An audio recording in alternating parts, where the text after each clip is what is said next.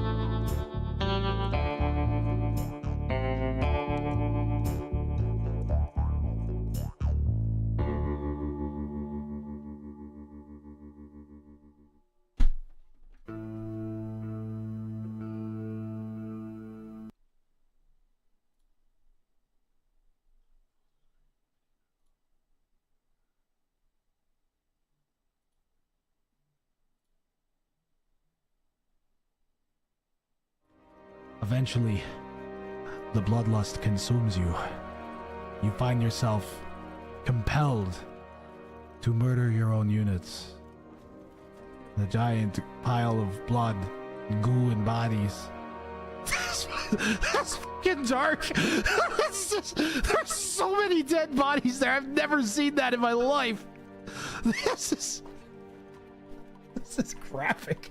We're actually at the stage of graphic at this point, I think. Power goes down at least. Oh, the clustered shot on the villagers. That was filthy. And a disaster for Maxime, who needs every vill he can get. Siege tower. The double-layered walls from Zidanic to prevent the tower hop. He poked. Oh my goodness, did you see that? He poked the gate through the outer wall. Kamiux with the extra range on their melee attack. And he's going to try to poke and break in. I've never seen this before. This is crazy. Doesn't quite manage it. Should get it in a moment. It's borderline. Down it goes. And the Kamiux managed to break the gate down and break in. Ladashek is in the back of the base. Honestly, it's hard to spoil this. This is going to be great no matter what. When you have 30 monks out. No conversions at all. No conversions at all. One cataphract, two cataphracts. That's it out of all those monks. That's 2,000 gold getting shot. Tricky bounty, yeah. Yes. Bombard takes out one of the trebs. Oh, big shot on the skirms there. 59 archers for Zidanic. Got to be careful to replace that one. He may not have noticed. Another big shot from the bombards takes out another 4 or 5 skirms. And another shot. Oh, God, they were clustered up. I think every single skirmisher took damage on that hit. Zidanic getting insane value out of one bombard cannon. And the petard! bombard takes out the bombard cannon. Let's go, Chad. Thank you for flaring a Latishek. That is wacky as anything. Here we go, Chad. Keep going. You gotta keep going.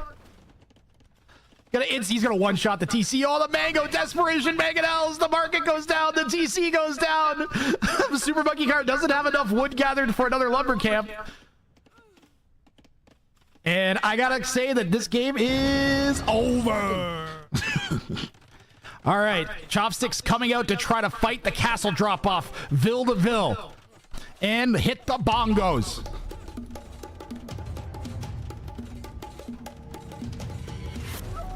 Chopsticks, I think, is going to get this castle down. I don't think Super Monkey Car is going to be able to punch this off. And he's going to lose a bunch of vills once the castle does go up. Amazing castle drop from Chopsticks. Could have been positioned slightly better, but should get the job done. Petard's on the way. He's going to petard the vills. He's going to petard the vills. He's just going to get in range of the castle. Oh, it might be 4 volleys to kill the castle. That's crazy. Look at this. This is unbelievable. Look at the castle. The rocket cars just destroyed it. Maxi's going to get bulldozed by these rocket cards.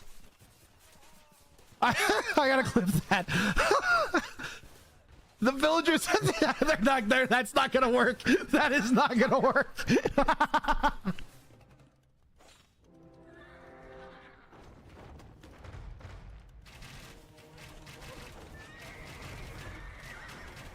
We're getting a great sense of how the battle felt like it was gonna go for Levi and why he chose to dive. Oh no.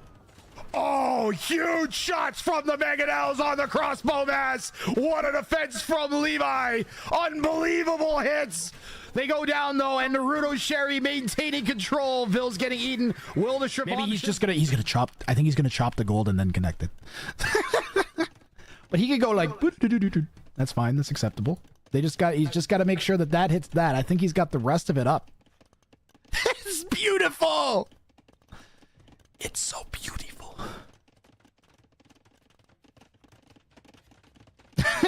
Clear Love's like, I'm getting these 3 points. What's happening in Red's base?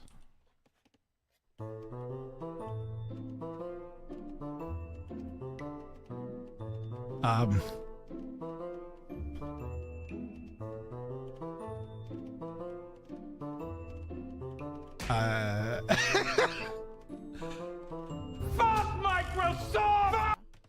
I don't know. This is a very dignified war. Everybody stand exactly 80 meters apart and throw your javelins at each other. Nobody move. No, you're not allowed to dodge. Only throw. Here he's trebbing the Wonder. We knew. I called this. I called this 50 minutes ago. We were going to see a Wonder get trebbed down. How did I know? Not the most ridiculous call, to be fair, but I knew it. I just knew this was going to happen with these 2 bounties, man. And the Wonder goes down. Frozen Flame just lost all the res for that Wonder. He did not delete, chat. Only got 4.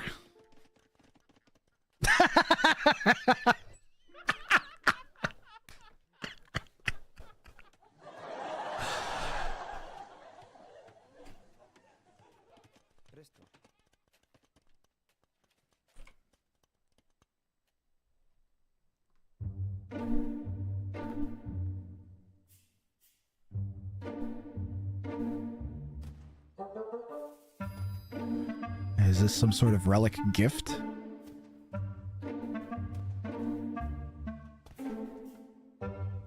Reggie, stop saying hi.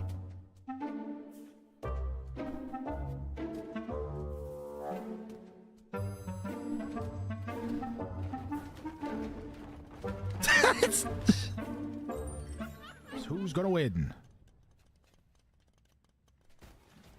Smart Guy has 30. Dragulor Freya has 43. So she's winning in the Scorp War.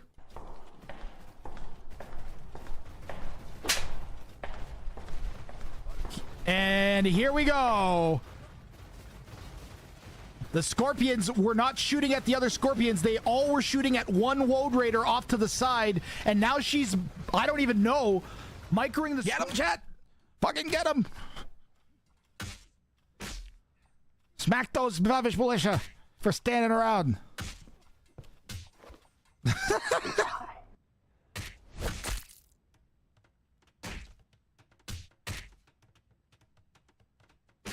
Thank you. Thank you. This is great. Look, even Leopard knows. Leopard, it's got to be painful looking at this. If you don't win this game, you're going to come back to this moment and fight for AT-41 right there. Oh, now with the Megan L coming in. Onager comes in and lands two huge Onager shots, taking out all of AT-41's arms. Third shot lands. Unbelievable. Huge comeback from Not Sure. Looked like AT-41 just about had that wrapped up with the Hussars all dying vainlessly. But boy, 3, 6, almost 4 Onager shots now from Not Sure to turn this back. Not a word. And will the Ballista Elephant kill the wolf? Or will the wolf kill the ballista?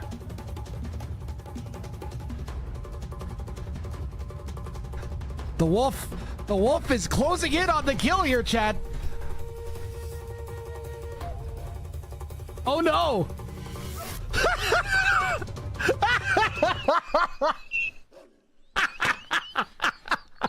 If only that was the Castle Age TC. The tower's defending the castle here, taking Vils out left and right. Unbelievable pressure here from Chopsticks. Yeah, something I've never seen. I have 20,000 hours and I've never seen a tower built to protect the foundation of a castle from villagers. I have never seen that. Not once. Another castle from Chopsticks. So he's got to be careful with the ram there, though. Oh, the heist is underway. The heist is happening. Will Volkhorn notice? And how much gold is he going to get? Is this going to do it? The carts are 44 gold each. So if the carts make it back without dying, he needs roughly 12 of them to make it back. Chad, 11? 15. He's got 662 gold in his hands. And they managed to squeak past the Bombard Towers, the town center, and the castle. And Leopard has 656 gold. 15 of his carts survive and will drop off. So Leopard is in line for a bounty claim here. Both players set up at the moment as Volkhorn.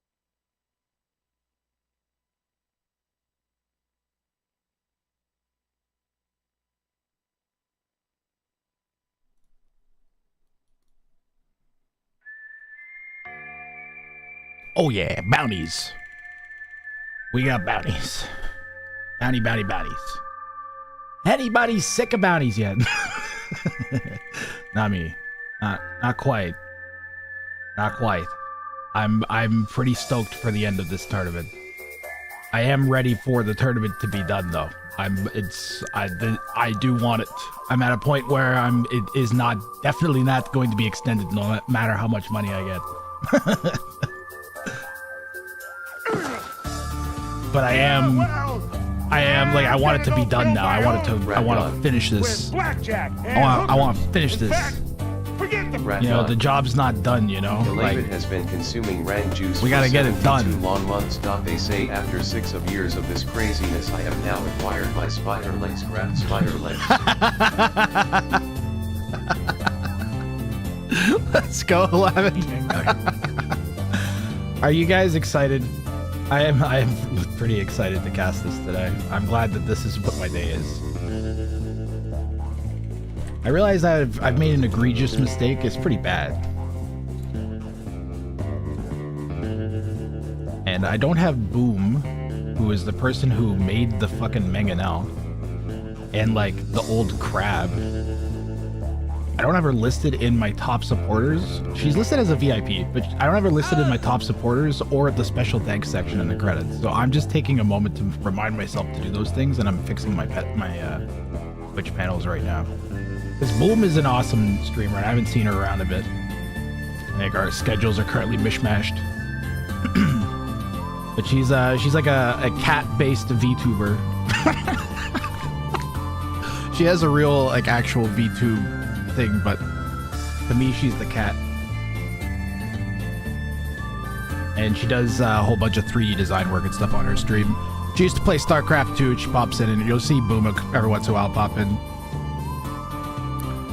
I just wanted to, I was just sitting there thinking, waiting for the stream to start, and I was like, man, that's gotta be done. So shout out to Boom again. She's the person who helped set up the Mangonel too.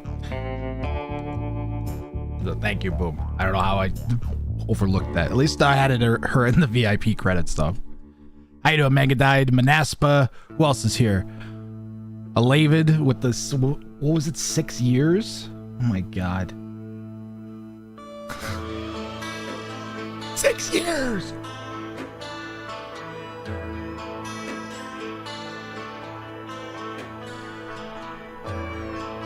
Yo, Baron, how you doing? Still way behind on the VODs? That's fantastic content, at least for VODs to watch. We got 3 matches today. We've got Aladashek versus Duduju. We got Chopsticks versus Splatterghost, and Aladashek versus Arg. I think they are actually playing right now, but we're not going to cast that live because that could spoil results for them and ruin. They have to play in secret, or the tournament concept breaks down. So we're going to get things started, though. Let's look at the standings so far. What are the implications for matches today? Well, this is Aladashek's first appearance in the second group stage.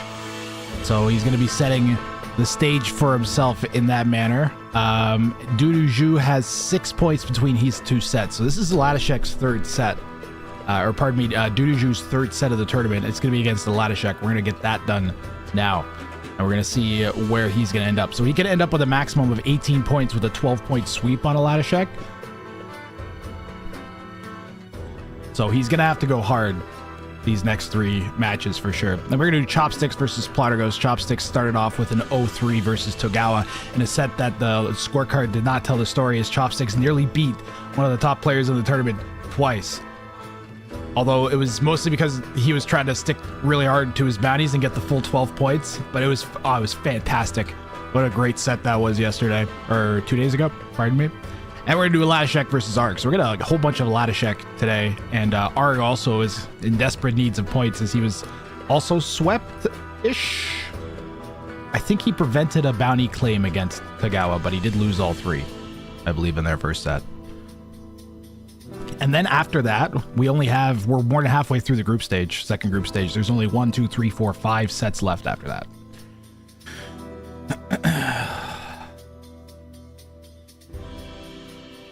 So, big day today, guys. Nine games to get through. I'm hoping everything just works. Overlay wise, I just kind of YOLO'd into the stream a bit, trying to speed things up, and it still took me 20 minutes to start. I gotta figure out a way of reducing startup time for the stream. Like, I'm having a problem right this second. Yep. Are you kidding me? No. We'll just restart this program. Usually that fixes it.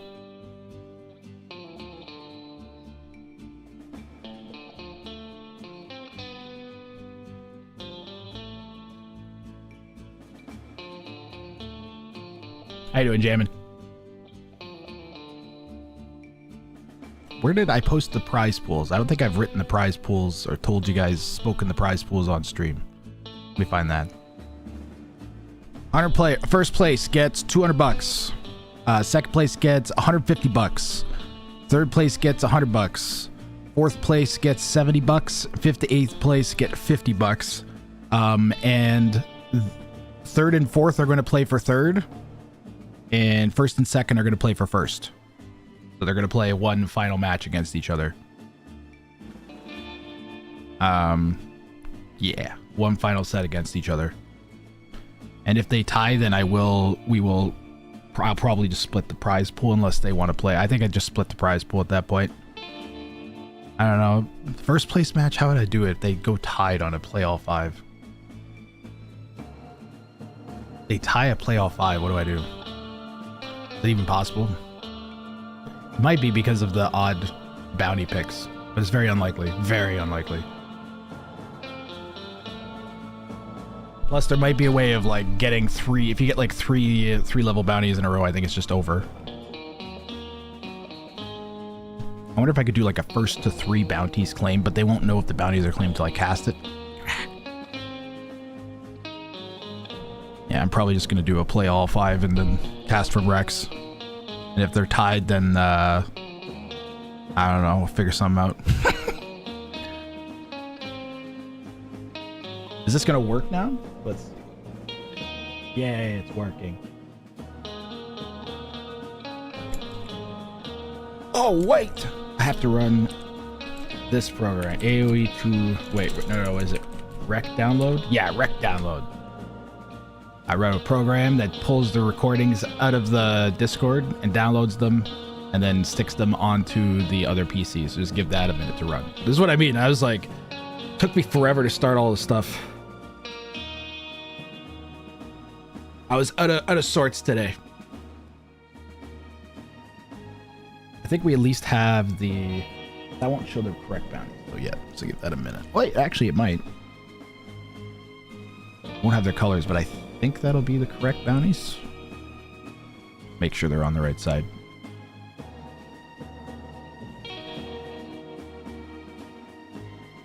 Yes. Nice.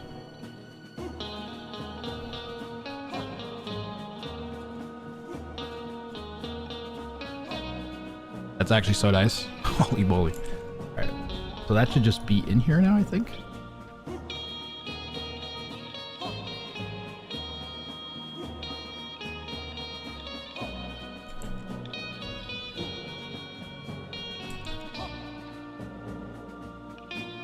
I'm looking for Ladashek and Doodoo. Oh my god, it just worked. That's crazy how fast that was. Holy crap.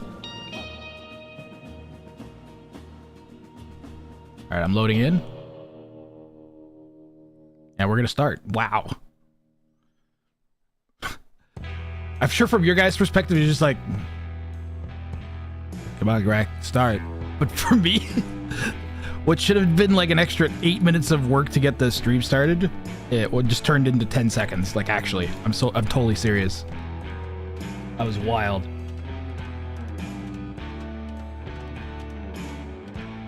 Holy moly. This is incredibly nice.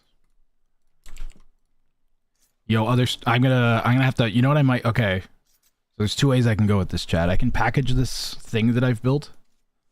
Because it just, look, with 2 buttons, I'll explain what just happened. With 2 buttons that I pushed, it downloaded the recordings from my channel in Discord. It moved it to my network PC. Then with the other button that I pushed, it looked up the players' names at the top of the spreadsheet, pulled their ELOs, put their names and ELOs into my OBS program overlay system, then also looked up the bounty that they played, like the bounty draft that they played against each other, pulled that out and stuck it into my overlay. I had to push 2 buttons. That me and my mods, that used to take like 5-10 minutes to set up before every match. That's wild. See? That's crazy, dude. All right, so I can either be, do I be benevolent or do I be greedy? Because I'm poor.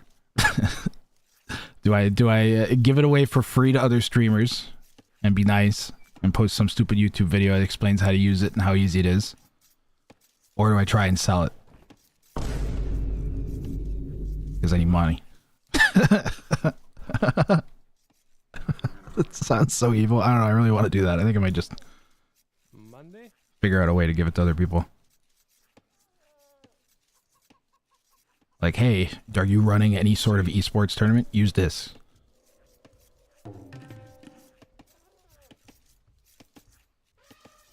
Servidora. That's fantastically convenient. So Doodoo Ju here. Time to lock in. Claudebot. It was yeah, I made it using Claude. Yes, I did. But it works really good. World's gonna be a scary place the next little while, I think. Focus in. Oh my god. This is what that's we're getting less focused. This is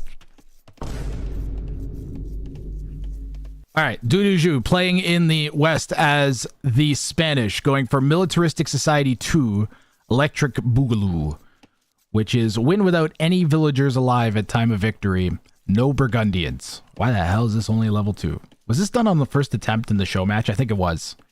Yeah, I think someone did this first try, and that's why it's a level 2, because it's easier than it seems, because you just boom up to 140 vills, and then when your opponent calls DG, just make sure you have all your vills on a control group, or slowly be deleting them, or goes Portuguese, Feitorias. He's gone Spanish, so if he goes like a fast castle conquistador thing, and then only has like, I don't know, 35, 40 villagers, it'd be pretty easy to just grab them all and delete them when he's got like a whole bunch of momentum and feels like he's gonna win.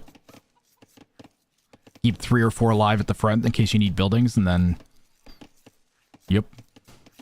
Ladashek in the east, northeast, going for Long Live the Warrior King 3, one of the most difficult bounties in the history of the game show or in the tournament, where he has to kill 6 of the opponent's units with his starting scout, keep it alive, and win. And this is easily one of the hardest bounties you're going to have to do. It's so hard to do that amount of damage with your starting scout and not take damage yourself. Definitely possible. The primary way, one of the better ways, would probably be to pick off a whole bunch of scurbs. Just showed up with breakfast. I mean, 299 oh yeah! Humans. Perfect timing, man. Ha ha ha ha ha. That's crazy. Are. You're not doomed. Ignore the evil robot. He's... Get out of here, Steve. We're casting Duduju versus Aladashek here. We got Long Live the Warrior King 3. Kill 6 of the opponent's units with your starting scout. Keep it alive and win. That's the challenge that Red has. And Blue, Duduju, is going for win without any villagers alive at time of victory. So we got 2 pretty crazy bounties against each other. If you're new to the tournament, dude, man, thank you very much for the raid. You're on fire these days, by the way. Duduju here is, so the way this works, both players get assigned a pool of 6 challenges. Each player doesn't know what the other player's challenge is. They both select one. They manage to win and complete the challenge. They get extra points, and the challenges are worth different amount of points depending on like what difficulty they choose. So Duduju went for a level 2 bounty. If he wins the game, he gets 1 point for the victory, and if he manages to complete the bounty, another 2 points on top of that for a total of 3. Eladashek manages to complete his, he'll get a total of 4 points, 1 for the win and 3 for his level 3 bounty. And this is the second group stage. There's first place prize gets $200. It's like a total $800 prize pool. They're all play all 3s. And even so, it's worth playing every individual game because you might be able to get bounty points in one game that still factor in, because the top 2 players that move on to the grand final are the players who have the most bounty points, not the most victories necessarily. So welcome in, you guys. Perfect timing. I got 9 games I'm casting today from the second group stage. We're right in the thick of it. And we've got Aladashek coming in. Oh my god, I lost track of the starting scout. I got distracted by the raid and I lost the starting scout. Hold on, I gotta go back just for a second.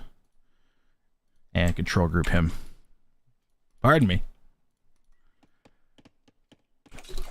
So that guy is extra critical. He does not want to lose this unit. If Ladashek uses this unit, he'll automatically fail the bounty.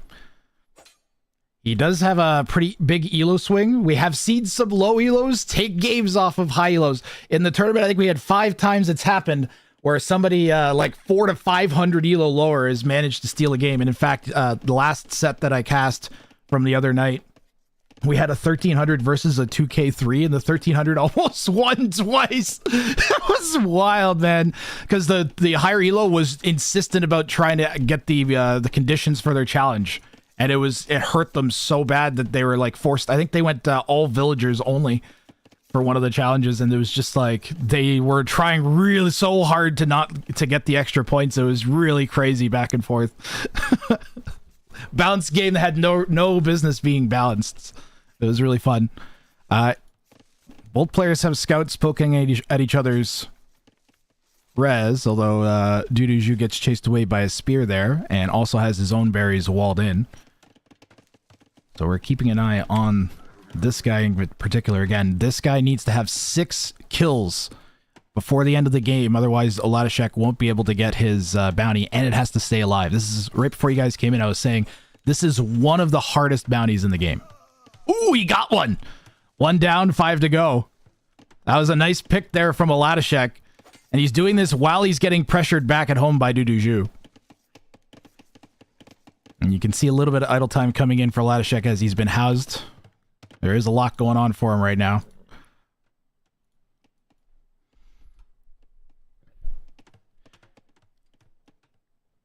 This is Duduju's third set. He currently has 6 points. So for context, the first place player with, I think he has all 3 of his sets played, has 23 points. So he really needs to try to get as many points as he can out of this set. Like ideally like 10 to 12 out of the possible 12 he could get. So Duduju kind of has his back up against the wall in the tournament here. So it's a very important game. And I think this is Oladeshek's, yeah, this is Oladeshek's first game in the second stage of the group stage. Or the second group stage, pardon me. Duduju coming in to poke the tower on the hill. And will he get a Vil? Yes. And he didn't lose a scout for it either. Spear was not quite in there in time. Duduju also banking up some archers. Spanish are a common pick in the tournament. There's a whole bunch of bounties that are really conducive to being done by the Spanish. So there's a whole bunch of villagers where or a whole bunch of... Oh, did he get another one? He's got 3. He managed to get 2 in there. I didn't even see the second one. I think they were stacked on each other or hidden behind each other a little bit. So that starting scout has 3 kills now. Nice play there by Oladeshek. Still at full HP too. He's got a nice lock on this one so far. 3 more, and then he's just got to stick it in the corner with some walls on it or something, or put it in a castle at the back of his base, and then win. A win might be the hard part. You noticed a lot of redeems are off/disabled. That does happen when people raid with large numbers, Mangadide. It auto switches itself off to try to reduce insane meme spam. Because otherwise it just becomes completely unwashable. Yeah. And it's not meant... The spam is okay if it happens once in a while, but it's not meant to have that. Chat is supposed to be my Andy Richter. Or I'm supposed to be chat's Andy Richter, I think, actually. Whichever one makes up me the sidekick. I guess it depends on what late night show you're talking about. We got Duduju circling around the north side of Oladeshek's base. Oladeshek's base is kind of like poked out from the corner, and it's like... So he has rear res, but it's very exposed. And there's not a lot out there at the moment because he's pulled back to this wood line and the gold with the tower on it. He's around here trying to get into the back of Duduju's base at the same time, so both players going for like a semi-base trade-ish rather than try to defend or attack. With their scouts, they're just gonna poke each other. He could definitely dive in with the scouts. The archer might get stuck out there, but he could probably have dove in with the scouts. I don't know if Oladeshek would be able to wall it out. How's our warrior king doing? He's got 3 kills. He's only lost 3 HP. That's pretty impressive. There were stone walls that went up behind to try and hold these scouts and archer. I think there's just one there. Yeah, just one archer there from Duduju. Oladeshek just brazenly continuing to take that lumber camp and ignoring the pressure. And he's bringing his own army back now. It could be a good opportunity to get a couple more of those kills for his warrior king. But Duduju and Oladeshek both up to castle age. And Duduju about 60 seconds, was that 50 seconds or so, ahead of Oladeshek. The Spanish, and he's on stone. That could already be a problem. The question will be, is it going to be an offensive or defensive cast? I'm thinking defensive. But he might go all in. We'll see if we see a little blob of villagers start running forwards here in a second, but I don't see any yet. I remember the players don't know each other's bounties, but Duduju might be picking up on the weird behavior of this guy. And he's going to... Oh, he's got to be careful. He did not quite get it. Still at 3. And he took damage that time. That was not as nice. And it is going to be a defensive castle from Duduju at the front of his base. Kind of far away from where his gold would be. But it'll give him safe wood and protect his main eco, so that's probably good. There's a lot of bounties where you kind of got to push really aggressively. So having a defensive castle on your main TC makes a lot more sense. Also, one thing you'll see a lot on the tournament is people hiding their markets in their base rather than using it as necessarily right as part of their walls. And that's because there's, I think, 3 different bounties that involve trading with your opponent's market. And they're very popularly selected, at least at the beginning parts of the tournament. So, but now there's like a established meta to hide your market.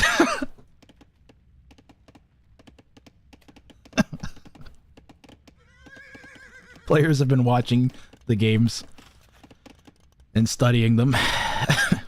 Uh-oh, gotta be careful. Okay, that's the Warrior King. Latashek brought him back now that it's Castle Age.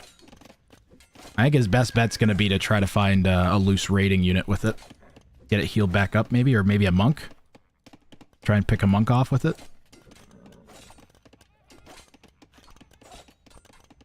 Is the onager face part of the Showdown theme?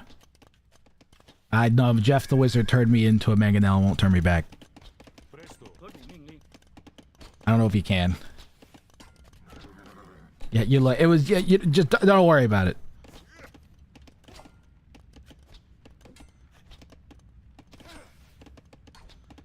Why you gotta ask such questions? Which one's the Warrior King? Oh no. Ooh. This is just, I mean, he really wants it. You can tell Latashek wants those last 3 kills. Oh, the Conquistador could have just ended his bounties right there. That would have been bad there for Latashek. It's still not good. The pressure from a Duduju's gonna be considerable. He's got 7 more villagers, 48 to 41. Latashek needs monks, maybe? He's got a lot of gold and some wood. That is a bad market. I was just talking about how players built to protect and he's putting it right at the front of his base. Maybe he's trying to lure in... he's like, yeah, you're going to do a trade bounty, huh? Come on in. But the conks are going to pick some of Latashek's gold villas off. They don't have anywhere to hide. Ooh, emergency walls on the houses. That's not going to keep the Conquistadors out long. They have such high damage output, and there's 3 more on the way. Latashek's going to have to deal with these conks coming in the front and the back of his base. Warrior King looks like it was going for some sort of raid-ish. That is the Warrior King.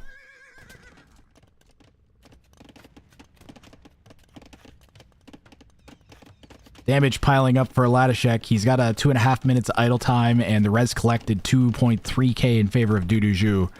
So the question is, if and when will Duduju delete his vills? He could just go for a win. But if he's just going to delete his vills, I mean, it's as simple as shift delete, right? You can just hold down, what is it, the control key? No, the alt key and select with the box, I believe. And it only selects vills. Or there's a setting to set it that way, at least.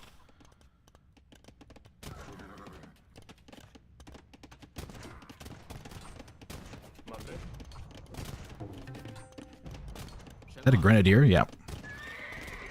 Well, you're gonna shoot me? I'm gonna throw explosives at you. Oh man, Latashek is not looking too hot here. Down to 30. He's just still leaking vills. He's got idle time. He's going all in on the grenadiers to try to defend, and a couple step lancers getting mixed in there. You know, there's a lot of those conks are very low on HP, but what happened to the Warrior King? Is he still kicking? He's still going. Oh, he got a vill too. At some point in all this, he picked a villager off or a monk. Latashek sticking it out because he's like, I almost got this. Ooh.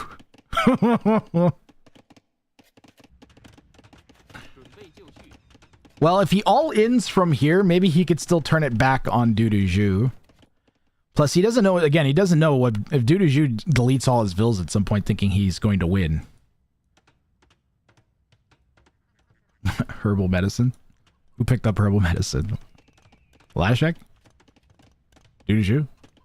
Herbal medicine. Units garrisoned in Billings heal oh, well, he had all those conks, right? It already worked. That already paid off.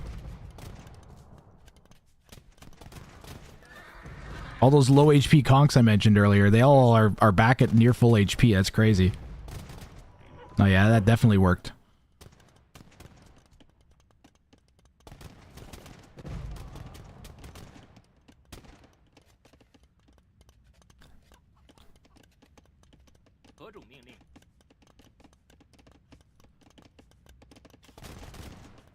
I remember the first time that I ran this bounty, the person just turned them into a Flemish militia. That's why we had to do Militaristic Society 2. Electric Boogaloo. Because it was like, alright, you got me. I forgot about the Burgundian Flemish Revolution. Because the whole tournament is based around a game show that I host. Where I pull people out of chat and they get a challenge. And if they manage to complete the challenge versus a unsuspecting ranked 1v1 opponent, then they get some cash. But that one was done first try, so I was just like, you know what, I'm just going to bring it back again, but with no Burgundians allowed. And then it was actually a challenge. Oh man. Grenadiers? Pretty good against the conks there, at least when you have numbers, it looks like.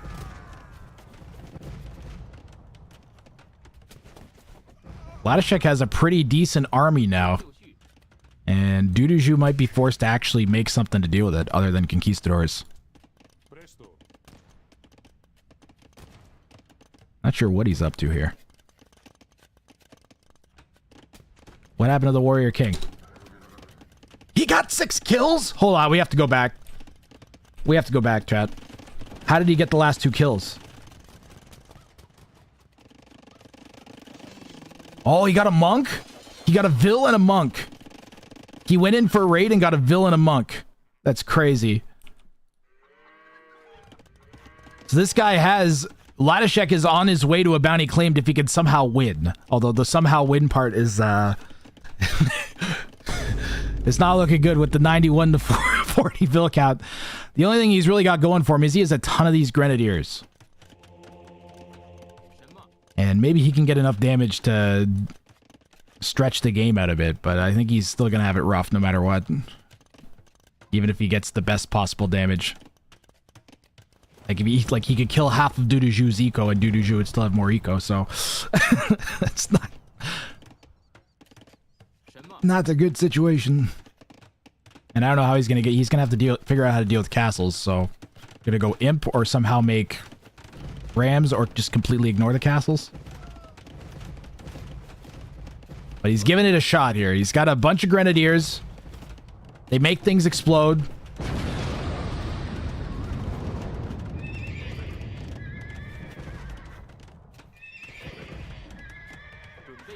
Jeez, these things are chonky. That's kind of crazy. It's killing that. There's killing that. How many is that?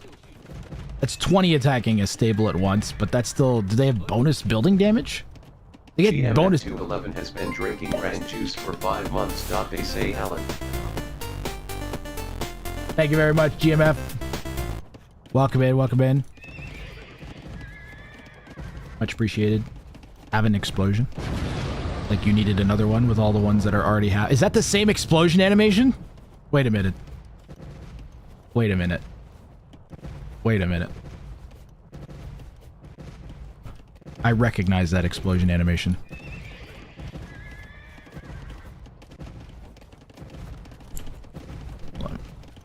I don't have YouTube chat open. Oh no, I'm sorry any YouTubers that chatted that I missed.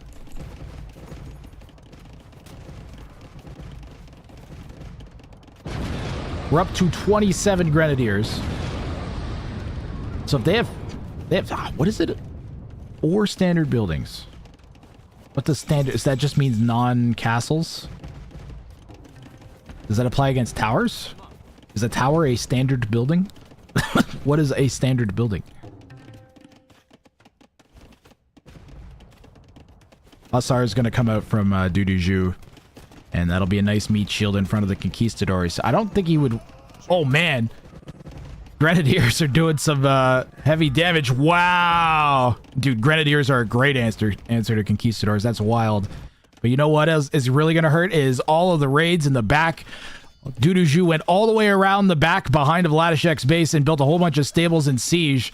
And he is ready for an all-in push. Get ready for Duduju to try to delete all of his vills. This game isn't over yet.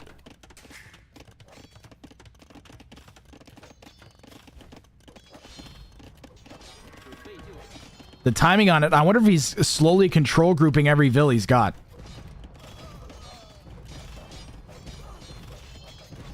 The Hussar are picking off a bunch of the eco. The Grenadiers from Aladishek hitting a town center in the south from Duduju. Duduju doesn't really seem to care.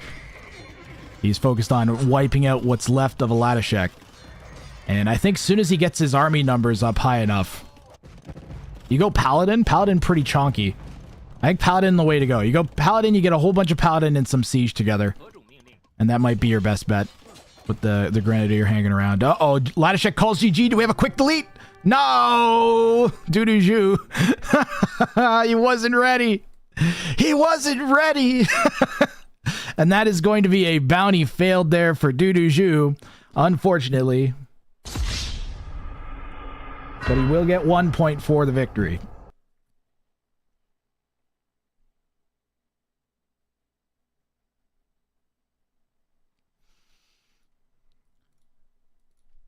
So Ladishek at least preventing the bounty claim, as Duduju couldn't get his vills deleted in time.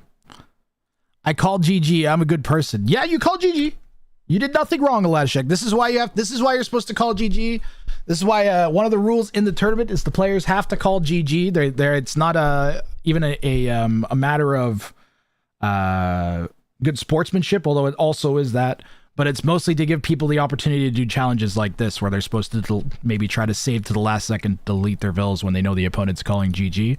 So I don't know if Duduju just didn't have his control group set or just wasn't even going for the bounty there, but we did not see the mass vill delete, unfortunately. Did not happen. And we will move on to game number 2 immediately. We can see what the next bounties they chose were as I load into game number 2.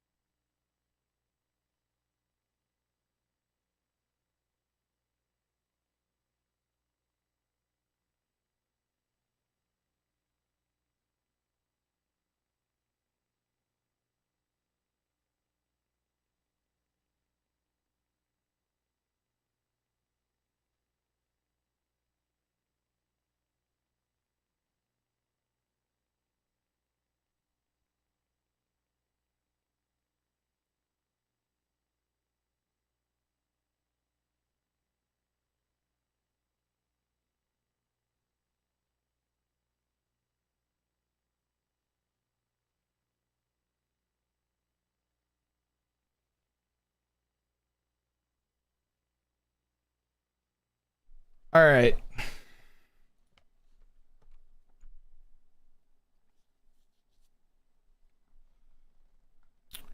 What do we got here for game 2? Duduju's going for Eagles. And Ladishek going for Spelling Rocks.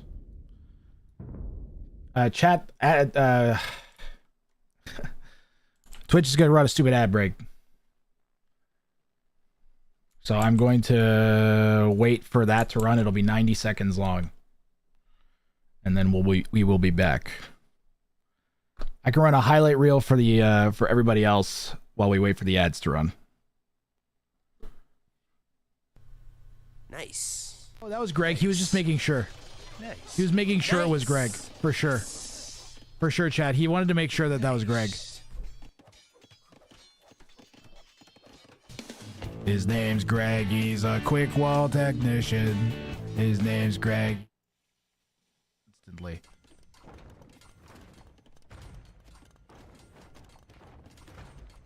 Mangoes need a half decent shot on the... Oh my god! And they just got smoked by the Mangoes. Into a GG. Naruto Sherry.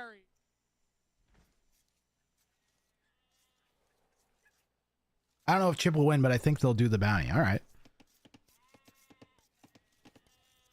You're not going to get over the prediction buttons. Pretty sweet. Oh! You'll be able to counter castle in a minute. You could probably buy a castle if you had a market. Yeah, he has a market. You should buy a castle and castle this foundation right now before... Her name's Greg. She's a castle technician. Her name's Greg. She's a castle. Now, of course, I am going to have to permanently ban Arg from the channel for doing this with a non-mangonel sieve. So I'm sorry, Arg. It's been a good run.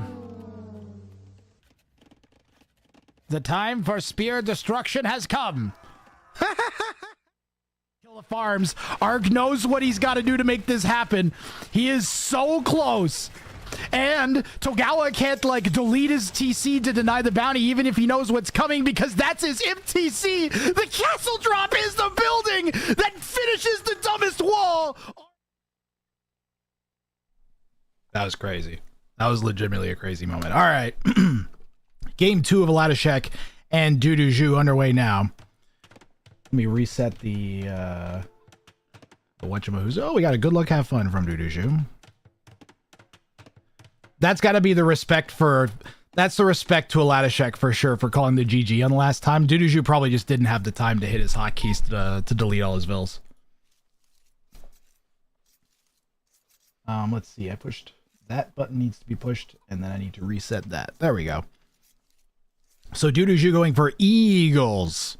In blue in the northeast, he selected Aztecs. He has to kill a town center while he's in feudal age using only Eagles and win. This is inspired from a game where I did this, and then I casted someone on the tournament, and they did the exact same thing. I think I cast my game and then a random game to see like what someone else would do, and they literally happened. So I was like, all right, this is gonna be a bounty. Let's see if someone can do it on the spot. So Duduju going for a level 2 bounty, man. If he gets the win, he would go up to 4 points. And that would put him at a total on the rankings of, I think, 10. His chances at grand finals are not looking good for Duduju. I think he really needed to choose a level 3 bounty here. Aladashek has gone for Spelling Rocks in red in the southwest. Oh, we have a Mezzo matchup, so Maya for Aladashek. They get, of course, they get cheaper walls, right? What's it called? As walls, yeah, walls cost 50% less. But he has to make a stone wall, guys, that touches this edge of the map to this edge of the map. Or he could do anywhere from this edge of the map to this edge of the map if he was, I guess, nuts. I guess he could go like along there. It doesn't have to be straight, but it does have to be finished, continuous, and made of only stone walls and stone gates. So some players try to put it at the front of their base and actually get like use out of it. Oh, and it cannot include a wall. It can't include resources. It has to only be walls and gates. That's the one thing. So it is very expensive. I think it's someone figured out it's about 650 stones, about the cost of a castle. So for Aladashek, that would be less. Right? 50% less? I wonder what that would work out to, but like 3, if it's actually 50% less, but I don't know if the decimal, who's it, partial cost of the wall works out that way.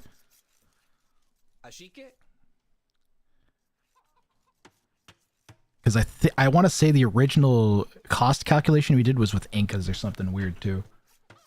Mesoamerican matchup, been a while, yep. Are we still allowed to call him that, or are we supposed to call him something different now? Or is this actually Meso? Grathrang. We have exclamation mark Grath math. We need exclamation mark Grath geography. Hey, we got snakes. Everybody likes snakes. Snakes are great.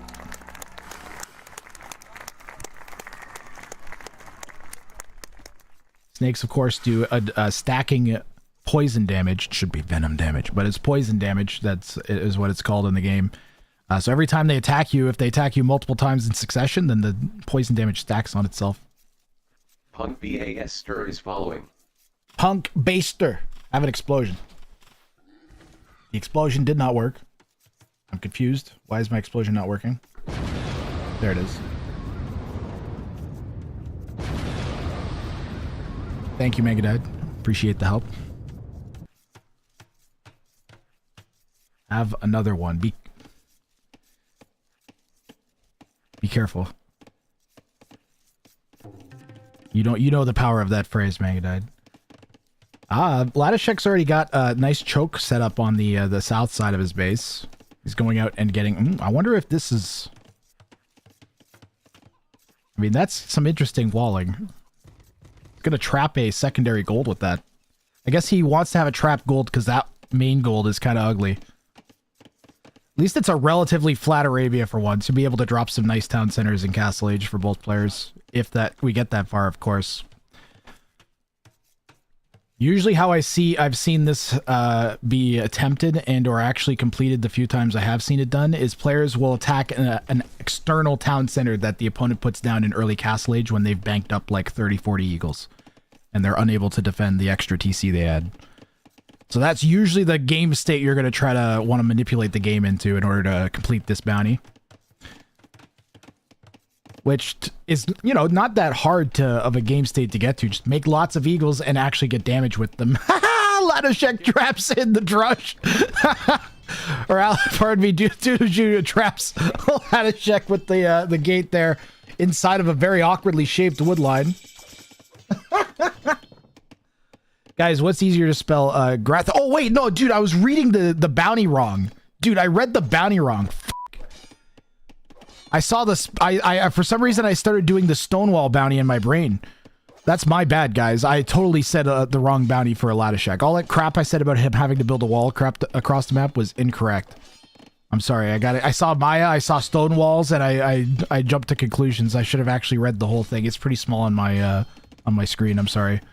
That is my bad. Ladashek is not going for draw the line. Ray has to build. He's going for spelling rocks. He has to spell your opponent's name or Grathrang in Stonewalls and win. So I'm sorry about that, everybody. I'm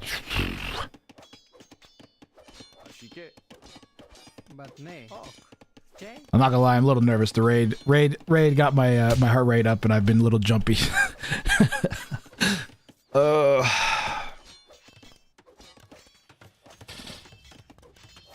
Lock in Grathrang. Well, Dudushu is going to finally clear up the drush. She did get some damage. Ladashek has a res collected lead. It's all fine. Thank you, Pero. Yeah, potatoes are appropriate though. This is why we have the potatoes. I should have the ability. You should have a specific throw potato at Grathrang variant. Well, she's low HP. The drush is done though, so that's nice for Duduju. But he is 4 villagers back. There were no vills that went down, and he's gone forwards with his own vills, and is vill laming. I don't know what he was gonna do. Maybe he was gonna try and tower. I think he was gonna try and tower rush. He thought.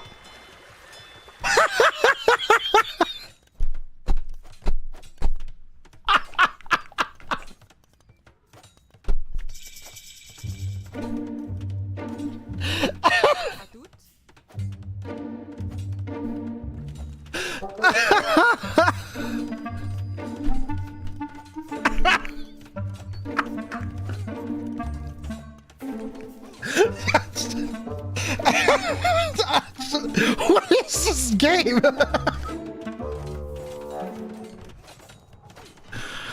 I don't even know. So Duduju has placed a dock inside of the pond that was in Ladashek's base and trapped a vill. He is making a fire galley. The fire galley has gone down. He's going to lose both the vills that built the dock, though, trying to get escape because he was counter-walled in by a Ladashek. At least he'll get a vill with the fire ship.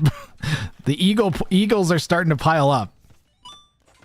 So Duduju obviously has a game plan in mind here, which involves a ton of feudal pressure. And Ladashek's clicked up to Castle Age, though. He's got a good res lead on Duduju.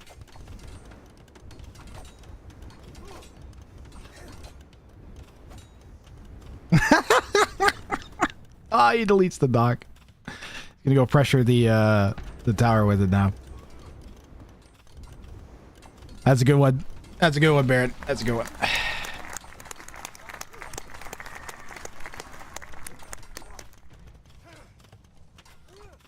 That's the appropriate amount of water on a map.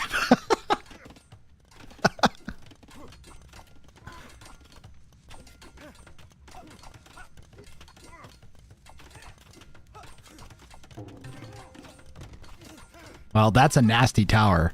Latashek's got to stop that from going up. Does he have any army? He's got some archers.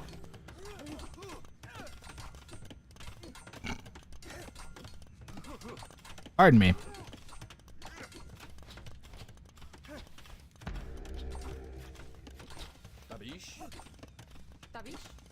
That just looks like it's open. Oh my goodness.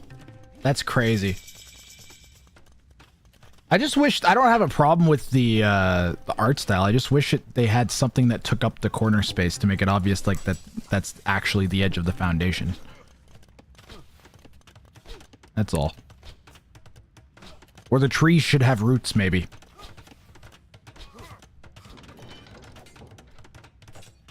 Duduju sent some more vills and does manage to get the tower up, but now Oladashek is going to full send the tower. Eagle's trying to fend off the archers that are defending, and Duduju calls GG. We did not even get a start of a wall here for Oladashek. No sign of a Grathrang or Duduju being written, unfortunately for Oladashek. And Duduju's all-in fails. He realizes he's not going to be able to clear with the Eagles and calls it. So that's unfortunate for Latashek there. But I would say it's also a smart strategic choice for Duduju. Hold on, we have to push the bounty failed button here for Latashek because he lost, didn't get his bounty. Not because he lost, because he won but didn't get the bounty. We push the bounty failed button. We pay good money for this animation. We got to use the chat. The bounty seems impossible. Which one? Both of these have been completed in the tournament, so you're wrong. They all seem impossible, man. Have you seen some of these things? But people do them. That's why we got this whole tournament running. I can pull some stats up if you guys want after. Well, let's see. Last game here between Latashek and Duduju. We have 2 more sets after this. We've got Chopsticks versus Latashek, I think. What's the schedule? Hold on.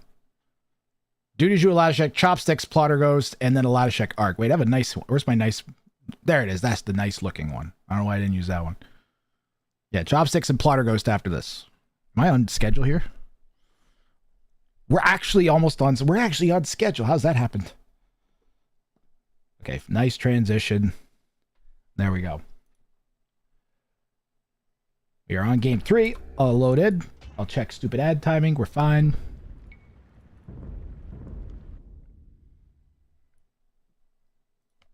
And let's go.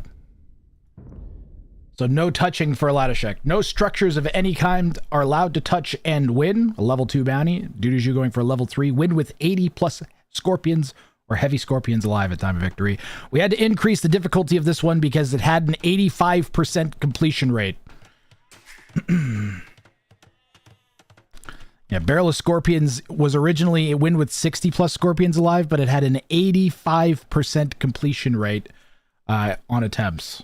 And the win, yeah, so it's just, it's like you do this bounty, you're going to win for some reason. I don't know why. Apparently making 80 scorpions is actually how you win Age of Empires 2, or at least 60 of them. We'll see if Duduju can pull it off. He's gone with a non-scorpion civilization. He's gone with the Mapuche. Do they have anything that applies to Scorps? Does he get heavy Scorpion? At least he gets heavy Scorpion. You know what? There's Civ that their only fully upgraded siege unit is Scorpions. So there is that. Plus he gets fully upgraded Halbs and Champies. So we'll see what Duduju does. He's played the most strategically, I think, with scoring by far.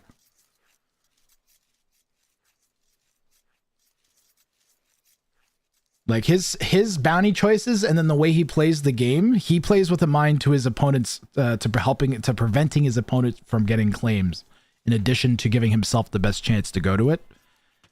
And I've seen a couple players have been discouraged, or even some viewers have been discouraged by the way that he calls games, but it's kind of like he's just optimized the strategy for the tournament, I think. And he's giving himself the best chance that he's got. And it looks like that. So I think all he's really done is highlight some flaws with the settings that I can improve for the next time. And I am going to run the tournament again in October, depending on life circumstances, actually. But yeah, that's the plan. Yeah, I might have to work on like specific phrasings of bounties or put a time limit, like produce X number of scorpions by X minutes in game or something like that. Or just other stuff like that. So, but he's helping highlight that by playing the settings so competitively. So I want to give props to Duduju for that. Berbers for Latisheks for no touching. So no structures of any kind excluding farms are allowed to touch. And then this is one of the more deceptive bounties you can choose in the sense that if your opponent, it's kind of hard for your opponent to figure out what you're doing. And structures is an official definition in the handbook, which means basically anything that you build that has a foundation. So I think the only kind of weird, strange exception would be like mule carts do not count as constructions, I think.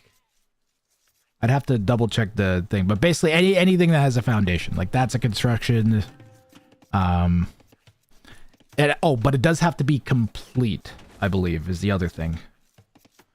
Hold on, now I gotta look up the official handbook definition of this. I have the handbook right here. I'm just gonna do Control F structures right now. Construction? Is it defined under construction?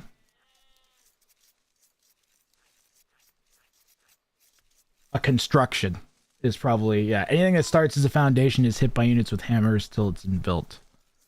No structures of any kind. A completed construction.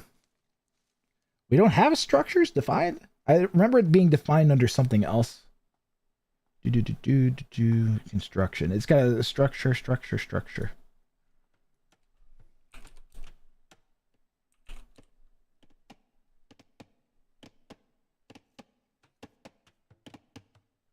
And no structures of any kind may touch.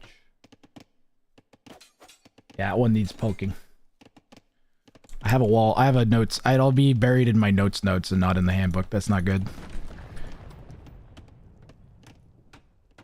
I remember there's one of the definitions has that in it. I just didn't find it. I'm focused on casting the game though.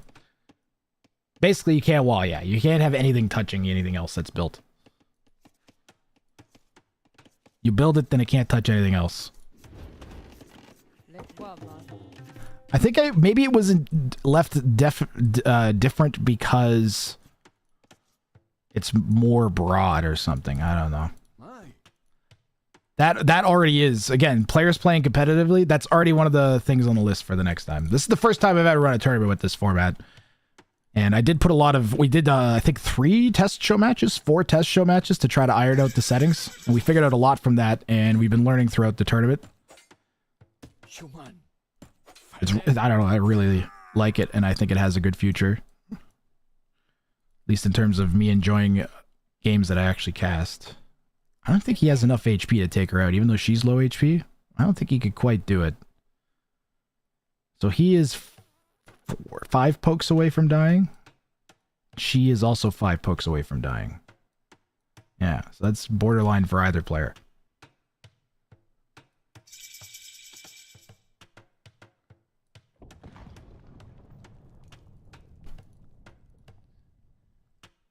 Did Duduju just think about docking again? I swear to God, I saw a foundation of a dock there. Did I see a foundation for a dock? I did. Duduju, what are you doing? What are you Dudujuing? Nice. Nice.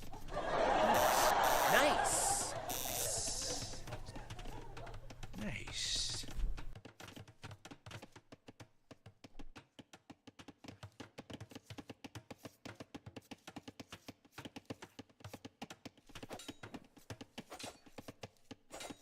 Tim? Oh, Latishek's gonna get a Wallville.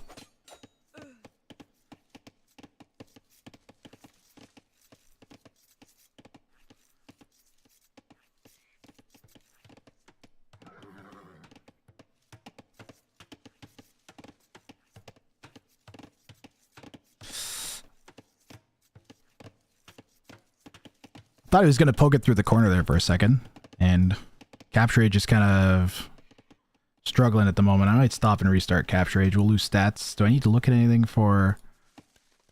No, we're good to... I'm going to stop and restart Capture Age. 1 second, chat. It's really... struggle bussing.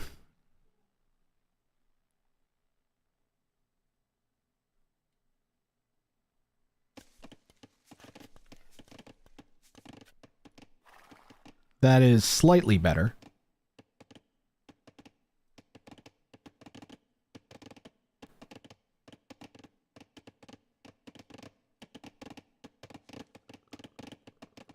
Towers from Aladashek? He probably wants to get as much aggression as early as he can, because right now he knows none of his structures are touching. One tough part is he's not going to be able to wall in the tower. So the importance of having a second tower up quickly, and that's a nice spot for it. It's one-ish, 1 and 2 tiles at a range at a view site. Can we have forward towers?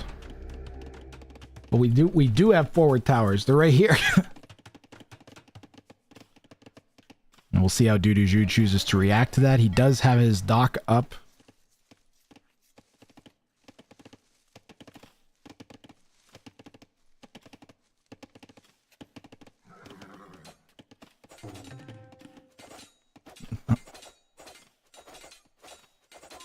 And, man, that's a lot of pressure from Aladashek.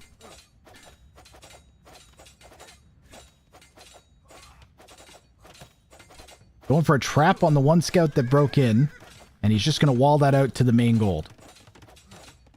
And this is how you handle towers, chat. If you have somebody applying just tons and tons and tons of pressure with towers, the longer you can make them take to do damage, the better off they are. Because he's got, think about this, he's got 4 forward villagers here. They aren't gathering resources. So yeah, Duduzu's going to wall this out, but the longer it takes for those 4 vills to get back to work and doing something useful or doing damage. Now, it is a bit of a tough choke that he has to set. The next choke he'd have to build would have to be like Nick _ Rogue just showed up. Hey, Nick May. I mean 6 pathetic humans. Nick May, thank you very much for the raid. Nick May was in the first stage. Fortunately, didn't make it through to group stage 2, but you can go see how Nick May did if you guys really want. I think I got the VODs up on YouTube. If you want to see how Nick May did in the tournament, he was fun to watch. Welcome in, everybody, from Nick May. It was a pleasure having you in the tournament.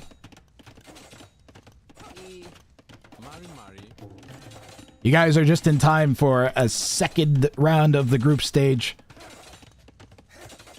And game 3 of Aladashek versus Duduju. And Duduju is looking down a bad score here. I think he's gonna end up in second place after the set anyways, but I don't think he's gonna be able to hang on to it. He might if we don't have a lot of bounty claims in the other sets.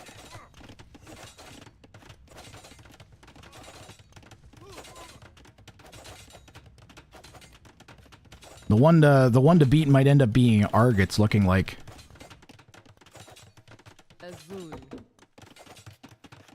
Is that is 1 tile away, okay. I was like, does that touch the thing?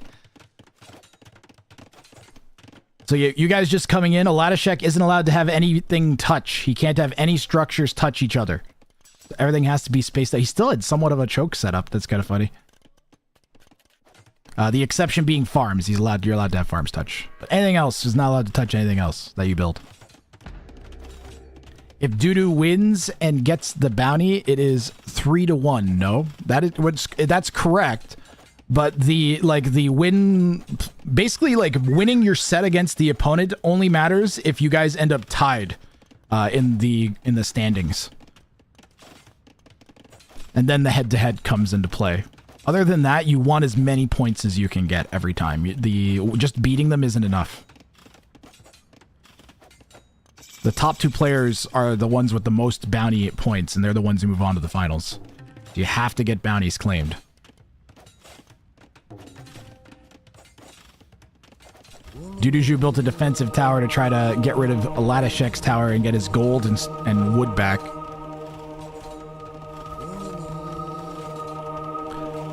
Barrelless Corpse 3 was claimed a whole bunch of times. It has like an 85% completion rate or something absurd.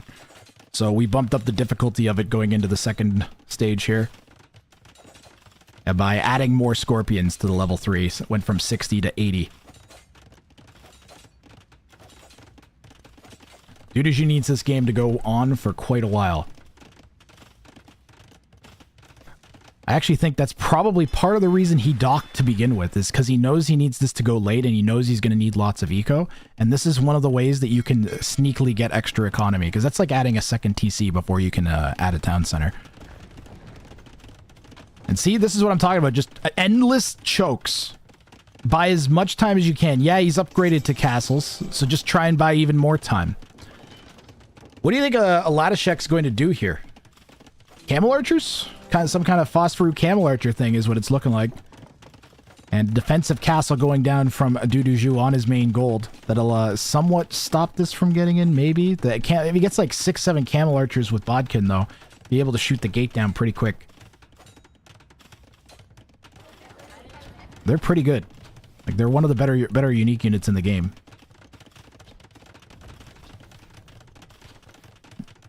No thumb ring though. They're not as great without. They're a lot worse without thumb ring, like significantly.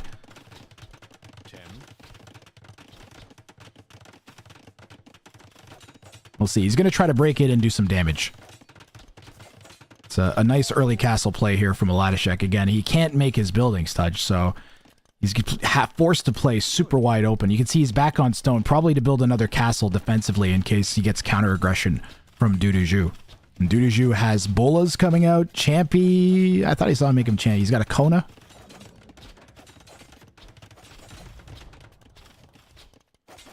And the gate to hold out the opponent here.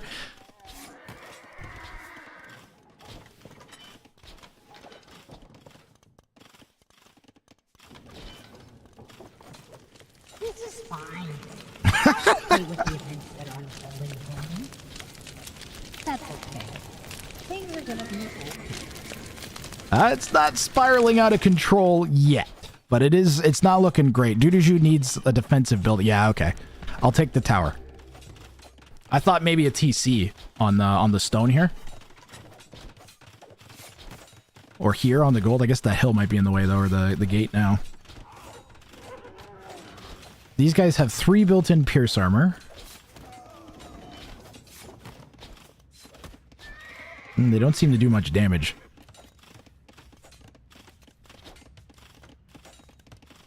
I see a blue thing. I see that's just a champion. It might be even beyond auto scout at this point.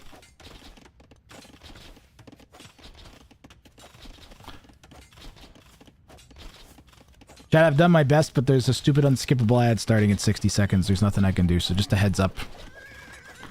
This is the non-subs. If you might be able to hop over to the YouTube stream if you miss anything. Do they have a charge attack or something? The first unit died so fast. They do have a charge attack. I have no idea. That's the bolus, though. Where's the Kona? The bolus riders slow the opponent's units down when they hit them, as I recall, is one of the things they do.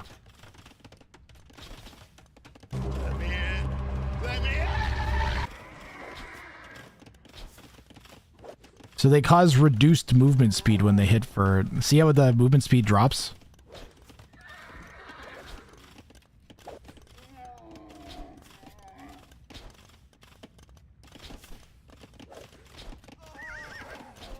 Duduju trying to stick it out here, but the army count's looking pretty bad. He's got 8 camel archers in his base, and all he's got is a champion and a bolus. And that's gone down now, too. But the pressure that Latishek can apply is minimal. I don't think he knows about that exposed eco in the southeast there. Well, he does, actually. He should go raid that.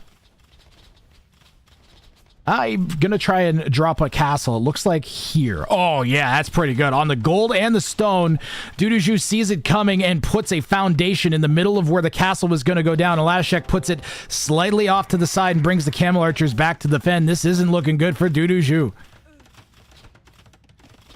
Latishek is lining himself up to pick up 3 points and save this set for him. And remember, he's swinging about 400 elo up here. So an absolute awesome game here from Latishek so far. And he's going to find the exposed fish. The fishing ships get garrisoned into the dock.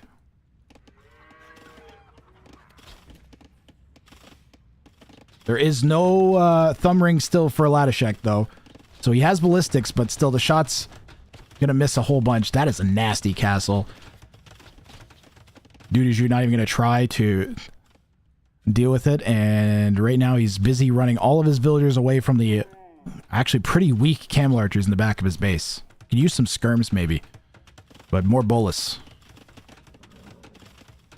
More bolus riders. Why not go for Scorps? At this point, it actually makes sense to go for Scorps. Your opponent's going into camel archers.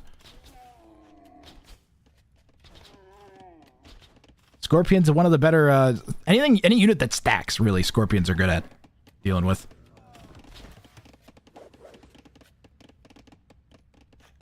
That and elephants. They get a bonus against elephants that I forget every single time I'm playing elephants. I'm like, oh, he's making scorpions. I'll make some elephants. I'm like, oh yeah, that's stupid.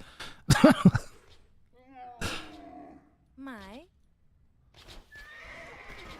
Latashek loves Berber. He's playing quite well. If he can get, yeah, he's going to get all of his camel archers in a nice big group. He's got rams pushing, and Duduju calls GG. We're going to do a quick check to make sure he doesn't have any buildings touching, and then we are going to give, no. No. No. Are these touching? Decided to make sure that our dead Oh no. completely dead. No, they're not touching. They're not touching. It's good. They've got a one tile gap. There's a one tile gap there. That's fine. Nothing. Detention, chat. Detention, nothing. We're good.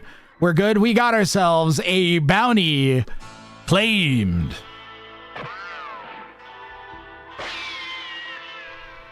Nice. Duduju wins the set and walks away with 4 points out of one of his sets. He's up against an opponent 400 elo higher than him and walks out with 4 points against Duduju. That is that might ice Duduju's chances in the tournament here. We'll take a peek at the stats here and then go upload the scores in the scoreboard and get set for the next set. But an 18-9 KD, really impressive. McCausland, thank you very much for the sub. Have an explosion. Wait a minute. Wait a minute. Oh, there's one tile. There's a one tile gap. Okay.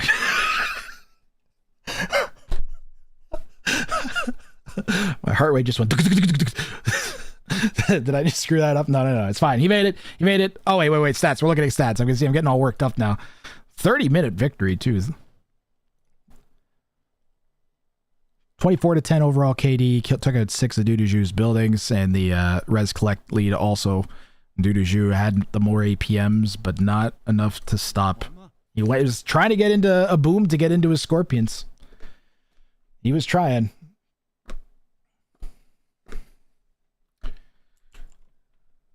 Wait a minute, what?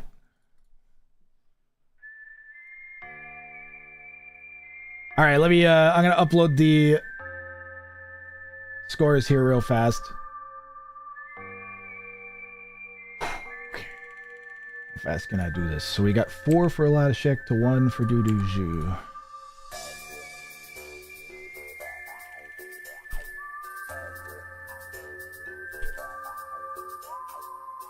I'll know W, no W, yes, 2.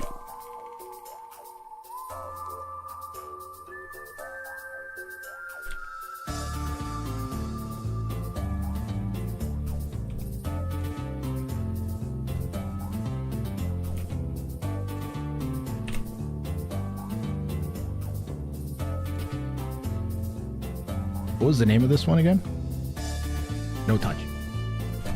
No touching!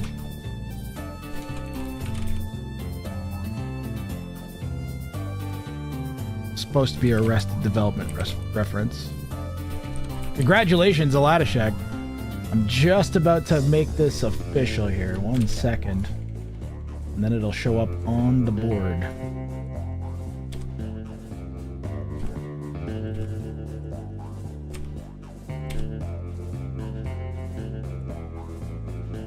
Alright, give that a minute.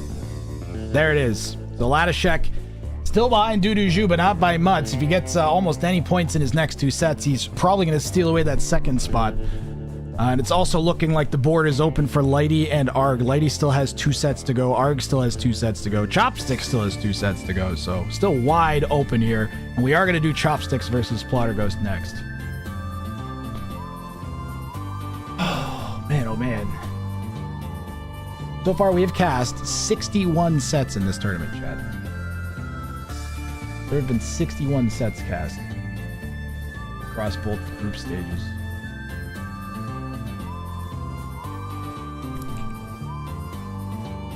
Will there be a finale? Yes. First and second place are going to play for the grand final, and third and fourth place will play for third place.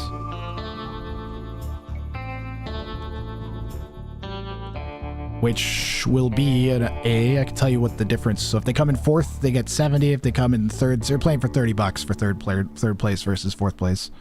And first place versus second place, 200 versus 150.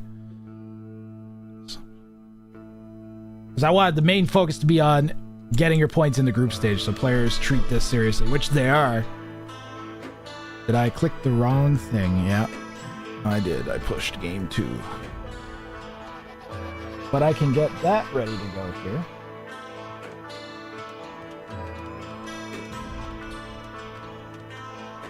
There we go.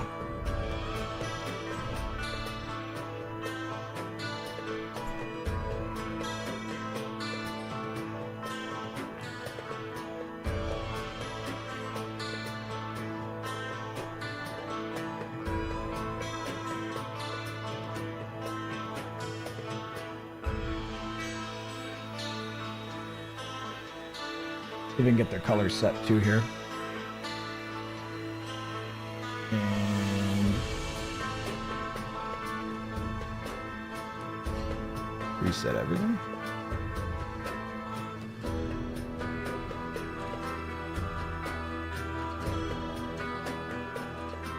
How are we doing on stupid ads? 21 minutes. Are these games recorded? Yes. Actually, the only way I can cover the tournament and have it be fair for both players is to cast it from recording. So they enter into like a website where they set up a draft similar to like captain's mode, except they can't see each other's bounties. They can only see where they've progressed in selecting the bounties. So like this person has confirmed their choice. This person is ready to play. And then it records all of that data, and I go back and I cast the games afterwards, because otherwise they could just check the stream and see what the opponent's bounty is.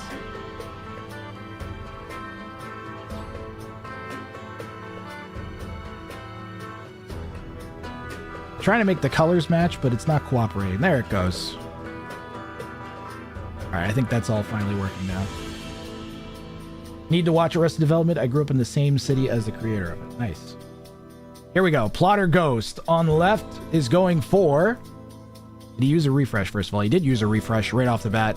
And he's going for stop hitting yourself 3, kill at least 100 of your own units, and win. Deleting units does not count. Chopsticks is going for this is fine. At least 6 of your buildings must be on fire and win. One of the easier bounties in the game. And we are underway.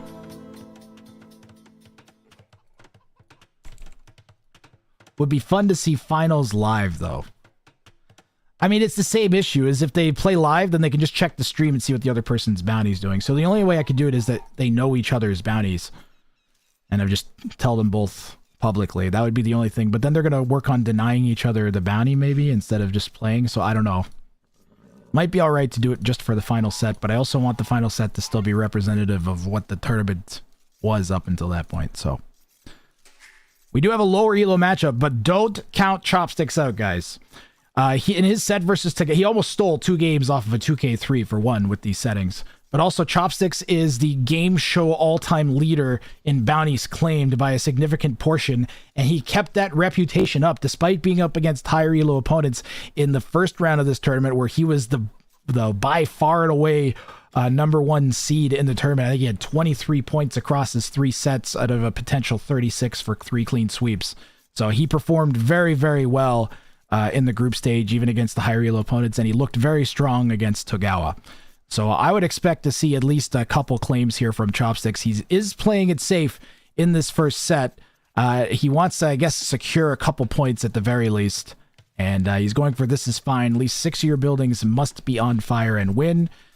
Number one way we've seen people On McCausland forced Pinnacle Gas Ice to consume a tier 1 amount of Thank you very much. juice. Thank you, McCausland. Much appreciated. Have an explosion. Number one way we've seen this bounty completed is players will build 6 or so houses or whatever at the back of their base and then mangonel or rocket cart them with attack ground or bombard cannon, whatever. But just a bunch of houses at the back of the base and then mangonel them. That's how we've seen this bounty completed in the past. I think the second stage is 12 of your buildings, and then the third stage is all of your buildings. So this one has 3 different levels, and this is the lowest level version. Stop Hitting Yourself 3 is also a 3-level bounty. Kill at least 100 of your own units and win. I think the other ones are 50 and 30 or something. And again, people tend to boom up into a defensive imp play, typically as the Byzantines is how we've seen this done. They make a bunch of spears and they start mangonelling them. I think I even had a clip that was running. So Sloth Empires, that's the rankings for the first group stage. If you just put a 2 on the end, so it says rankings2.html, that'll give you the the second group stage rankings. It might be visible at the top. You might be able to click it at the top of the page too. I think it's on there. Can't remember if I updated the header on the website.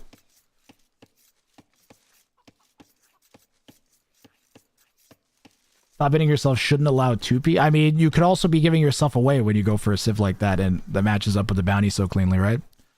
Yeah, it should have a rankings 2. If the mod wants to make a rankings 2 command that points to the second group stage, just like the Paro just did, that'd be great. Oh, Chopsticks just about loses his starting scout using it as a TC detector. Common strat we see from Chopsticks, especially when he's up against the higher elo opponent, is to go forwards and lame. But I don't see a forwards lameville here from Chopsticks. He's got as the melee. And I wonder if we'll see some elephant shenanigans. Oh, you know what? He's not doing elephants, chat. I know what Chopsticks is doing.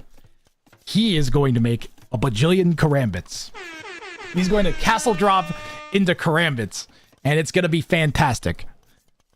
I bet that at the very least, Plotter Ghost will not be able to complete his bounty. Dude, thank you, Megadide.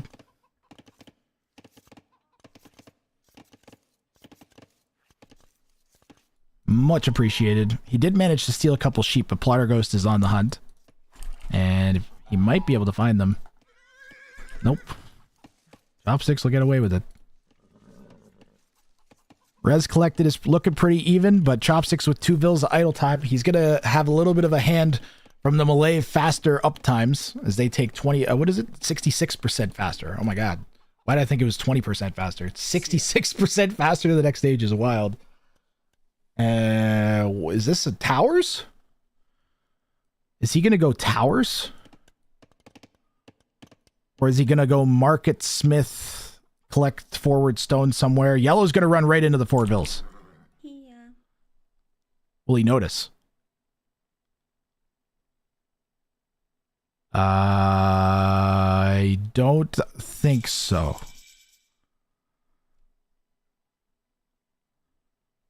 I don't think he noticed. Yeah, I don't think he saw those. He might have. Oh my. Chopsticks is putting a tower down right on the outskirts of the berries.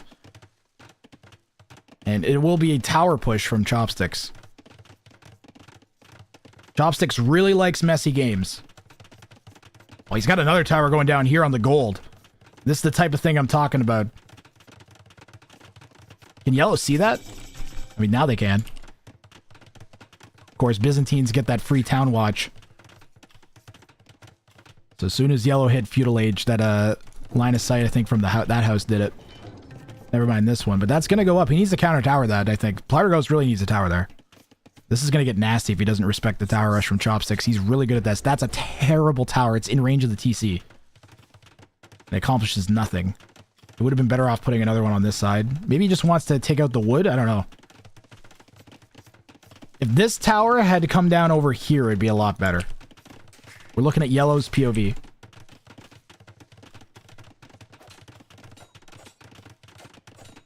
This is Yellow's scouting.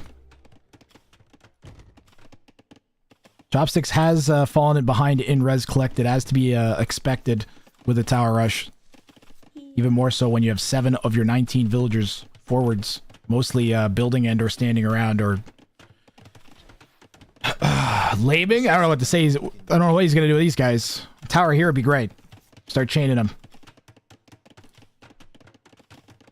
Use the gold as your... Yellow is just completely ignoring this as much as they can. Yeah, tower here, gotta go here. Yellow realizes that's a critical spot. Chopsticks, put the tower down. Does he not have stone? He doesn't have stone. Doesn't have stone. Still, he's still denying the gold even with this. It's just that Plotter Ghost will still have safe wood. And again, if he'd had a tower on that stone, be going a lot better. He's gonna maybe send his vills to gold now. What was the plan to have his buildings on fire? He may just be going for the win.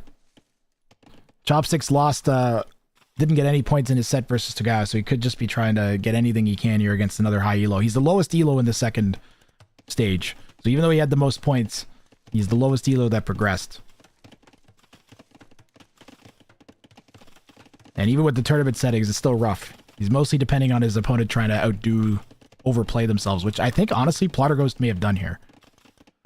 Plotter Ghost is feeling the pressure from needing to qualify, knows that this is going to be the weakest opponent that he gets in the second stage, and he wants to maximize his potential bounty points, going for that kill 100 of your own units and win. And if he wants to do that, he is so far away from doing that. It'll be very easy for him to send forward army and just kill Chopsticks, I think, right now, if he was able to.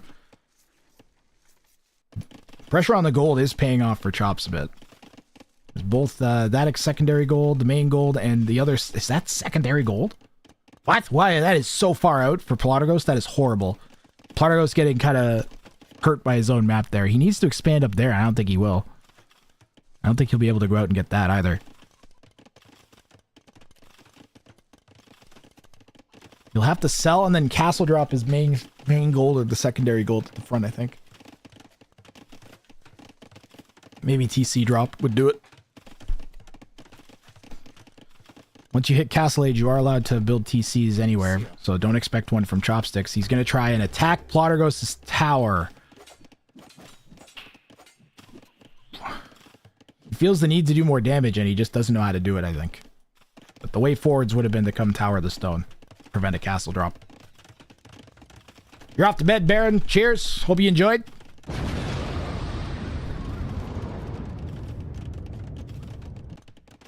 We still have Arg versus Alatashek coming up after this. They might still even be playing that set. Maybe not because the Latashek's here. Doo-doo-joo, doo-doo-joo. Dude, Alatashek, you took a set off of Doo-doo-joo, man. That was really impressive. The Berber game in particular. Plotter Ghost is getting frustrated with the towers. He's going to go ahead and smash this one down. TC here. Just put a TC there. It shoots the tower, get you your gold. Plotter Ghost wants gold.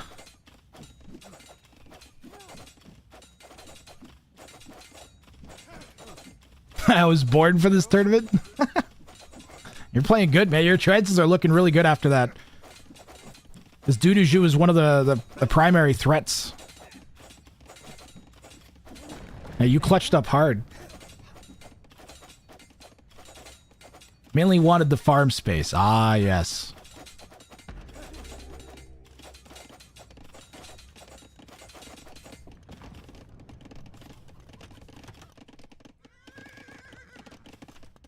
I'm not sure what Chops is planning. He's probably going to buy up to Castle Age. And then elephants? Karambits? Chopsticks is a Karambit guy. I already said that earlier. I still feel like he's gonna go into Karambits out of this. He's going to Karambits. I know he's gonna try at least. He's gonna try.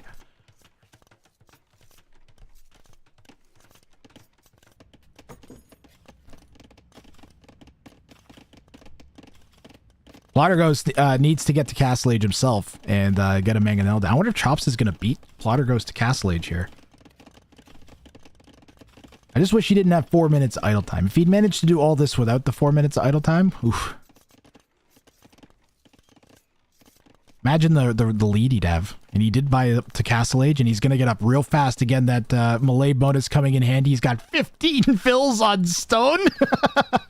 I wonder what Chopsticks is going to do. He's going to castle drop and then start spamming karambits into Plotterghost base. That's what's about to happen. 100%. He may go defensive castle. Karambit Ram is a Chopsticks signature move. Few things that you could expect typically at a Chopsticks games in any set is he's going to go forwards, probably lame with a villager and create a messy Dark Age or Feudal Age, likely tower follow-up into a castle drop into aggression. And if he doesn't do that, then he's going to do something really weird. You almost prefer him to do that because you at least have a vague idea of what he's going to do, but he still does. Even then, he'll do weird. He'll start walling in res before buildings all over the place that don't make any sense. Put one on food. And he's going to castle drop his own gold. Okay. I was thinking it might be forwards, but he wants to have secure eco because he just has so little of it to make karambits with right now. So his plan is going to be to build the castle and then send all these vills onto the main gold and then buy food for karambits to spam. The issue is that if Plotterghost gets his own castle down, Plotterghost's main unit will just demolish the karambits. Karambits are low on it. They can only take up half a pop space. But they're low on HP. They still cost, they produce fast, but they still cost a decent amount for what they are. And the Cataphracts will directly counter them with 9 bonus damage, I think, or 7 bonus damage against infantry, something like that. Something crazy. Despite the ELO difference, Ghost has his work cut out. That describes every Chopsticks match so far this second round. Is despite the ELO difference, he's making his opponent sweat. Like he basically makes you prove that you're better than him, which is how you want to play always. And it's one of the reasons I like watching Chopsticks so much.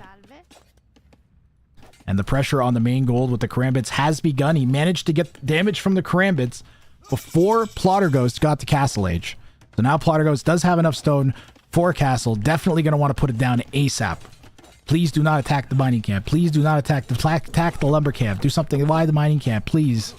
He's maybe just waiting for more karambits to get there while he does some macro back at home, but that needs to go. It needs to go, go, go. He realizes and he continues his pressure. I hope he dives. Dive past and go into the back. He finds the castle. He found the castle. Quick walls from Plotterghost trying to keep the karambits away from the foundation. There is a tower there from Plotterghost to help out. This is Chopsticks POV here. This is what he can see. And this combination of the tower, the skirms, and the TC will kill all of the diving karambits. Before the set, Chopsticks was 1,500 elo. Ah, see, he went back to play. This is his all-time high, but he probably went back to playing and practiced a bit for the tournament.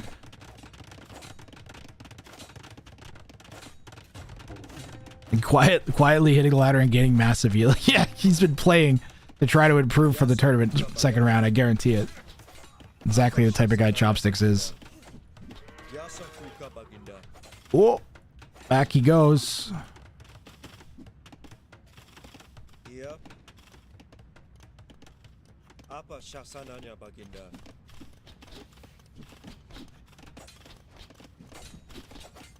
I mean, he keeps taking out army.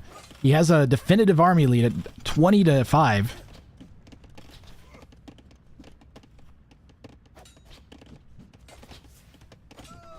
It's just, can he get enough of them in the right places, doing enough damage to stop the expansion of Plotterghost? I'm surprised that's not a Siege Workshop. Probably predicting Cataphracts. And you know what? Plotterghost has not really done a good job getting to gold. And maybe he now realizes he needs Cataphract. He's still making archers, dude. Make a Cataphract. He may not know that Cataphracts counter karambits. Or he's just worried about numbers. But I think like 2-3 Cataphracts would do wonderfully here.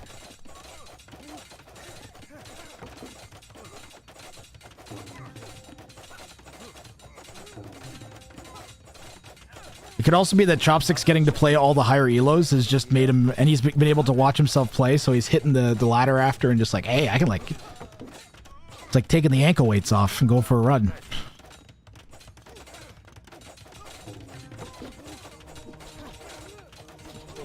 Why? Why use the monk to convert an archer? Make siege. There it is.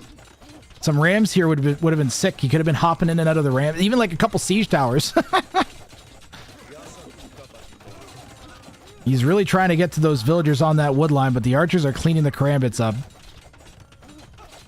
Chopsticks opting for the Zap Brannigan strategy of just throwing wave after wave of his units at the opponent until they reach their preset kill limit and shut down.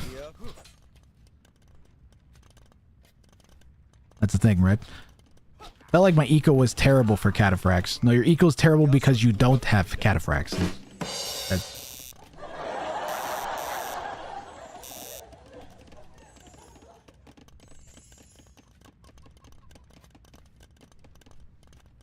At what point is forging worth it versus numbers? I'm always getting blacksmith upgrades, but suffer with unit numbers.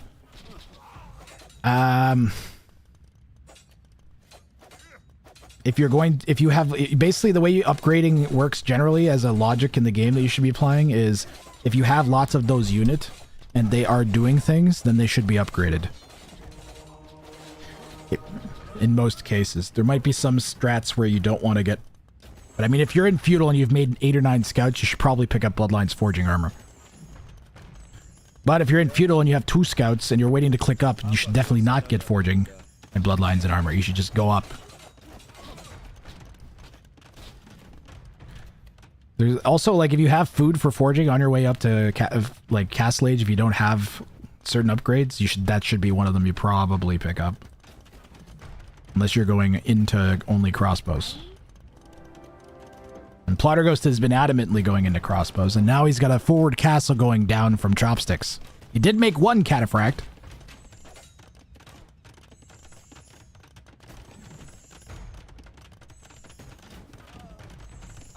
And the Scorpions, where the cost of the upgrade results in more damage output versus the same cost for more units. Yeah.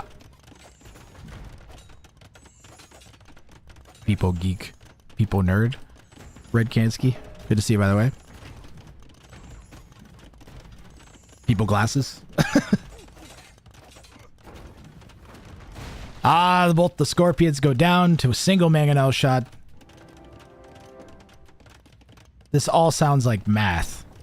Ooh, he sneaks past the mango shot. The crossbows will do pretty good at killing the karambits, though. I don't know. Karambits are going to wrap the crossbows if Plotterghost isn't careful. And he's, Chopstick's going to throw away 4 or 5 of them in order to pull off a dive into the back of Plotterghost's eco. And he has found a bunch of vills. Plotterghost with some panic quick walls, trying to do anything he can to keep the karambits out of his base. And the karambits get a few vills, but not that many, maybe 4 or 5. Eco KD says 16-0 for Chopsticks so far. And the Vill count is only 11 in the lead for Plotterghost, but I'm becoming concerned about the crossbow mass. I still think he should just make a couple, I mean, even now, I think he should make a couple karambits, or a couple cataphracts, and then send the crossbows on a flank and go to Chopsticks base. I think would pay off a bit better. But Chopsticks, regardless, finding some decent damage with the karambits and keeping the opponent's army... Uh-oh. Well, they're all dead. Does he have... There's no ballistics yet, though, at least. The karambits have pretty decent movement speed, so he's getting away with this. Is Chopsticks' base on fire? He has it set up, but no, nothing is on fire in Chopsticks' base. None of his forward buildings... no, none of his forward buildings are on fire either. Do not dive the castle with the karambits. I repeat, do not dive the castle with the karambits. They're all dead. These guys ain't got pierce armor. He could do that if he had a bajillion rams. He would have been better off just getting them out and grouping them back up and going up to like 50 karambits. Because you will hit a critical mass of them that where it stops mattering. Give me 5 rams and another 15 karambits, and I think Chopsticks could pull this off. Oh, Plotterghost is up to Imp. So Byzantines with the cheap Imp upgrade there, paying off for Plotterghost, and he's, I'm assuming, going to try to go Arbs and Trebs. There's still some karambits leaking into the front of Plotterghost's base. We still do not have any flaming buildings. He has the assumed houses that he's going to use to do it at the back of his base, though. But it looks like he's really focused on just keeping this pressure on. Tell me he's got a 5th ram, yes. If he goes as soon as the 5th ram comes, he has a shot. And And just like pretty much every game in the Tagawa set, Chopsticks at least puts himself into a situation that gives him a really good chance of winning. Plotterghost does have a fairly straightforward plan on how to defend, which is buy time until he can get arbalests and trebuchets and or bombard cannons. And he desperately needs to include ballistics as part of that plan or he might be in trouble. Is that the MTC? Okay, no. There's wheelbarrow that's coming in. That is the MTC. Oh, the monk's making a dash for it. Here we go. Karambits and Rams. They are going to go awfully quick. Does he have enough space for all of them? Wow. And here we go. The Speedy Boys are on their way. What will be Chopstick's first target? Well, first he's going to deny wheelbarrow from Plotterghost. I think, yep. Next, the castle, I assume. Castle's got to be a priority with the cataphracts. Oh, and his own castle's helping to defend against the one cata that is there. And the Rams are hitting the houses leading to the castle for some reason instead of the castle. Maybe Chopsticks just set them on patrol. He pops the Karambits. Rams are pretty low HP, it looks like. There are enough Vills and cataphracts to defend. The Karambits split between the repair Vills, the cataphracts, and the crossbows, and they are not doing a great job. Castle has lost some HP. Byzantine Castle. There are 4 Rams currently hitting the foundation, though. Chopsticks bringing another monk in to try to convert one of the 2 catas. He gets the higher HP one. He might be able to defend against those cataphracts now. I don't know. Another group of Karambits coming in. Castle is hanging strong at like, I don't even know, like 60% HP or so. And it was a hell of a push from Chopsticks, but also a very solid defense from Plotterghost, who is out of gold. And Chopsticks calls the GG. No sign of 100 units going down from Plotterghost, so Chopsticks pressure absolutely denying this bounty from Plotterghost. Plotterghost will get a single point. And that is how this set is going to open. And this is why I love watching Chopsticks games. 116 Karambits produced. KD was 125 to 52 though, so just kind of struggling to get the value he needed. Chopsticks games they're all different and dynamic and crazy. And he always gives himself such a good chance to win and makes at least one huge attempt without giving up. And it's really fun to watch. I love his games. I've been rooting for him all tournament. He's not had the success in the second round that he had in the first so far, though. We will move on to game number 2.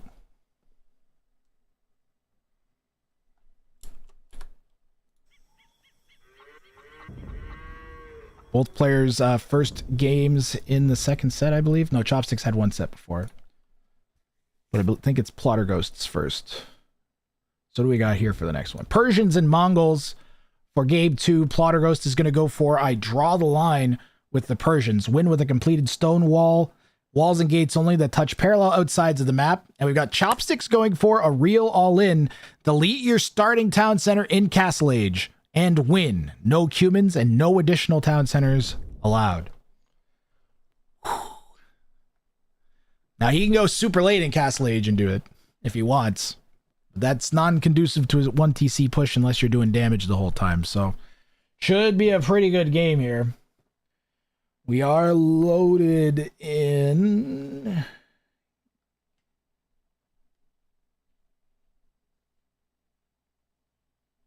There we go.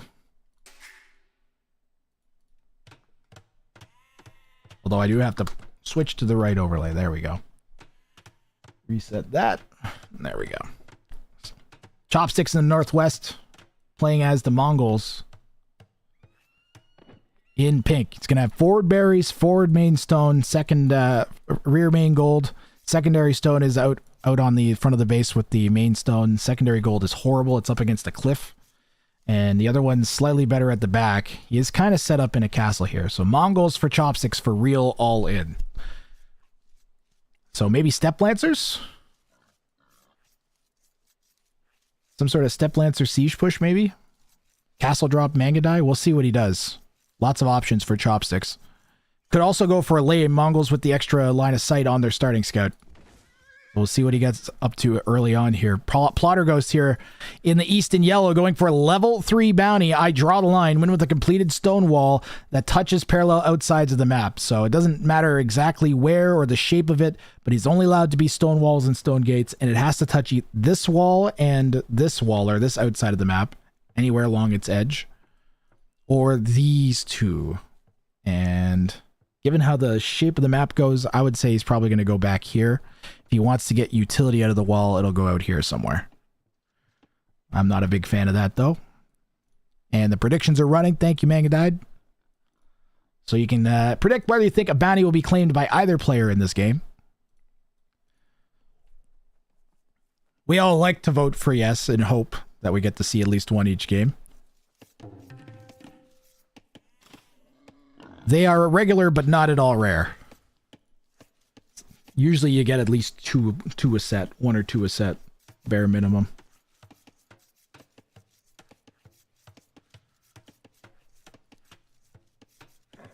I don't know how many, I wonder how many sets didn't have any bounties claimed. It can't be that many.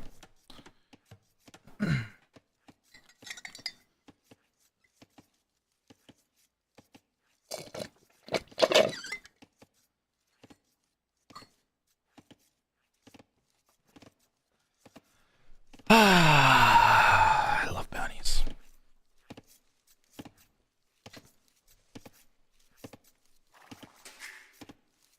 Do do do do do do. Do do do do do do.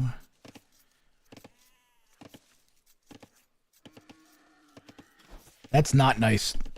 Having that gold on that hill like that is just you. And the secondary stone for Plotter Ghost way forwards too. Yeah, neither player really has good stone. Both players with terrible stone.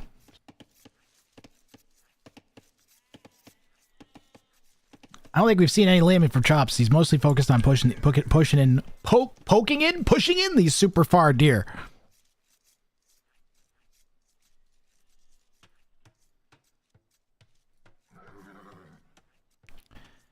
Killing 100 of your own units and winning is actually quite hard. Yes, it is.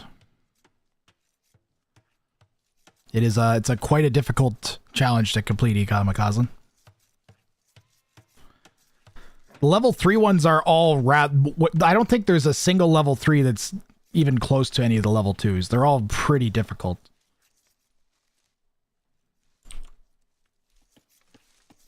I was really trying to make it that we hardly ever saw people pick level 3s.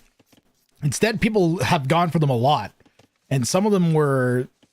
like, they honed in on the ones that were very doable very quickly. The Barrel of Scorpions one with only 60 Scorpions, and OK Boomer had a 100% completion rate. Every single person that tried the bounty succeeded at it, and it was level 3. They were all hard-fought games, but, like, it should not be doable every time. Draw the line is easier than the dumbest wall. Yes. Is dumbest wall level 2? Pretty sure dumbest wall is level 3, isn't it?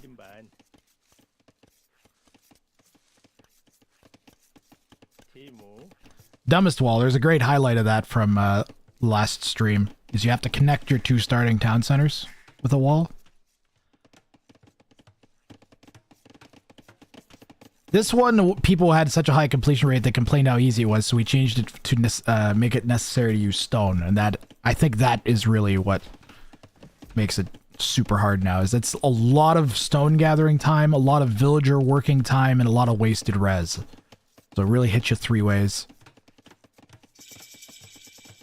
Compared to before, people were just sticking a palisade wall down with a faster wood gathering sieve. It wasn't great. Stable going down here for Plotter Ghost at the beginning of Feudal Age. And he's setting up a choke to the TC on the other side. He's going to make himself a little potato base. 4 vills. He wants that stable up fast.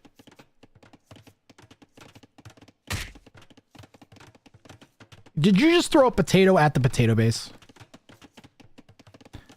You know what his potato is? Making a stable with more than 3 vills. He made it with 4, and then he built a house with 4. What are you doing, Plata? It's a lot of villager not working time. Chopsticks has a 300 res lead. Now he's the Mongol, so a good portion of that is that he had less of his hunt rot, and he also pushed in a whole bunch of extra deer. But that's still, you gotta, you know, that doesn't change anything. It's still a fact that he has 300, 400 more res than the opponent. And he's gonna go FC.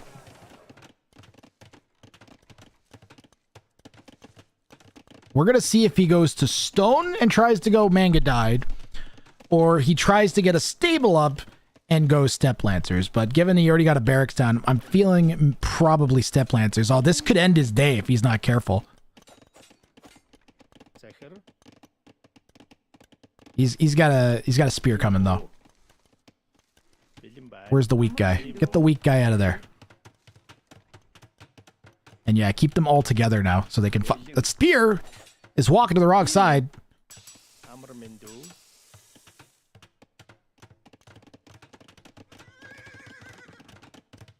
Chopsticks' eco is not conducive to a fast castle at this point. As I want to say he's failed his build a little bit. Some of that's going to be that he got pushed off berries so much. But he's selling the stone.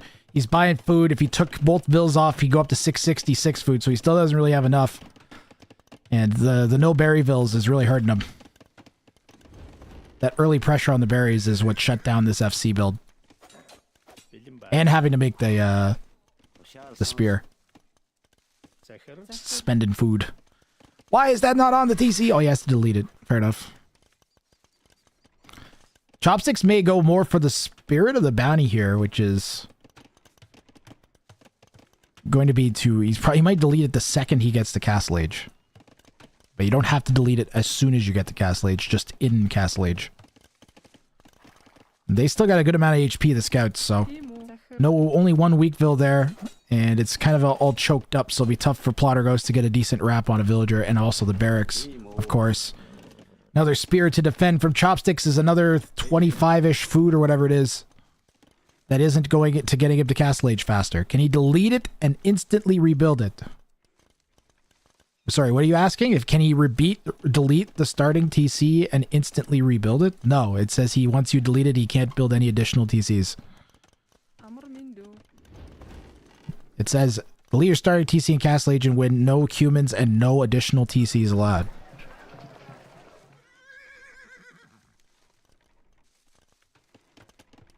Now he's just idling to get up to Castle Age. But the damage has been done by the scouts from Plotter Ghost in delaying Chopsticks. Will it be enough? Now, Persians this entire time, they've had a faster working town center. So in additional to the 2+ vills that Chopsticks is idled, compared to the less than 1 that Plotter Ghost has, he also has extra vills just because the Persian's town center works faster. Which is 10% in feudal.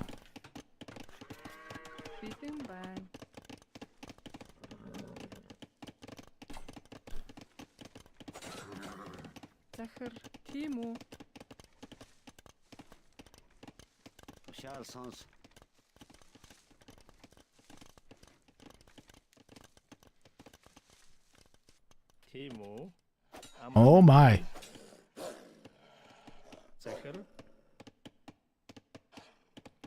What are you doing with this guy? Forward siege or forward stable? Forward military building. He'll fend off the wolf. If it was a snake, he might be done. Enjoy.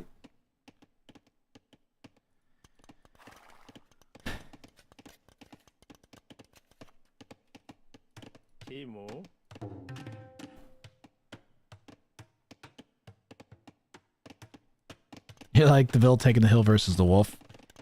20 seconds or so until Chopsticks is in Castle Age. Still got over a minute until Plotter Ghost is there, but it's looking like it's going to be knights with the second stable going down. Could be camels. He might be predicting step lancers. It's taking Chops too long to get up. I don't know what he's going to do. Maybe all in siege? The second he hits Castle Age, he deletes the town center. And it is going to be a siege workshop and steps. Unnecessary. He could have kept it up and just...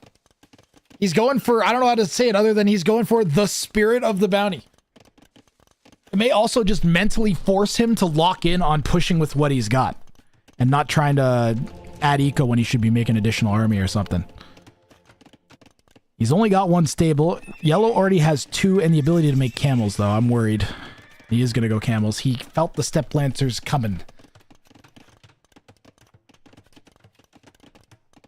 If Chopsticks can get this monastery down a bit faster, which isn't possible because he has one villager building it, but somehow manifests monks a little bit quicker here, he might be able to hold the camels off at the beginning, but he needs two things. He needs monks and he needs a second stable. He could make his own camels. Nothing really wrong with them in Castle Age for the Mongols. You saw the stable and no stone miners. Yep. That would do it, Plotter. Any Step Lancer Civ, they go FC, you're thinking like, okay, it's either going to be a Castle Drop Mangadai or a Step Lancer. Doesn't make sense to be much else. I like the constant mango production from Chopsticks. Plotterghost is trying to mass up camels, and he's adding a town center down here in the south. Camels are defending that right now.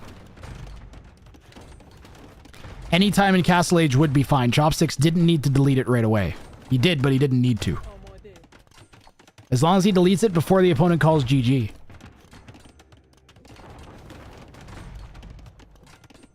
And the motivation when I made this bounty was just to have like a bounty where you definitely get an all-in every game that people pick that challenge, so you get an interesting game no matter what.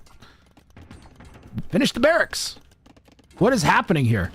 He wants to go right to the gold. He gets one big mango shot there. It took out, I think, 3-4 vills. And now the real fight begins as the camels come out to try to kill all the mangonels. And the Step Lancers, Chopsticks trying to kite. He's getting a nice stack on a couple of them there, and a monk or two coming in to help as well. A pair of conversions would make this a horrible fight for Plotterghost, and he got one. He might get another one as a third monk popped. And yeah, this is really disaster now for Plotterghost. And if Chopsticks plays this right, he could make this happen. Losing the mangonels hurts. If he had kept even one of them alive, it'd be a lot better here. And he's got another one coming out. He's going to finish off the camels. Plotterghost has another 4 ready to go, but Chopsticks with 9 Step Lancers and 4 camels now. Still has a monk, actually a second monk that just popped, and another mango coming, so just needs to keep this pressure up.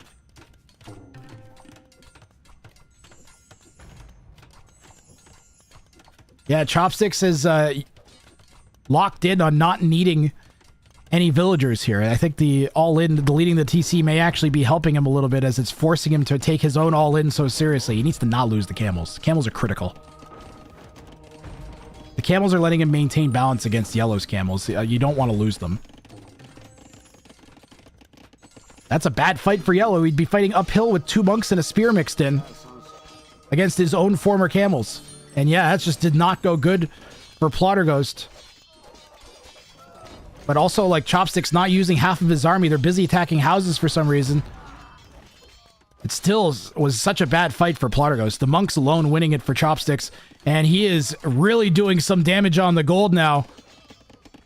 If I was Plotterghost, I'd be like, why the heck is the opponent score so low?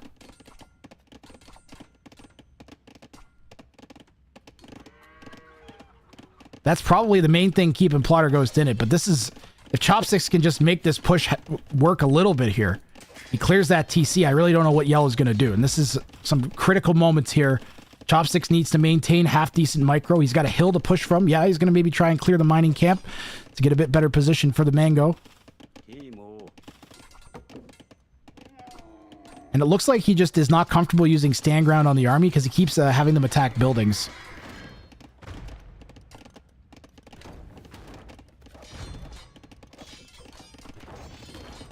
Probably doesn't want to leave them on stand ground because he'd be worried about Yellow coming out and taking his units out. Oh, don't die with the camels, though. Really do not want to lose the camels. The camels are making him win this right now.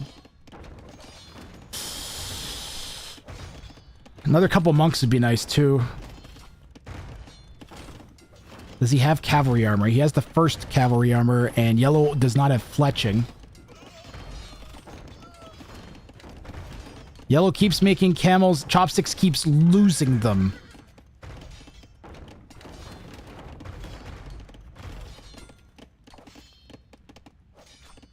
The heck of a back and forth here. Chopsticks doing his best to get as much damage on that Persian TC. And don't forget the Persian TC has double the HP. If this was a regular town center, it'd be down to the hundreds of HP at this point. Chopsticks engages. None of his units are attacking. Well, he got 2 conversions? He got 1 conversion. He lost him. He got 2 conversions there, I think.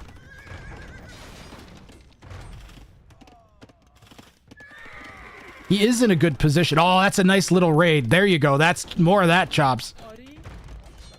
Could he lock that army in with the... Oh, if he brought the steps on that side? Dude, I think if he brought the steps on that side... Mangonel's right next to where the foundation is. Chopsticks is taking a fight against the camels. The step lancers just got evaporated, dude. Oh, I don't know what happened there. I don't know if they weren't attacking, if they were hitting the lumber camp or what, but... Plotter Ghost turns the corner on the Step Lancer numbers. And this was a hell of a push from Chopsticks, but a very solid defense from Plotter Ghost.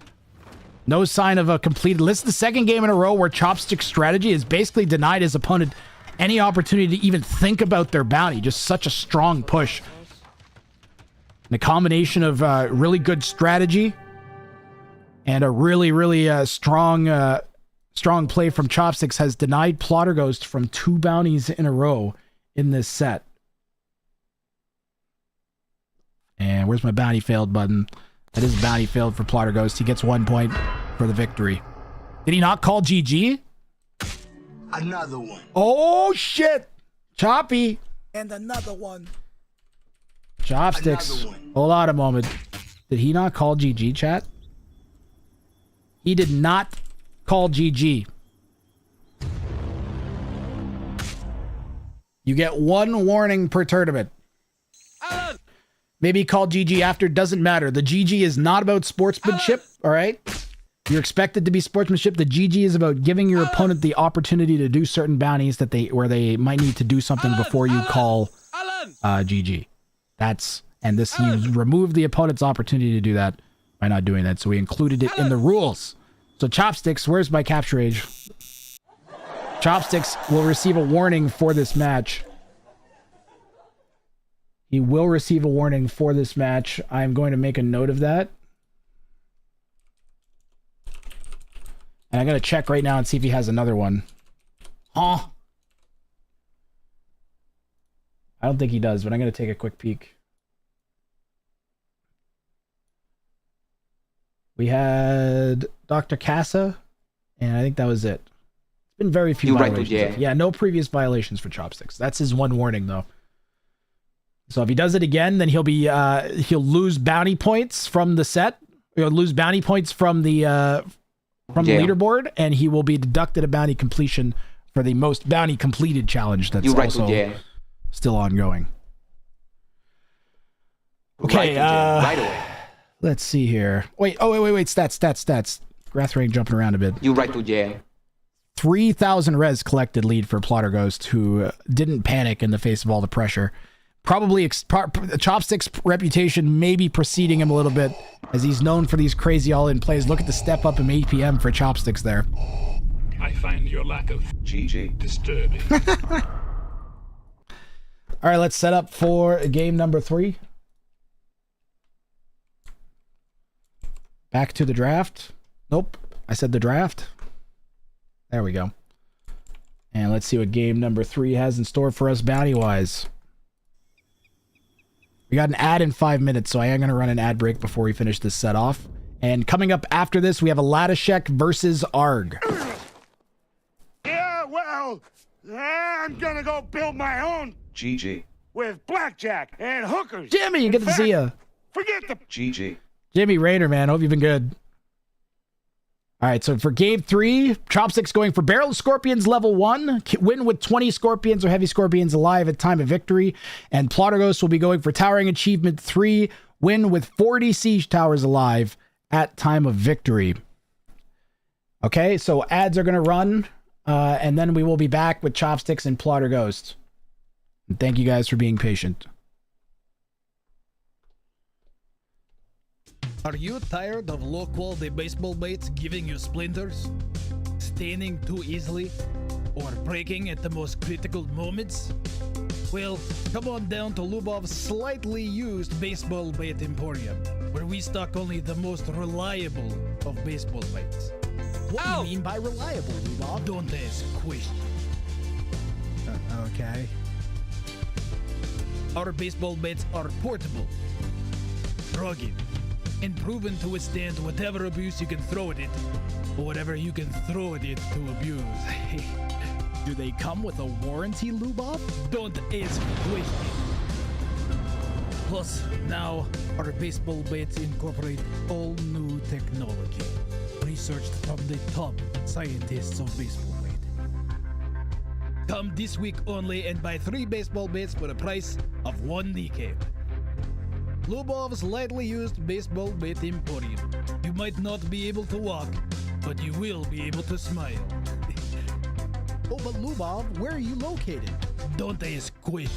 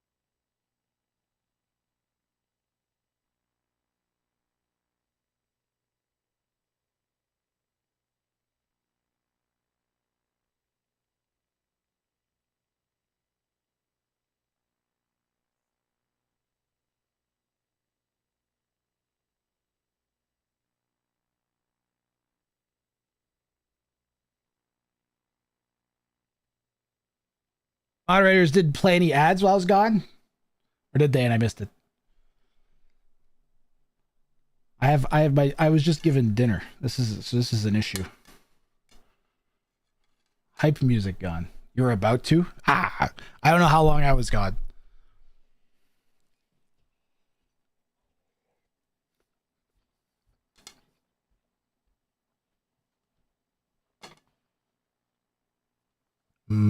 Tax deductible. Well, I want to quickly eat while this is warm. So, why don't I? What do we want to do here? Do you guys want the highlight reel? I think I've run it a bunch of times already, like the big long one. Enjoy your mango meal. I want to eat quickly and get this third set started. So I need to finish this game, but I want to eat the food while it's warm. Yeah, let's run the highlight reel. These are all in the clip contest, by the way. Eventually, the bloodlust consumes you. You find yourself compelled to murder your own units. The giant pile of blood, goo, and bodies. That's fucking dark. There's so many dead bodies there. I've never seen that in my life. This is graphic. We're actually at the stage of graphic at this point, I think. Power goes down at least. Oh, the clustered shot on the villagers. That was filthy. And a disaster for Maxime, who needs every vill he can get. Siege tower. The double-layered walls from Zidanic to prevent the tower hop. He poked. Oh my goodness! Did you see that? He poked the gate through the outer wall. Cameox with the extra range on their melee attack, and he's going to try to poke and break in. I've never seen this before. This is crazy. Doesn't quite manage it. Should get it in a moment. It's borderline. Down it goes, and the Kamyuks managed to break the gate down and break in. Ladashek is in the back of the base. Honestly, it's hard to spoil this. This is going to be great no matter what. When you have 30 bunks out. No conversions at all. No conversions at all. 1 cataphract, 2 cataphracts. That's it out of all those monks. There, that's 2,000 gold getting shot. Tricky bounty, yeah. Yes, yes, yes. Bombard takes out one of the trebs. Oh, big shot on the skirms there. 59 archers for Zdanik. Got to be careful to replace that one. He may not have noticed. Another big shot from the bombards takes out another 4 or 5 skirms, and another shot. Oh God, they were clustered up. I think every single skirmisher took damage on that hit. Zdanik getting insane value out of 1 bombard cannon. And the petard takes out the bombard cannon. Let's go, Chad. Thank you for flaring a Ladashek. That is wacky as anything. Here we go, Chad.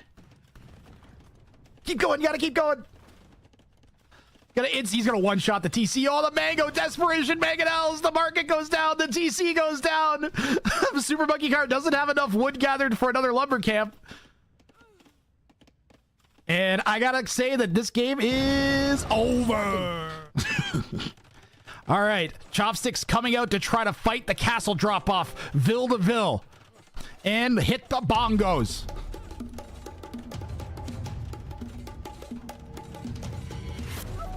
Chopsticks, I think, is going to get this castle down. I don't think Super Monkey Car is going to be able to punch this off. And he's going to lose a bunch of vills once the castle does go up.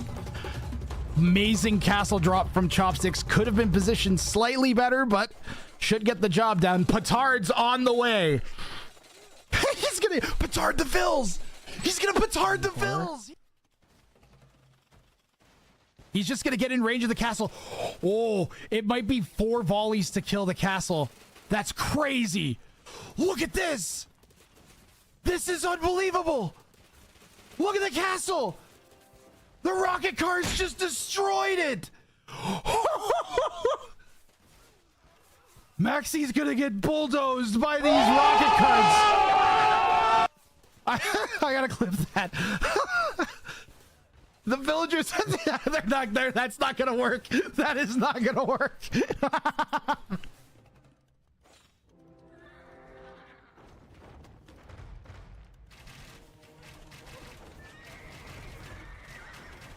We're getting a great sense of how the battle felt like it was gonna go for Levi and why he chose to dive. Oh no. Oh, huge shots from the Mangonels on the crossbow mass. What a defense from Levi. Unbelievable hits. They go down though, and Naruto Sherry maintaining control. Ville's getting eaten. Will the shrimp? Maybe he's gonna chop. I think he's gonna chop the gold and then connect it. All right, I'm back. But he could go like, we're gonna end this early. That's fine. That's acceptable. He's just got to make sure that that hits that. I think he's got the rest of it up. It's beautiful. It's so beautiful.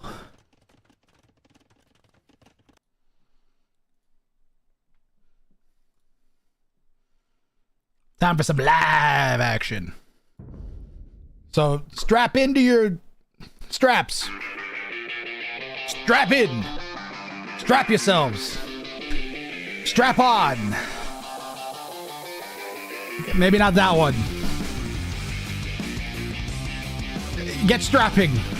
Because it's time for game 3 of Chopsticks versus Plotter Ghost. Here at the Showdown Cup.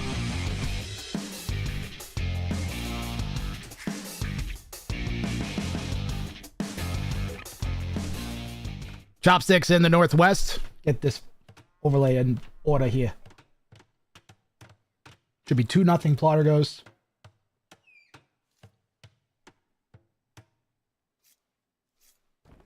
All right. So Romans for Chopsticks. He's going for Barrel of Scorpions 1. Win with 20 plus Scorpions or Heavy Scorpions alive at time of victory. Plotter Ghost, the Spanish player in the Southeast, going for win with 40 siege towers alive at time of victory. The way Chopsticks has been playing this has been some crazy all-in, and I expect we're going to see a Roman-style Phosphoru from Chopsticks. I think that makes the most sense. Where's my water?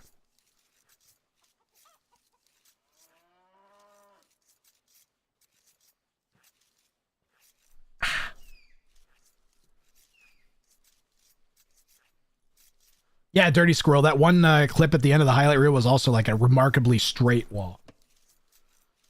We're hydrating. I had a whole like giant iced coffee. I drank a bunch of water before that, and I got another water with me. We're not going to collapse. Plotter Ghost, all of his gold is kind of all located in the same area at the front of his base. That's not great. Because like a castle and then any kind of pressure is really just going to deny him of all of his gold. And his expansion options are also poor with the 2 secondary golds way, way, way off in the west. So early pressure from Chopsticks could pull off huge. And if he's planning on doing this Roman-style Phosphoru all-in with Scorpions, I think he's got a good shot. Looking at Chopsticks' base himself, he's got forward main golds on a hill on the one side. Secondary stone and gold are also absolutely atrocious here for Chopsticks. Not much better. He has really no protected res. Could probably build a choke to that stone. That would be his best option for somewhat safe secondary res after food and wood. Chickens. We got a chicken spawn. Both players' chickens out front too. And we have a zigzag cliff. Look at it zigging and look at it zagging. That's a corner. Any other good cliffs? Nah. Yeah. Any of them could be strategically relevant? Nah, not really. That is a lot of chickens.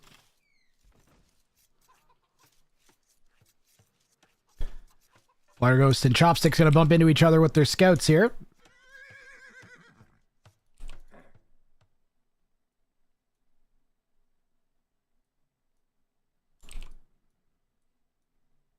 And we got a prediction running for the people who want to do that. If you think there'll be a bounty claim in this game or not, go ahead and predict. More Showdown Cup. It'd be nice to see at least one bounty claim this game, but Chopsticks at most is going to walk away with 2 points in the set and tie Plotter Ghost.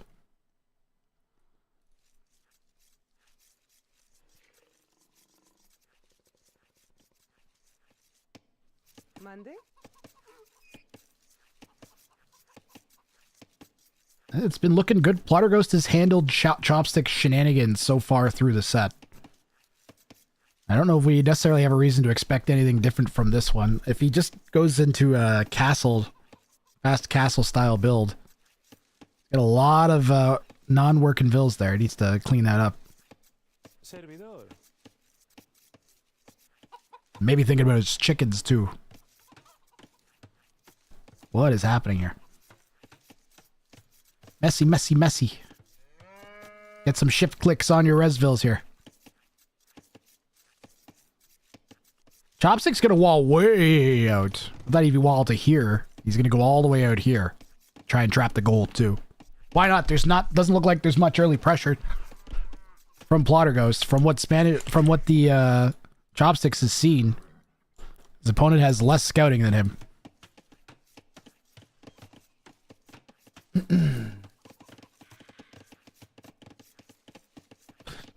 That doesn't give you much.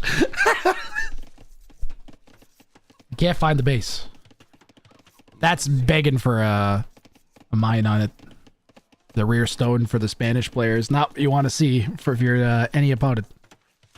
Don't want them having easy access to conquistadors for sure.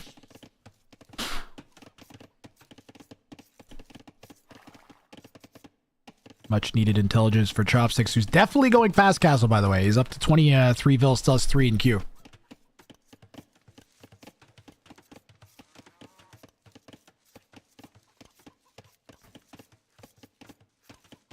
Hope you're doing good, Wizard.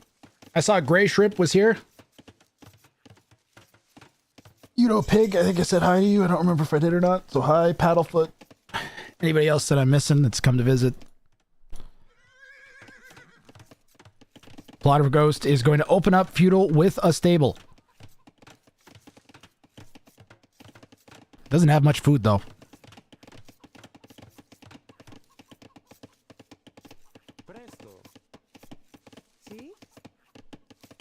Yeah, not getting the chickens kind of hurting. Going to mine? What's Chopsticks up to? Chopsticks getting his chickens.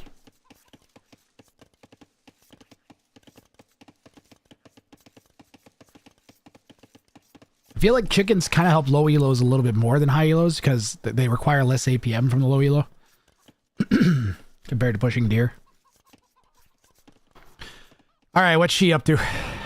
She's got plans. Plotter did not look at all those chickens, no. Chopsticks is up to something. Maybe coming over here on the northeast side. Maybe he spotted all that gold and wants to start pushing from it. No, he spotted that one. Once he sees the gold, the relic, the other gold here, this has to be the spot where you build your siege workshop or whatever you end up doing. It's got to be from this direction. The payoff here is huge. You can deny all of the gold.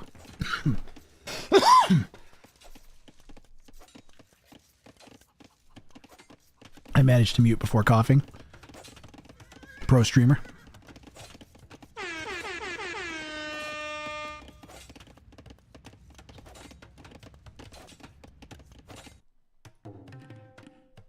She's way out there. Did she even spot this?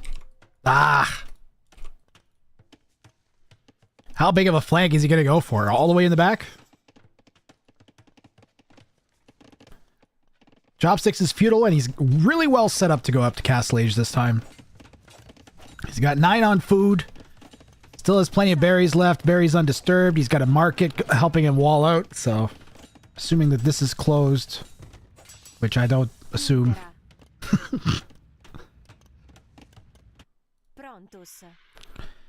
Siege Workshop build? She's got to be for a siege. Gotta be for some forward siege. Good to see you, Dragon Lord Freya, unless you're me and funnel them. Yeah, you have a chicken funneling affiliation. Never know when to go for the chickens. I like to go for it near the end of Dark Age once I've clicked up. If I haven't brought them in by the end of Dark Age, then I'll build a mill on the chickens and go for them then. Logic being that your opponent isn't going to have very much army at the beginning of Feudal Age. Unless they're men-at-armsing. And then I'd think if you're a man-at-arms civ, I'd think. But that's you're scouting dependent. If they're going scouts, you absolutely should go ahead and grab those. I mean, Chopsticks got away from it. And you went scouts, so there you go.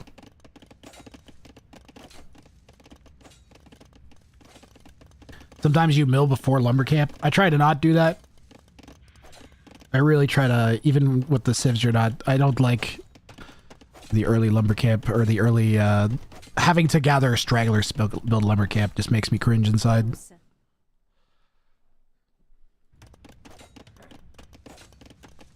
The Chopsticks does not have a barracks. That's why we're not seeing a spear here. I'm thinking she's going to build 2 forward siege workshops. And we're going to see Scorp spam. I could see 1. Nah, he's going to put a barracks at home. He's got a good amount of wood. He picked up double bit. So I think you buy 100 food. You pick up, whatchamahoosit. And maybe the mining camp upgrade if he didn't do that. Did you get mining camp upgrade? He's got mining camp, yeah. So you get bow saw, and then you build 2 siege workshops, and you go. Because you're going to need wood, you're going to need gold. You get bow saw, you'll be set. And then it's just 10 production cycles if you're quick. And you got yourself 20 Scorps. You can even wait until you have most of them before you start pushing at all, even. You bank up like 6 or 7. Might not be enough. I think I feel a lot more comfortable with like a dozen to 15. 16 scorpions. Then reveal yourself. Chopsticks will spot the relic incidentally in a second. Chopsticks doesn't even know how good the pressure from this side is going to be. Because he doesn't know that the main gold is there. He doesn't know that the other secondary gold or that relic is there. Well, he knows the relic now. Meanwhile, Plotter Ghost is feeling like he's gonna die because he's spilling stone walls everywhere. But the stable at the bottom of a hill is gonna be a is that the bottom or the top? I don't know. Stable is gonna be a weak spot though. Plus, you'll still have the gold denied by the range of the Scorps. Scorp production has started.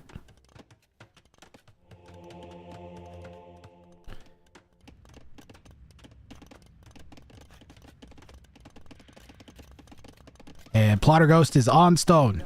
So it's already looking sketchy here. I think one of these has to be a mango or ram. He's going to try and bank up. It could work. Trap stone complicates things. Where would Plotter Ghost put that? Here would be nice. Can't really fit anywhere here unless it's like there. I think it's got to go there. What you gonna do, Plotter? Chopsticks is coming in with the Scorps now. Castle Age acting as an alarm. The pressure on the stable has begun. Defensive siege workshop for Plotter Ghost. Still no sign of the castle, and it is going to go right here on the main gold. This will secure food, gold, and wood. It's a great castle. It could be nicer on the top of the hill somehow, but I don't think that was an option here.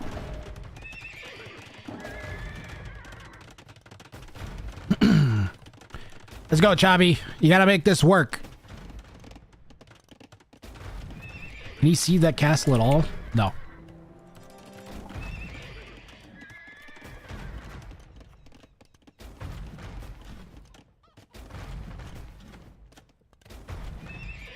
There is a knight ready to go. Chopsticks reads that and already has spears on the stable. Ready to poke the knight that would come out and try to... The castle pick that off?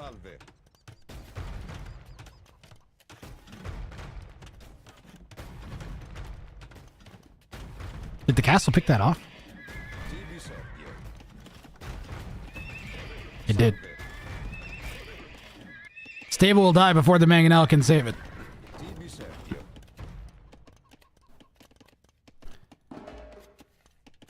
And if Plotter Ghost has figured out what Chopsticks is doing, then he's going to make a lot of Mangonels. And probably go into Onager eventually, even. If not, bombard cannons faster than normal. Not a lot of armies so far from Plotter Ghost. He's got one conch, one knight, and 2 mangoes. Third on the way.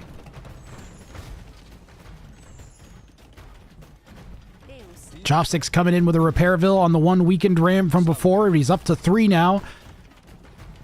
So 13 is the current Scorpion count. And this is a nice little piece of place pressure. And he's going to break in. And he's going to head for the mango with a ram? No. Oh, you got to send the mango. You got to send it. You got to send that ram at that Mangonel. Or that's going to happen. Loses the forward Ville, too.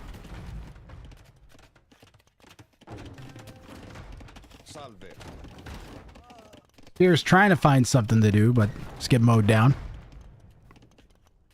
Do Romans get redemption? They do.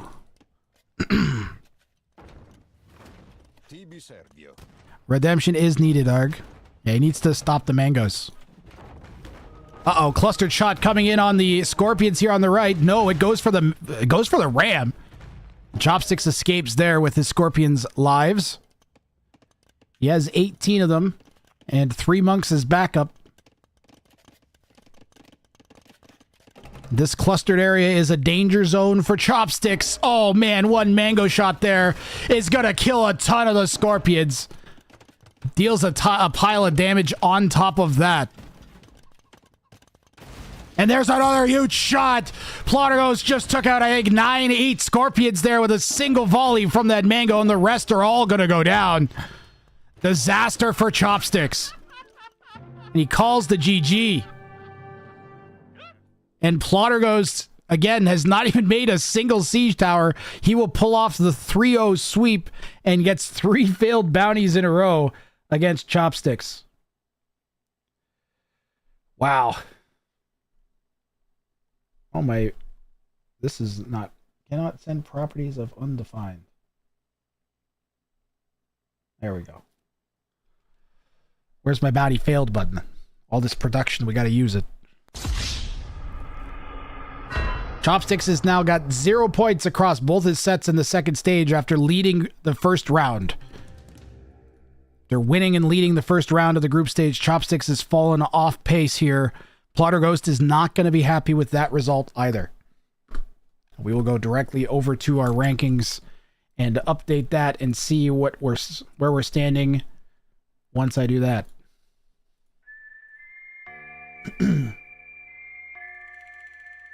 Up next, we've got Arg versus Aladishek. 2 high elos with some implications for the standings. Arg, one of the players that does not have any points yet. He's going to need some against Aladishek.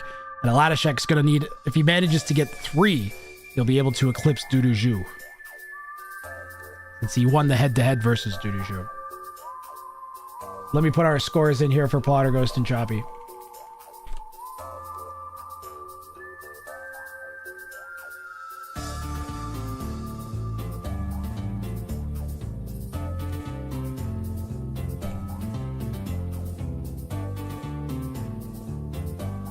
Playing against Chopsticks, you probably need an early completion bounty, yeah.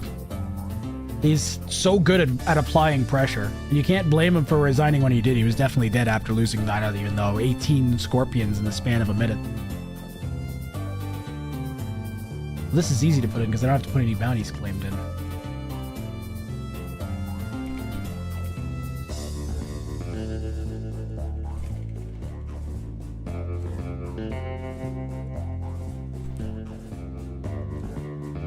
And we've got 3 L no's and 3 W no's.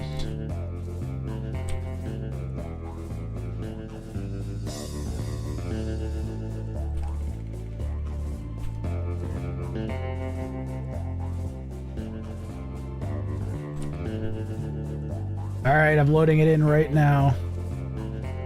Official record keeping has completed.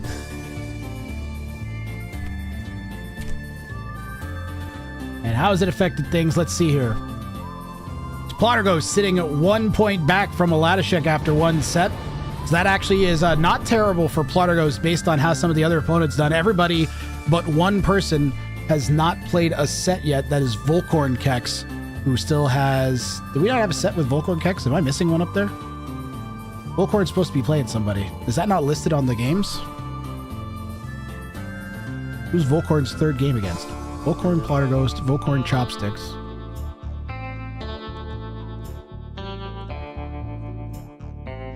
And Volcorn Lighty. Is Volcorn Lighty not on there? Oh, I'm an idiot. It is there. All right, getting set up here for Arg and Aladishek. Coming up next. Before I send you guys to the pre-series break, I'm going to pull up their draft. Well, then I have to do things.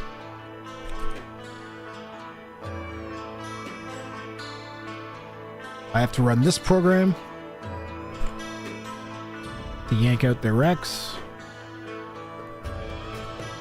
And then I think I can push this one and we can pull up their bounties.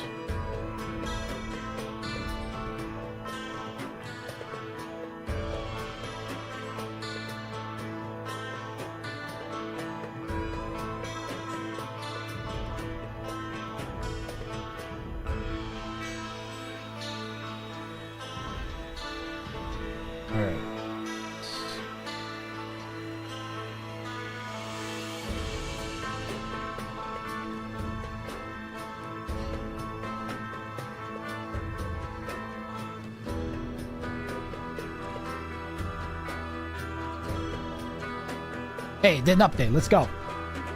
Make it snappy here. Automated updating overlay system.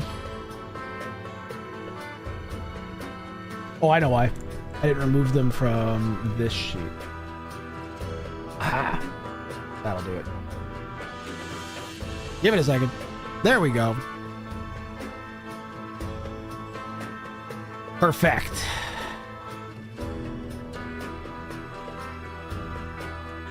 Oh, that's incorrect. 1 second.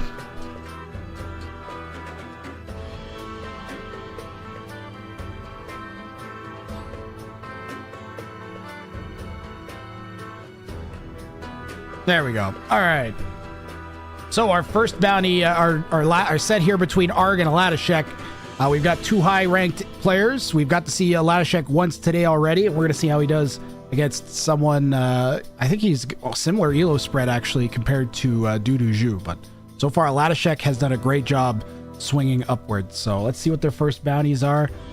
They both have an even mix, level 1, level 2, level 3 bounties, and Arg has selected Trader Trading 2. Trade with an enemy for a total of 500 plus gold and win. Ladashek going for a level 3. The Ents produce only trebuchets and villagers and win. And crazy enough, we have our first mirror of the tournament. We've got a Spanish versus Spanish matchup. So that's coming up as soon as we get the stupid ad break out of the way. It's going to be stupid 3 minutes long, and then we will be back. I'll run hopefully we have some fresh clips on the replay maker, and we will start immediately once the ad break is done. Thank you for being patient, and we'll see you with the next Showdown Cup match between Arg and Aladashek.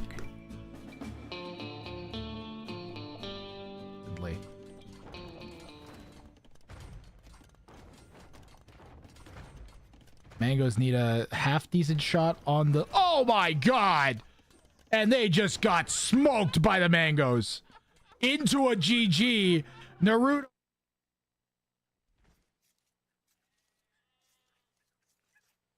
I don't know if Chip will win, but I think they'll do the bounty. All right.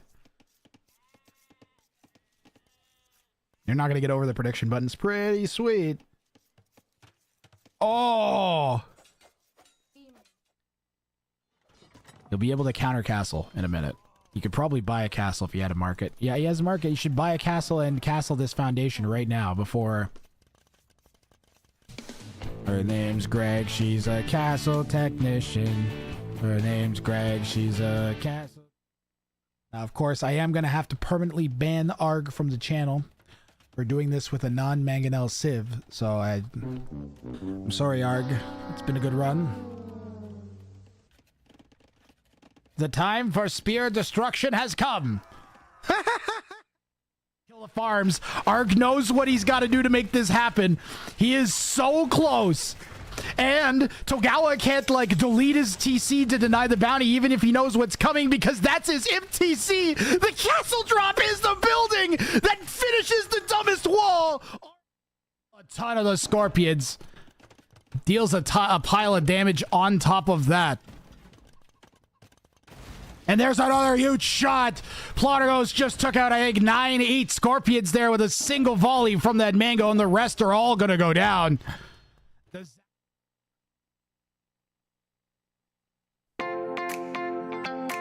Have you ever wanted a brand new purse, but also wanted a delicious meal? Hi, my name's Alligator Randy, and if there's one thing I enjoy, it's a good alligator. Come on down to Alligator Randy's, home of the newest trend, where we make your purse while you eat the crocodile the purse is made from. All of our alligators are kept as fresh as possible in the alligator pit. Our professional alligator handlers ensure that the alligator of your choosing has never been involved in a human-to-alligator confrontation. Our alligators are raised with the utmost care in the alligator death swamp pit from which no man has returned. Alligator Randy's, home of the world's least secure rope bridge. Whoops, don't slip. Alligator Randy's, ask about our death pit.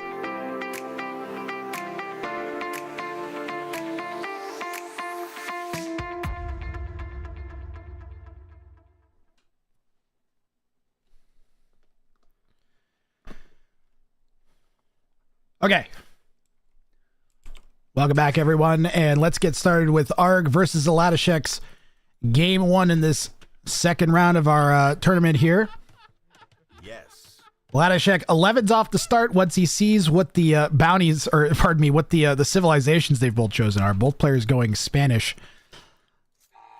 And they both probably have their brains ticking, like, is the opponent doing the trade bounty? Are they doing one of the villager all-in bounties? What are they up to? They're both playing Spanish, known for, there's 3 or 4 bounties that are, the Spanish are particularly good at completing, so. Players are almost definitely going to be on the lookout to try and figure it out. Now, this game was played earlier today, so this was fresh off the docket, as they like to say. We've got, I think maybe 2 hours, 3 hours ago. maybe less, since this set was completed. I'm assuming, unless they're still playing. I saw Argon, Latishek and said it was finished though. So I don't think we're going to have any 3-hour epics at least. We did have one game in the tournament that nearly hit the 2-hour mark. I think it was an hour and 40 or hour 50 minutes or something. And let's get the predictions running. So Latishek going for the Ents. Produce only trebuchets and villagers and win. So as the Spanish, likely going to be Supremacy Vills and spamming Trebs with a bunch of TCs. Arg also has the Spanish playing for trading to a level 2 bounty. Needs 500 gold. Nobody successfully completed the... Oh, wait, no, that's incorrect. We had, I think, one successful completion of the level 3 version of this. But we did have a bunch of successful completions of the level 2 and the level 1. So this one is doable. It doesn't kill you, and you actually get it's one of the few bounties where the risk actually has a reward attached to it. Probably the most rightfully named bounty out of all of them, as you do have a bounty you receive in the gold that you get for the successful trade. So I believe the carts don't quite pay for themselves with a single trip, but at least you get a good portion of that back. And of course, once you complete your gold trading, you're free to play as you want. You can play free as you want either way. Other than that, Latishek a bit more hamstrung. He's really stuck going for one specific strategy. The way that the standings currently sit, he doesn't need that many points. It's over. He only needs like 4 points out of this set to pull ahead of Duduju. And wait, is Duduju? Hold on, one more second. Duduju, that's his final score. He's got all 3 of his sets played. That's the first hurdle for the players to climb. Trader trading is smartly named. I try to give them all some sort of some of them are theme named, like I think for a month or something I just randomly did Lord of the Rings themed bounties. I don't even know why. I was just like, I'm gonna do some Lord of the Rings. So there's a bunch of them named like the Ents and Frodo, and there's a bunch of St. Patrick's Day bounties because I always run a St. Patrick's Day game show. And there's a few Halloween named ones. A bunch of Christmas ones.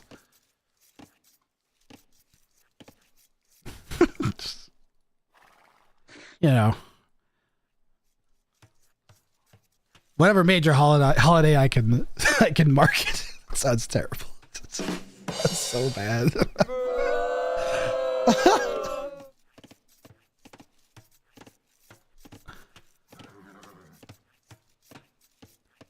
Oh, the Ents, the tree people. Yeah, the tree people from Lord of the Rings. So the idea is the trees come alive and turn into trebuchets, and then you're fighting with the hobbits, which are your vills.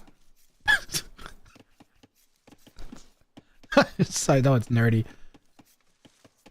Woe to Dublin isn't in the tournament pool. That one has too high of a completion rate.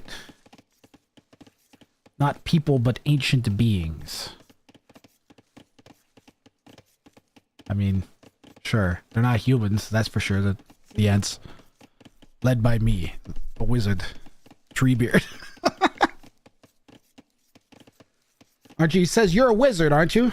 Wouldn't you be Gandalf in this analogy? Nah, Gandalf, you see, he was one of the 5 wizards that was sent. Jeff, we're not going into we're not doing this right now. Yeah, but I was just gonna go on about a whole bunch of really in-depth Lord of the Rings lore. Please, not now, Jeff. Oh. Istari, that's the one. Thank you. See, you're covered from me, Wizard of Bricata. Thank you. The 5 wizards of Istari. I remember all of the things, and I remember none of the names. I remember the stuff that happens. I'll remember like. Okay, we're not going in. We're not starting the Lord of the Rings chat. It's not happening. Like there's a cast somewhere on YouTube that's 20 minutes of us discussing movies. Latishek, he didn't hit feudal first, and Arg just clears the scout. He gets that extra attack as soon as you hit the next stage, and movement speed. Is that walled? Yeah, it's walled. But Latishek mostly walled. He has one little opening left. And Arg looks like he's going into scouts. So the walls from Latishek, in theory, should naturally counter the scouts from ARG. Ladashek has gone FC. FC-ish. It looks like he's going FC at least, kinda. I think they should be on gold, no? Probably will sell the stone. They'll go Market Smith to block this off, and he'll sell stone. Or he'll, well, choke gate. Nothing wrong with a choke gate. Why do I have a Discord ping?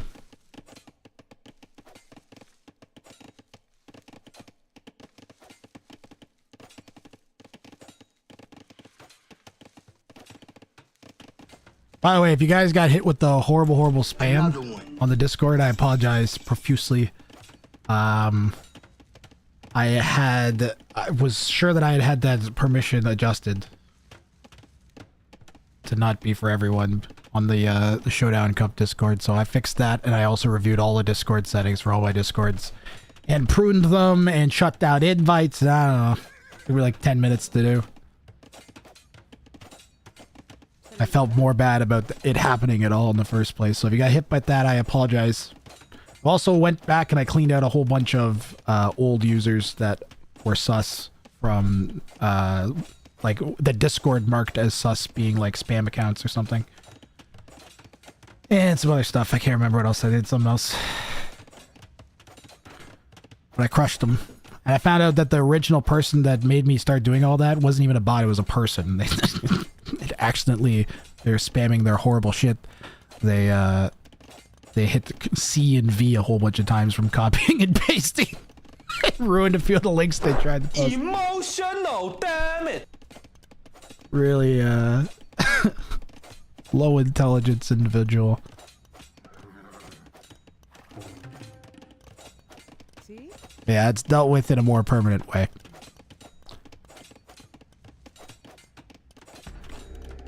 We're watching scouts smash on a house. Waiting for Ladashek to hit castle age and presumably throw down a castle somewhere in this general area next to all of his resources. I could guess the castle location based on the angle he's placed his farms. It's gonna go right here somewhere. Maybe here. Maybe here. But I'm thinking right in the heart of things.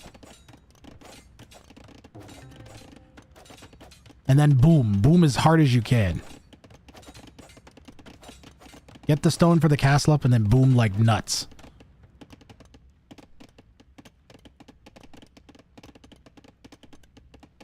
Castle, then everything to wood except your like 4 farmvilles. Rely on your food surplus to get you the rest of the way there. He's gonna boom? I suppose he can wait a bit. He knows that Arg went into scouts, so definitely spent food. Is going to be delayed going up, and is.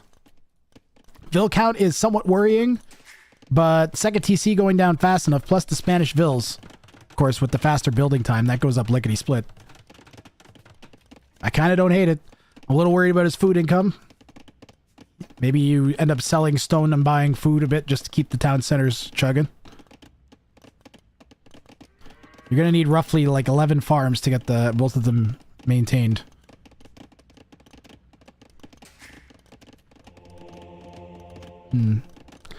Monastery, the next building. This is so not how I play it that I'm actually fascinated. I mean, Ladashek's got quite an elo lead on me. Maybe not Arg, but me at least. What do you guys think? Why the monastery? Does he just feels like conquistadors, maybe? He can't make monks. This is a waste of a building. We had discussed adding a rule where players were allowed to make 1 monk to gather relics, as long as they didn't use it to convert. That way you can still contest relics.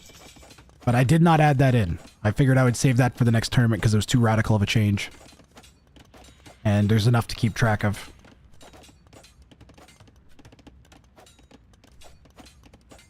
Ideally, you keep it as close to regular AoE as possible. It's like regular AoE, but do a thing. Monday? Not regular AoE, but you can't do this or this, or this. And also not this. But if you do this, it's only allowed if you do this. And you're just like, okay, and I also have to do this? Yes. It's just like, Jesus. No thanks. Right now it's fine. No TC dropping and do the bounty. Keep the enemy guessing? Yeah, he's lost. That's a bounty failed for Alashek. That's...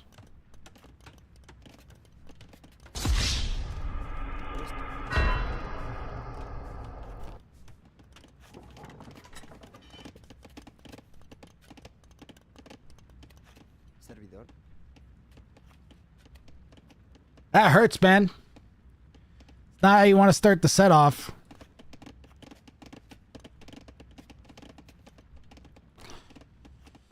Still wide open here for ARG.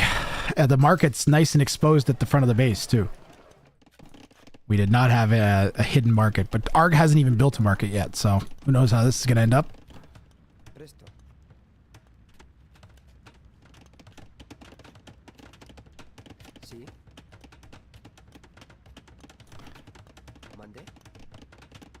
Yeah. He's just not going for... He could just not go for his bounty here. It's the first game. You know? Maybe he wasn't expecting the Spanish mirror, right? Because the Spanish, you're in a mirror and you're going for this. So he was probably just like, yeah, I'll see if I can stick it out and see what it feels like. And it's just like, nah, I'm just going to go monks and defend and boom up.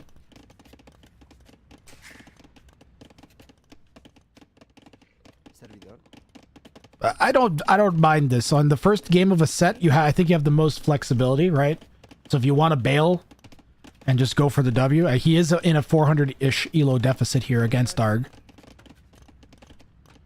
And he did well in his previous matchup, squeezing points out of a game he said he really shouldn't have been able to.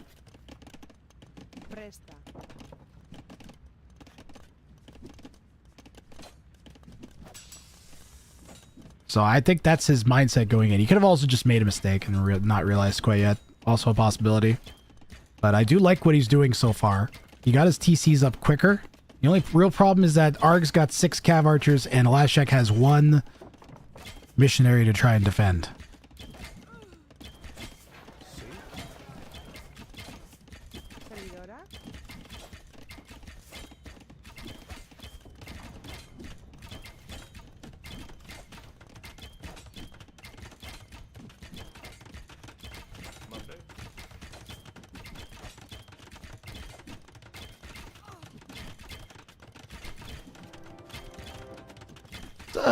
Kind of a late castle, but I like the spot. It'll defend effectively 2 TCs. This is open on this side now. Good to see you, Bones. I think you were in for earlier, but you haven't said anything in a while. I might be wrong. You know what I'm not wrong about, though? ARG is making trade cards. Where are they? Yes! The Spanish get a trade bonus, 25% extra. Hold on. Yeah! 25% gold for each trade unit that is generating gold. She's going to fight a cheetah. The cheetah is a jaguar. Look like a cheetah. You should put cheetahs in and give them lower damage but super high movement speed. And then also if they take damage, then they run away. They take more than a threshold of damage and they just run away and you can't catch them. They have like 2 movement speed and they go... You're like, okay. And then they heal, and they heal fast. Oh, man. Rathrang inventing the new wild animals. Watching, not chatting much. You go ahead, lurk. All lurkers are welcome.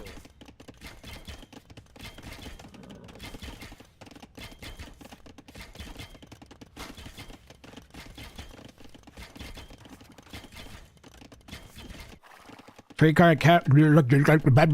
Trade cart count.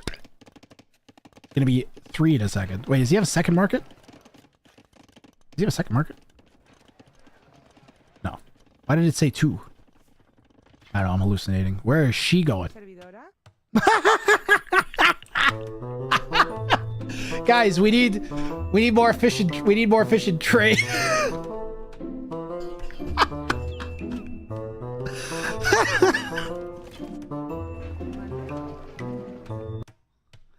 I love this tournament. You got to get that efficient trade. That's not even a terrible idea. Like, it's just...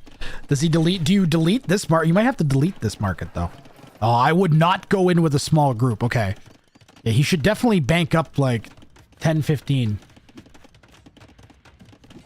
If he gets... I wonder if this... I mean, if this gets him over 50 gold a card, then it would be pretty nice, because then you only need to make 10 of them.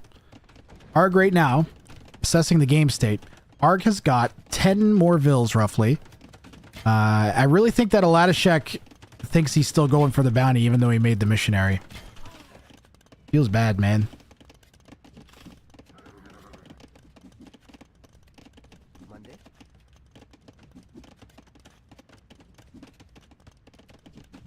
If he's still I don't think he should. To be honest, I actually would. If I was in this situation, I think you basically almost fail your bounty as soon as it starts. You're in a mirror. Like, what are you gonna do? He's gonna try for it. Oh, he's gonna appeal to my better nature, chat. It's gonna be so tempting to try and allow it because he only made the one missionary. Oh no. Gandalf, Saruman, Radagast, and 2 blue wizards. Keep himself guessing. He's picking up supremacy. So he's going for it.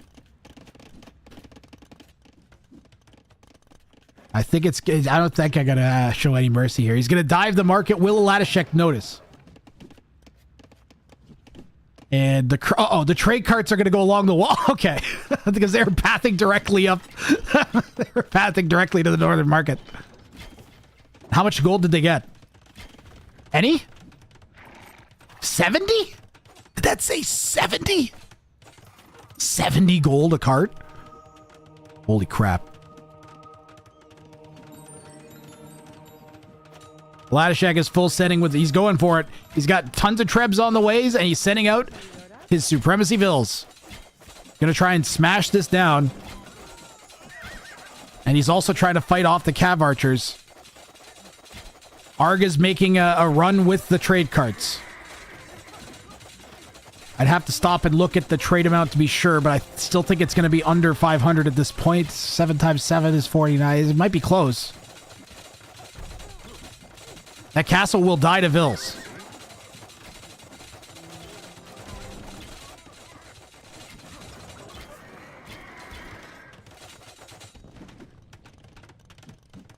This is crazy. Ladashek dropping in TC4s. This is allowed once you hit Castle Age. You can build them anywhere you want. And Ladashek's army is vills, which means he actually has 100 army if he wants. He's going for the trade card. And it is chaos here. There's still cav archers at the back of Aladashek's base.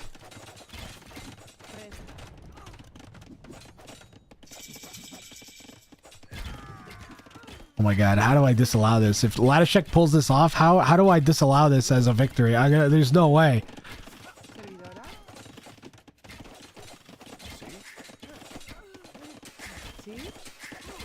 I have to be fair, that's the worst part.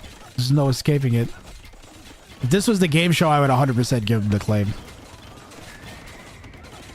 This is awesome to see. This is crazy pressure from Aladashek. Arg has... I think he probably has the numbers to defend this. But does he have the available APM, micro, and can he keep his vills working? Right now, he's getting surrounded by the vills, and they are taking out the cav archers. The trebuchet is piling on the damage, too. If Arg could somehow get another castle down, he could really use his own supremacy. That might be one of his only options. Chemistry is going to change things, I think, a bit. He's already doing pretty good against the vills with the cav archers. That's going to make it nigh impossible for Aladashek to keep pushing against them. Does he have thumb ring? No thumb ring, though.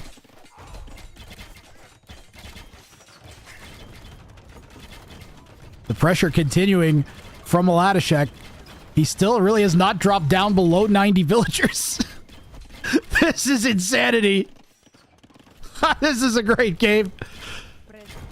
Can he keep the pressure up? He needs more trebs, maybe? Needs Trebs to be doing like attack down. He's gonna pop the relics on that monastery. That went down lickety split. Monday?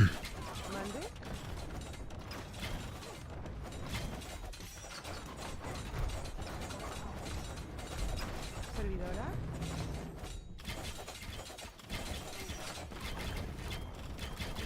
And those vills are gonna go down after taking out like tons and tons and tons of Arg's eco and military buildings. But Arg has been pretty steadily increasing his Cav Archer numbers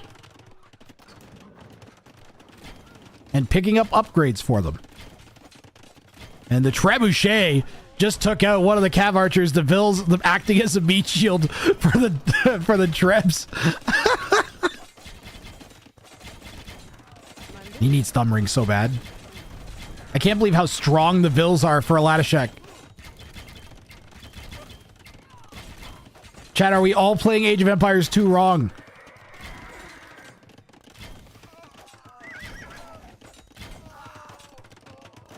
Arg just barely managing to get a handle on this. Arguably still has some fight left up here. The Rams, oh man, the Rams.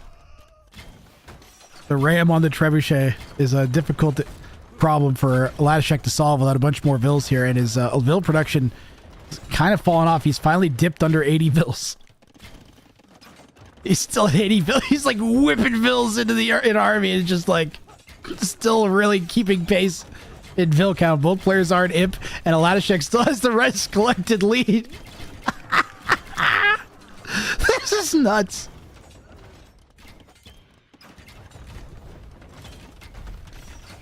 I'm tempted to check what Arg's I don't know where the trade cards are. I want to see what his trade level's at. I want to see what Arg's trade level's at, but I haven't had a moment to turn away from this as the Cav Archers now trying to deny the castle. Spanish, of course, get the faster building, so that'll go up. And it's blocking a ton of Arg's eco. Just killed all of Arg's farms, basically. Arg has no farm now. No farms left to take. He's 0 on food with 90 vills. 40 of them on wood, 20 of them on gold, and a bunch of them walking around. And Alatashek with the TC drop on the farms. And he's climbed back up in vill count over 90. Cav Archer's going to do their best to deny a TC, but once again, that faster building from the Spanish, making this an absolute nutso game here, as that TC will make it up. Trebuchet is getting damage on the Cav Archers the whole time. So Arg's got a bombard cannon, guys. Does he still have gold somewhere? He might need to start using the carts. Where the heck are the carts? They all die? They were trying to trade. That one's got 70 gold on it. How much gold does he have? Hold on, we're checking trade. We're checking trade. Eco, trade problem. He's got it. He's got the bounty. At this point, he's just getting value out of them. Looks like Alatashek tried another push here, and Alatashek has the vill lead. But Alatashek also... Oh, Alatashek has all 5 relics.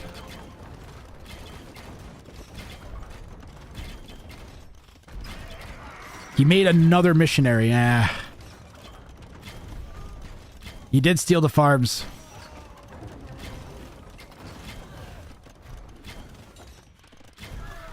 My willingness for mercy has dropped.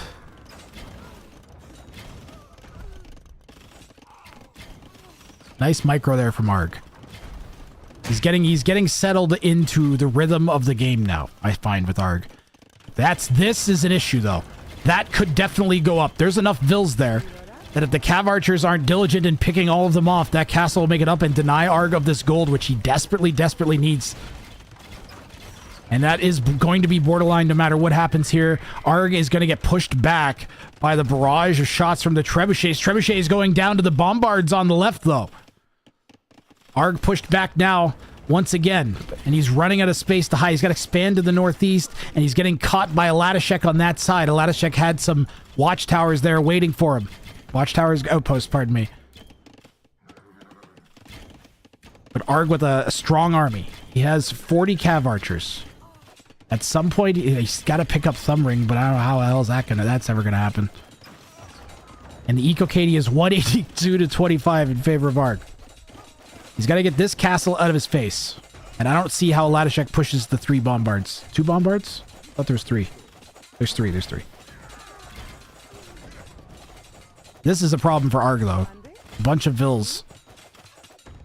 But Latashek won't be able to take the fight. So if Lazard keeps the Vils running, he should clean up. He's housed to hell right now.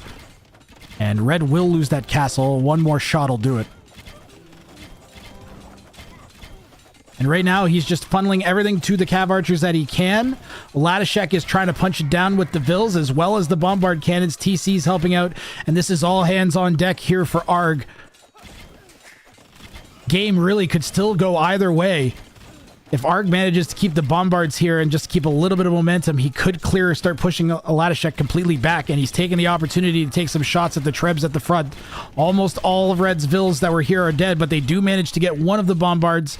Bombards clear both the Trebuchets, and more Vils coming in from Latashek might get both the last two Bombard Cannons here, and will, I think. Yep. That's not great for Arg, but he's getting his gold back. He's got Cav Archers. He still has 82 Vils. Latashek at 85, and he's managed to get back on resources. So, Latashek with no Trebuchets left. He has 55 farms, though. A nice clean eco. Imagine if Arg just got 6 Cav Archers in here. Just 6. I don't know if he can find the APM or the mental attention to accomplish that, but it would be huge. He does have his bounty. Arg has his bounty conditions fulfilled. So if he wins the game, he's got this. He's got 3 points in the bag here. Latashek figures if you can't beat him, join him. Monday? And they're both going to share the gold. Not for long. Oh, we're starting to see. I was going to say some segmentation of the Cav Archer mass, but Arg's got to be careful. Yep, this is what I was worried about. Arg is going to lose that Bombard for nothing. Still has some Cav Archers there. This is a crazy game.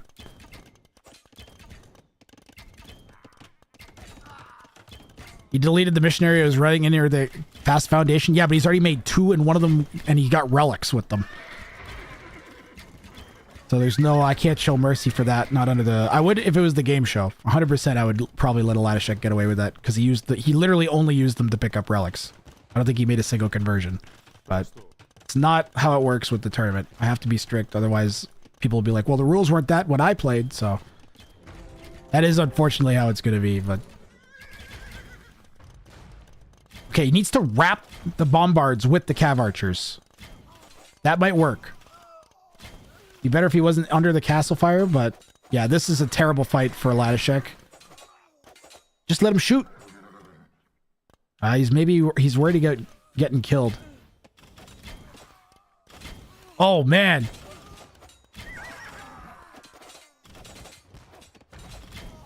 Yeah, Lark doesn't want to lose his gold units, that's for sure. But that was awfully costly for Latashek. Arg could use a couple monks or something. We're still kind of quarreling over these 2 golds up in the north here.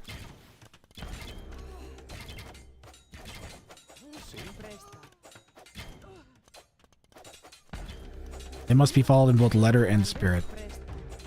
I'm mostly interested in making it fair. If I can make it all fun and goofy, but once the fun and goofy settings have been set, it should be applied fairly. That's the real key to having the weird settings work, is you take them seriously. You make them fun and weird and strange and bizarre, but you take them dead serious, and that is super fun.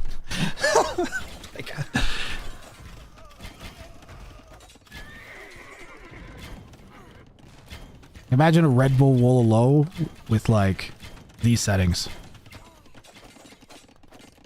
You know? Holy crap, would that be entertaining.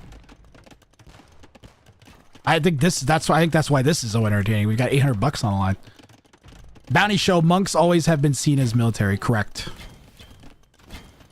Can't have fun. You can't just have fun with fun.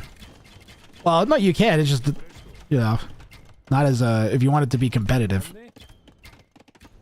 Otherwise, it's not competitive. It's just fun. Nice bombard shots on the Massivilles. I mean, people also just like competing for competing's sake too, right? Some people, that is fun. I'm kind of like that with a lot of stuff. Okay, Aladashek is going to try a full send here. He's brought in a guard tower construction crew and is punching on Arg's TC. And I do say that in the singular form because that is his only town center left.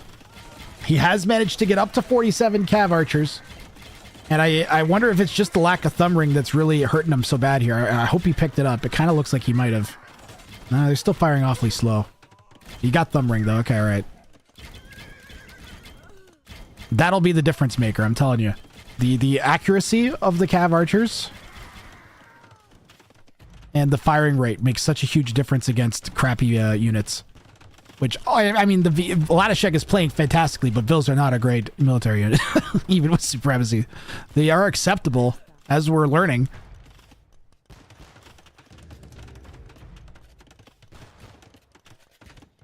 Especially when you can have so many production facilities so easily.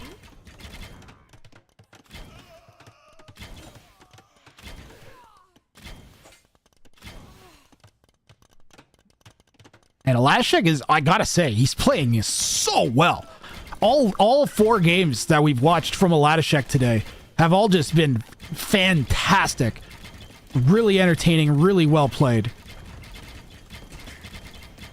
I would not mind seeing an Aladashek make it into the final as one of the 2 contestants, I'll tell you. Aladashek Togawa could be a fantastic grand finale if that ends up happening. Arg on the while we're giving handy compliments, Arg does such a good job of going for the actual bounty so consistently.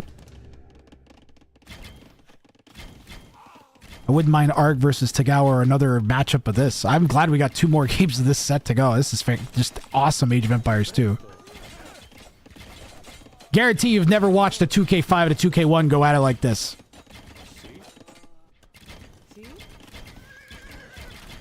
Aladashek deserves serious props for how he's played here. I don't know if it's still possible with the amount of upgrades that Arg's managed to get, though. I really don't know what's more impressive, that Aladashek almost made this work, or Arg's successful defense of this, like, because he was on the edge several times. It's still really not over. He does have a bunch of his own base back now, though. Aladashek continuing to add more town centers, aka production buildings. He's still got 30 on food. He needs some more Woodvilles. He might need to just back off a little bit, but I don't know if he has the time and space to do that with the big army coming. Arg's gone all the way up to 60 cav archers now. And he's going to clear that monastery. And probably these 2 TC shortly after. This one might be finally done. I think there's too many cav archers now. Aladashek would need to switch to... I mean, maybe it's not done because Aladashek still has the option to switch into something else. You know? Aladashek could be like, okay, I definitely can't win. Let's go skirms. And might be able to bring it back with skirms. I don't know. There's bombards already, though. Might be committed. Yep. Sad face? I think that's a sad face.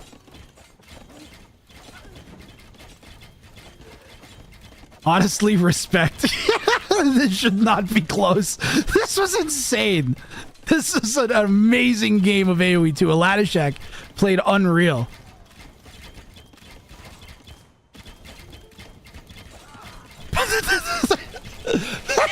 It's my normal play.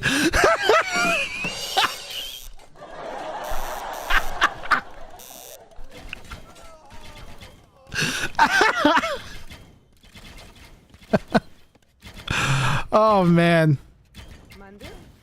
what a game of Age of Empires 2 this has been. Let's let's move along here, boys. You got one more push in your left, Aladashek? You got one more trick up your sleeve here? He calls it GG. And Arg is going to claim this bounty.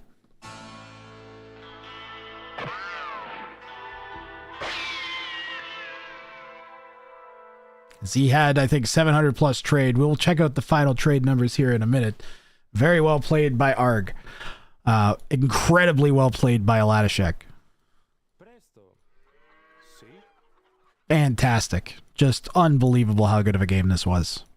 Yeah, for the next iteration of the bounty tournament, I'm going to write this in a sticky note right now so I don't forget it. Sticky note. Next bounty tournament. Allow monks if not used to convert.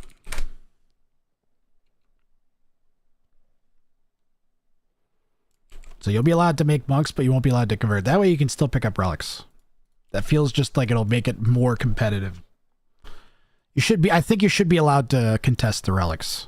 It's just that's too integral to momentum swings and stuff. I think that's a good part of the reason Latashek was able to make this work, and I would want more of this, because this was an amazing game. Both players should be proud of how well they played here. Wait. I always do this stuff. KD 498 to 63. The KD's 506 to 142. That's pretty crazy. Most produced military for Latashek was 6 trebs. He ended up making a whole bunch of monks, though. 13 bombards for ARG, 126 cav archers. That means he killed like 60 plus cav archers with the villagers. That's insane. Army high 5.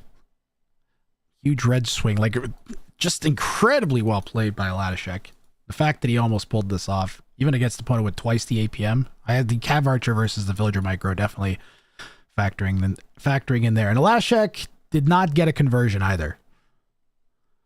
So he didn't even use the monks to do anything other than pick up relics. Holy crap, what a game. That's what I'm talking about, chat. Let me catch up with chat. Yo, salute Adesio. Hello, I just arrived. Did Arg get the trade gold? Yes, he did. Oh, we did. Did we check the trade amount? What was the final trade amount? Well, we checked earlier, it was 700 something. He got up to 837. And this is why that level 3 version of this is so hard. Is getting to 1,000 gold is incredibly difficult. Arg took him like a dive and then some trickle trading. The market was even actually damaged, so he had to hold off at least at one point. On to game number 2, guys. That was only the first one of this set. We got 2 more games left on the day. Unless there's another set that I've missed or forgotten about, but I don't think there was. And this has been probably the best set of the day so far, I gotta say. Let's see what bounties they went. What do we got? Game 2, Arg used a refresh, and he selected a real all-in. Delete your starting TC in Castle Age and win. No Cubans and no additional TCs allowed. That's going to be fun. And Latashek choosing Tree Hugger. Win a game without building a lumber camp. Lumber camp civs only.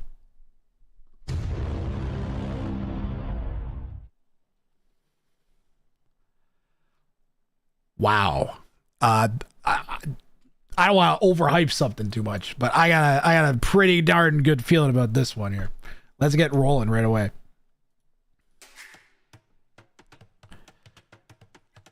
Let me reset that overlay. There we go. He went for a level 2 Paladin, which means he could still win the set in the 3rd game. And if he pulls off win, he'd get 3 points. And it's looking like players are... It's getting hard to come by bounty points. Yeah, this is a great combo. We got some good bounty synergy, as a chatter a couple weeks ago called it. I can't remember who it was. This is good bounty synergy, because Blue, the Chitons for Arg... He's going to delete his starting TC in Castle Age. He doesn't have to do it the second he gets to Castle Age. Just at some point in Castle Age. And he's not allowed to... So which means he's not allowed to go up into to Imperial Age incidentally. So he has to win in Castle Age. He's not allowed to make extra TCs. Can't go Cumans. Has to do a Castle Age all-in. And he's chosen Chitons as his army of choice. Presumably because they get... faster training step lancers and a doubled melee attack upgrades. So it could be something like that. We'll see exactly what his plan is. Latashek has chosen the Khmer. He doesn't get to build a lumber camp, guys. There's a few civs that this is sort of possible with.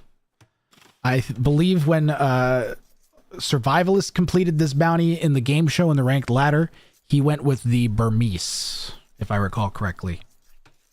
And he basically just long distanced wood.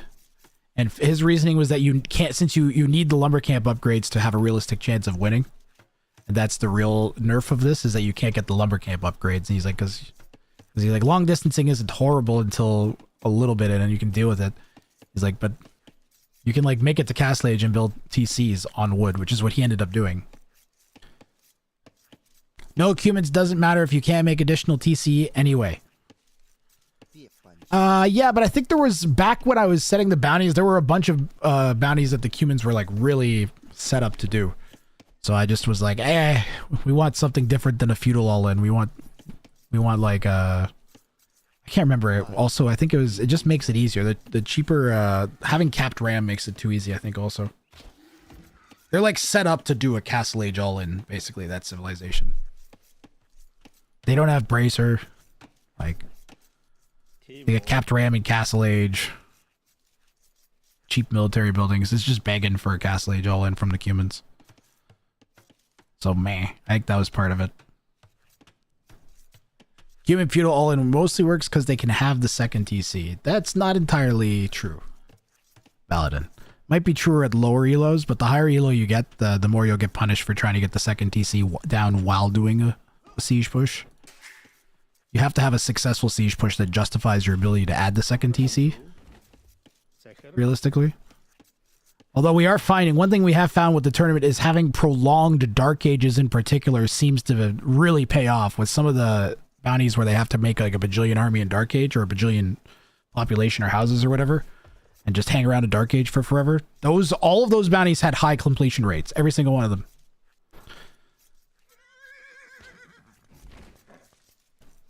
Never mind, like, which suggests that they're not just the good bounties to attempt, but they're good strategies to use.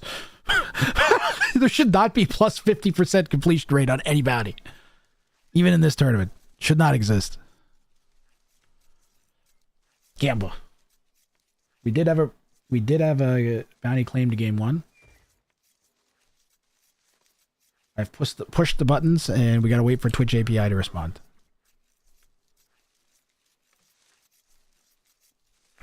Remind me in a minute if it's not working. Arg coming in on the berries? Or if there's a mod here that wants to poke the Gamba. There it goes.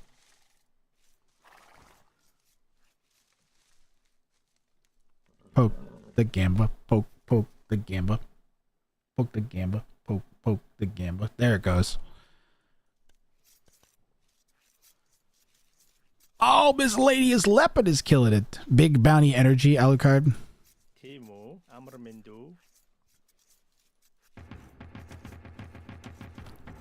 Barracks for Arg at 19 pop up on the way to Feudal Age, so he is going to be going into Scouts, if I had to guess. Given all the food he's gathering and lack of gold. Ladishek, still no lumber camp. Try and keep a bit closer eye on his build here. One advantage for the Khmer, of course, is they do not need buildings to click up to the next stage. So not having the lumber camp as his second building hasn't hurt him. You know what's really going to sting him, though, is not having a house in a second. He might be trying to go directly up to... He's going to fast castle, chat. He's doing your Khmer FC. And we could be looking at like a 13 to 14 minute castle age time from Ladishek if these drop-offs go good. Yep. This is going to be an excellent click. What is this going to be? Is it under 12 minutes? I think it's just over 12 minutes. Remarkably fast uptime here for Ladishek. And I have personally done this strategy thousands and thousands of times. The way Ladishek is going to want to play this is stable somewhere in his building, somewhere in his base, pardon me. He's going to want to get a siege workshop down forwards and start pushing with scorpions. Make some knights, make some scorps. And that's it. You can win. You can win less than 15 minutes, 20 minutes with the strategy because you'll push in. Your opponent won't be able to take any res. You'll have knights and scorpions. They'll hit Castle Age and be able to do nothing. The game just ends. They can't take any resources. They build anything, it's going to be around their base. They might be able to like sell and make one mango. You could probably run and snipe that with the knights you probably have by that point. That is how to get it done. The one thing that Ladishek missed is generally you want to have your buildings down on your resources and you want to have your villas small walled into them. And that lets you defend a lot better. He should have just taken the fight, I think, with the Vils. Does he have upgrades? No, blue doesn't have upgrades. Definitely, I think, should have just taken the fight. Oh, he's going for a TC? Never do that. It's got to be aggression. Well, he probably wants it for the good wood, though. Yeah, he's going to want the good wood. And he should hop here and wall. Why would you let him build that? Why would you let him build that, Arg? I think going back with the scouts there was a mistake. He does have the hill on that gate, though.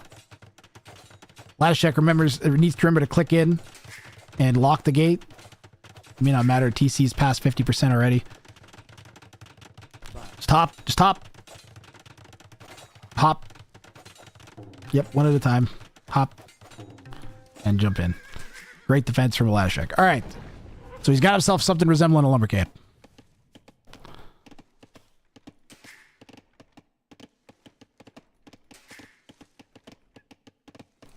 Could be a lot worse.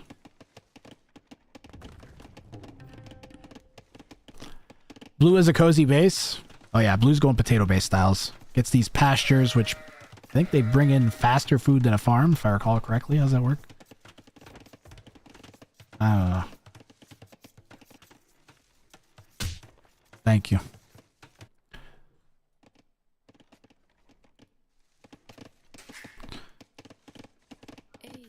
One of these days, I'll start remembering all this new stuff about the civs.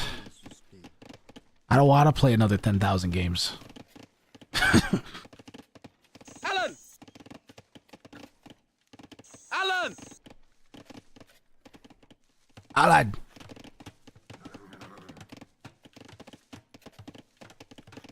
Same shape as a potato, yeah. You had to compare. Ow! Huh? Alan! Chat, calm down, everybody. I know you got to burn off your energy. You got to burn your meme energy. You're probably picking a good moment here. It looks like we got Latishek booming up for a bit. Alan! So we probably got to... And Arg still hasn't clicked up the castle, so you got a minute. So take your minute, all right? I'll hit the bongos for you. Alan! All right? Alan! I'll put Shrek on for you. Ow! Alan! All right?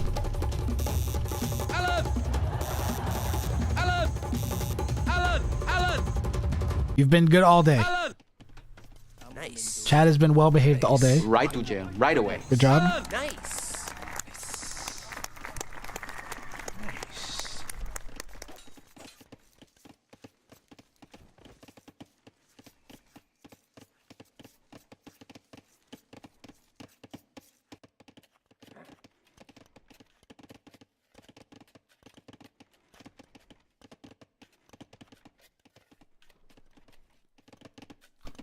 Arg swinging around the back.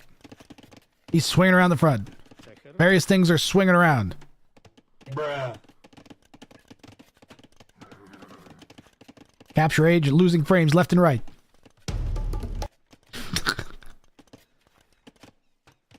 Looks like they added some custom overlay thing to capture age. I'm gonna have to like poke around that and see if I have time to do something about that.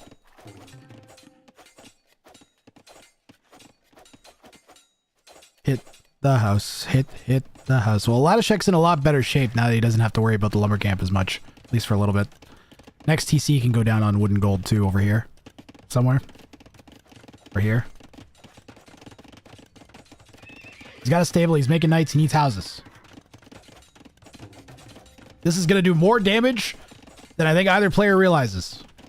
He does have another house going down to replace it, but he's going to need another house on top of that. Lickety split. The timing of taking that house down is pretty ideal here. And it will force, well, he won't get idle time because the Vils were already queued. Like, they're already coming out. Yep. Does he have another house? He's still getting housed, man.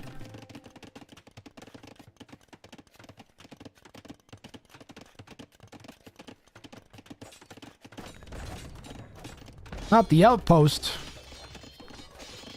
Arg has not deleted his TC as of yet. We are waiting to see when he chooses the moment. He feels like he has the advantage. It's going to be tough against the Khmer. They can have such good economy.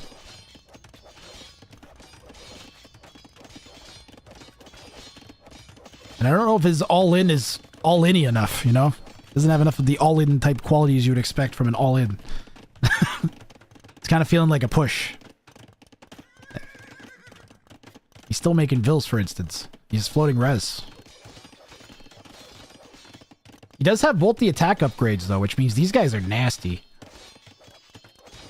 Isn't he supposed to get additional attack upgrades? Melee attack upgrade effects are doubled. Does that not show up here?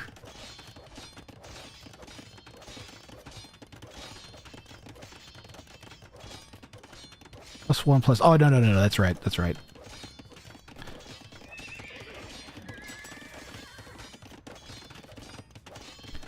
Wrath math.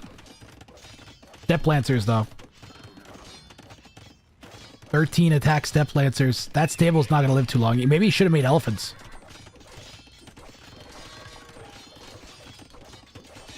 He's not going to have enough army out of that no matter what happens. This is looking really good for Arg.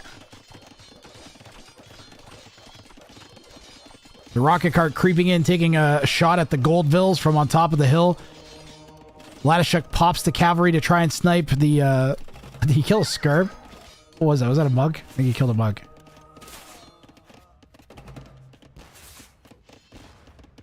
That rocket cart's going to be able to do a lot of damage from there. Latishuk does have a Vill lead, but for how long as they keep getting picked off? Jimmy, get out of there.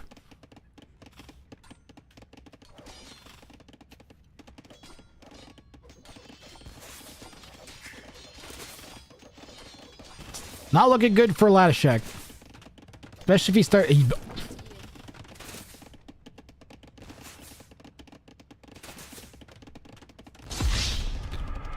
Latishuk ain't going for the bounty no more.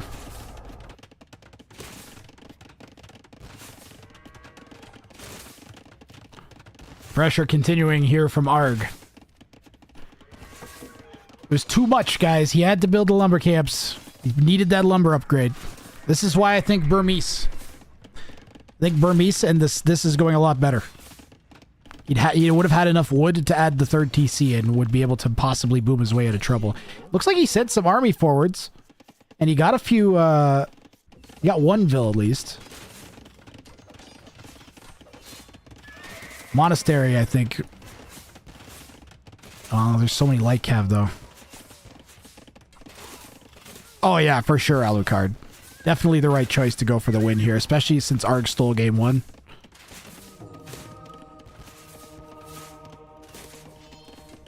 Yep, and that's just as much as a part of the strategy as anything else. Arg has deleted his TC, by the way, Chad. He did delete his TC. So Arg is all in now. He feels the momentum, and oh, Latishuk calls GG, and great game sense. He's trying to call GG. I know that's GG on his keyboard. This is him trying to type GG. There it is. he had to switch to the other language keyboard, probably.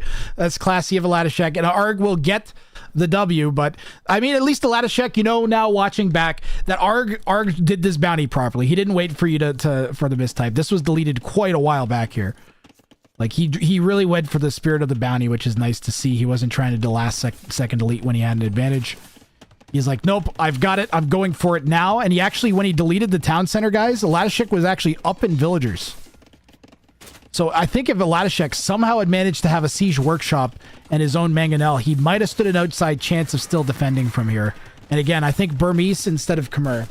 But he wouldn't have been able to do the FC as easily, so... It is a very difficult bounty. Probably the most difficult level 2 bounty, but it was completed in the test matches in, I think, 2 attempts, so. GG, well played. Arg takes game 2. Do we push the bounty? Wait. We didn't push the magic button. I need my magic button. Yeah! He picks up 3 points for the victory. Good job by Arg.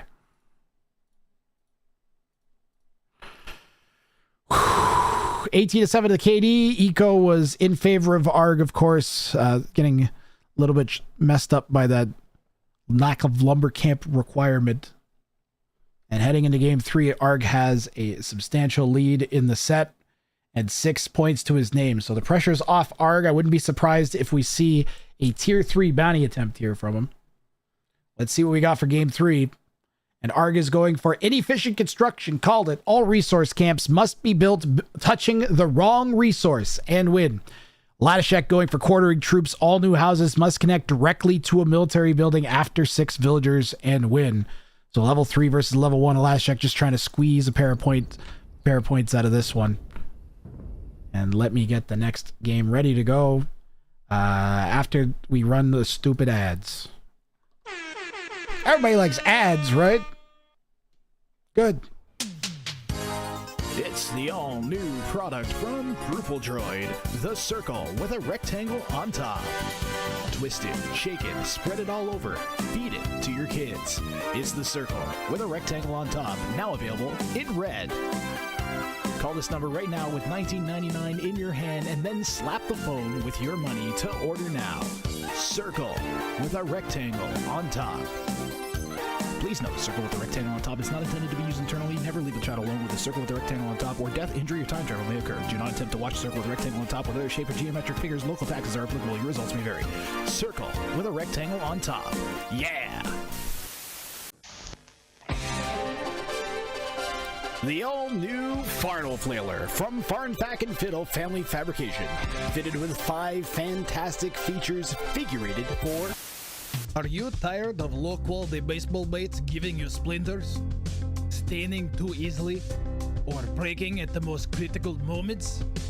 Well, come on down to Lubov's slightly used baseball bait emporium, where we stock only the most reliable of baseball baits. What do you mean by reliable, Lubov? Don't ask questions. Okay. Our baseball baits are portable, rugged, and proven to withstand whatever abuse you can throw at it, or whatever you can throw at it to abuse. Do they come with a warranty, Lubov? Don't ask questions. Plus, now, our baseball baits incorporate all new technology, researched from the top scientists of baseball bait. Come this week only and buy 3 baseball baits for the price of 1 kneecap. Lubov's lightly used baseball bait emporium. You might not be able to walk, but you will be able to smile. Oh, but Lubov, where are you located? Don't ask questions.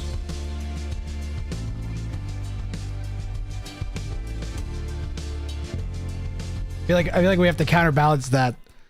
Out of respect, I feel like I have to counterbalance that with the Barry the Beaver ad. But I won't. Arg in the north playing as the Bengalis. Chat, we're all rooting for Latishek here, all right? Don't be surprised at some somewhat biased casting, because I like Arg, but he's got enough points here. Let me reset this. There we go. Quartering troops for Latishek in the south. So he's going to want to put it down some sort of barracks fairly early so that he can start building houses on it. All new houses must connect directly to a military building. Oh, you know what he's doing? He's going to build a bunch of extra houses before he hits 6 vills. This is not going to be a new house. He's going to hit... the house will be complete, I think. Oh, man. Oh, my. Well, it's not a new house, though. It was already started being built. That's not a new house. So we're gonna say that's fine. I'm calling that a fine, acceptable. So Latishek's still good for his bounty conditions. But the next building that he builds should probably be a barracks. Now that he's got some room to work with. After this lumber camp, maybe a barracks instead of a mill, I still think. Well, he's got 25 pop. He's probably all right until even Castle Age. So he went for building the houses right away. Kind of super smart play from Latishek.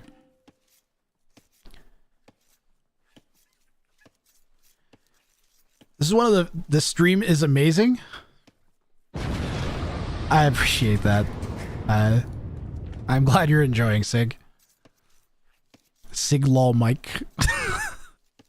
It's good to see you. I'm glad you're still hanging around. Ah, bounties, man. Nothing like it.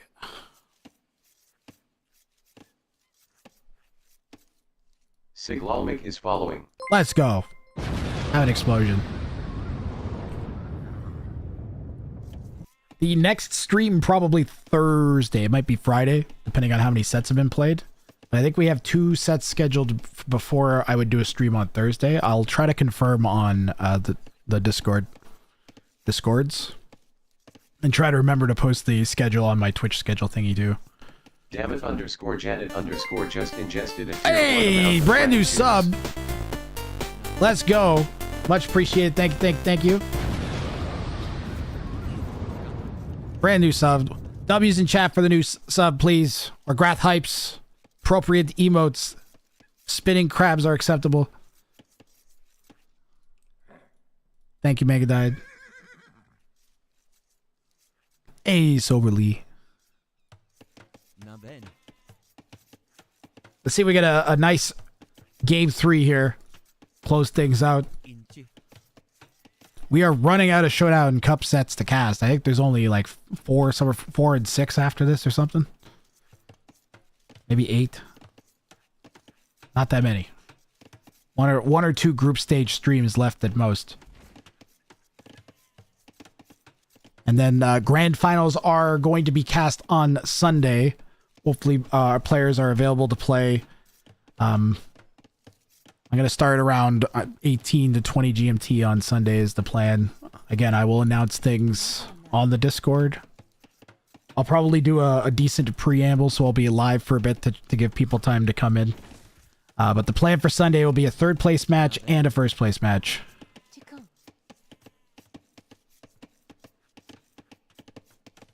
There's only still a player that hasn't made an appearance. Volcord Kex has not played a game yet. Theoretically, can come in and sweep things. There's a diamond beside my name. Yes, Soberly. You've been hanging around and supporting the stream so much, and you're always so nice to have in chat, that I felt that you deserved a little bit of extra recognition. Also, you never asked. That's massive green flag.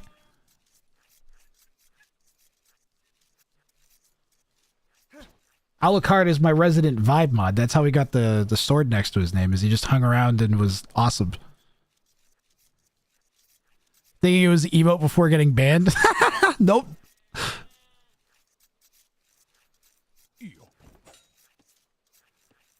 Oh no, not directly into the TC though. Okay, he dodges the TC. He did soak some damage off of the militia. Lost roughly a third of the quarter of the HP on them, but still enough to be irritating with. So he doesn't have much space until he finishes the berries. He's going to miss out, I think, on at least one viable house spot. But he's going to want to cluster all of his new houses around that barracks. Maybe I should control group these 4 houses just so we know that those are the original ones.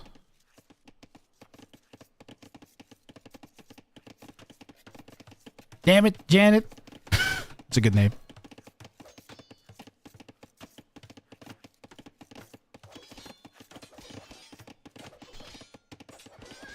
It's an honor to have you in the chat, Soberly. As much as you are. Bengalis for Arg. Let's see if they got anything special going on. So they get the extra 2 vills when they reach the next age. Usually you want to go up fast to try and take more advantage of that, but Arg kind of delayed his Dark Age a bit.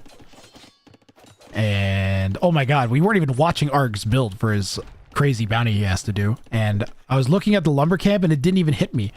But yeah, he built the lumber camp touching gold. So that's perfect.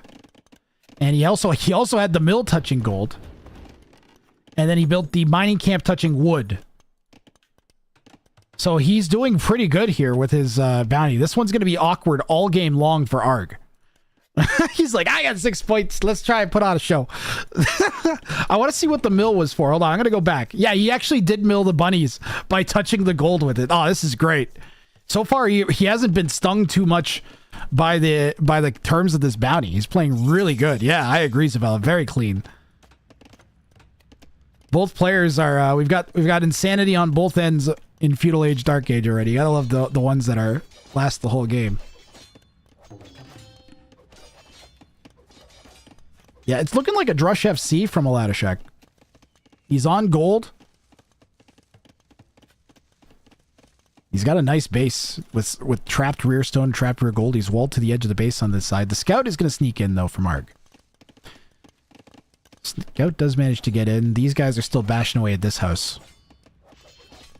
This Arg knows... Arg! Do you think he's a pirate? Or do you think it's more like a... I have to push that. I should push that button every time I say his name. All right, well... It looks like, as a scout in Aladishek's base. Ahoy, matey. Or is that the noise his opponents make when they realize they're playing him? Ah! This guy!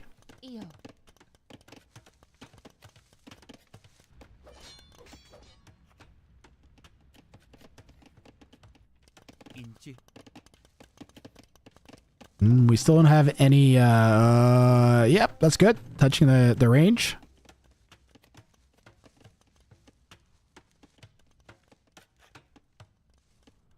Ladishek's looking good. Both players in decent positions. Arg is about to click up to Castle H2 in a sec. He's just got to drop off or buy, and he buys. And here we go. It's going to be kind of looking like Ratha's, if I had to guess, from Arg. This mining camp also going down on wood. So Arg still really hasn't been messed up too bad. Now, the next lumber camp might have to go over there. You can build TCs, though. He could just go to TCs after this. He's done a good job of dealing with it in Feudal Age shows so far, that's for sure. And he's up to Castle now. And I'm thinking it's going to be Ratha's.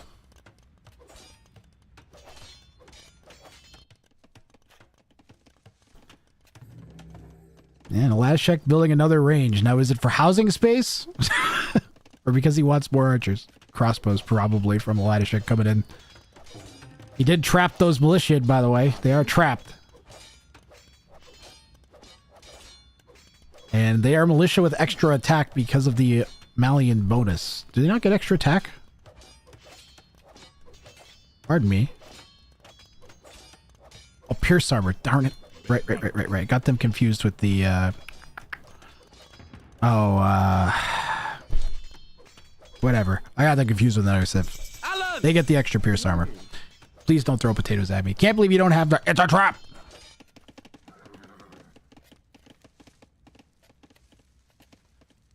Well, Alucard, I think I did at one point. I started moving away from having really simple memes to try and make more effective use. Because like anybody can make like a thing pop up on screen. Mine all have like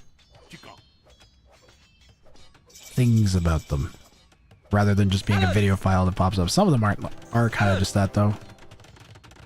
But Alan's randomized though, and Alan is a randomizer, and there's like 4 different Alans. Or 5 different Alans, I don't remember. Crossbow's trying to deny the castle from Arg. This will be Arg's Ratha castle, so Aladishek is going to have a decent idea of what the strategy for Arg's going to be. And right now, he's just trying to maximize the damage. It's going to be really good because, of course, Arg picked up the extra vills just by aging up, so bring the game back into even territory and possibly even better. And it's gone.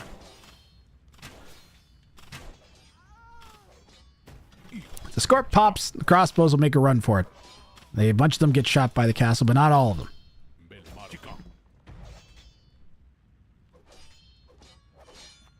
The consistent slicing noise you hear is the militia still trying to get out of that little pocket that they're trapped in. Get the scorpion over there. Wipe him out. Get him out of your hair. The 3 Pierce Armor militia. Might take an extra shot from the Scorp because of the Pierce Armor. There we go. Finally, the clanging will stop. Ah, peace.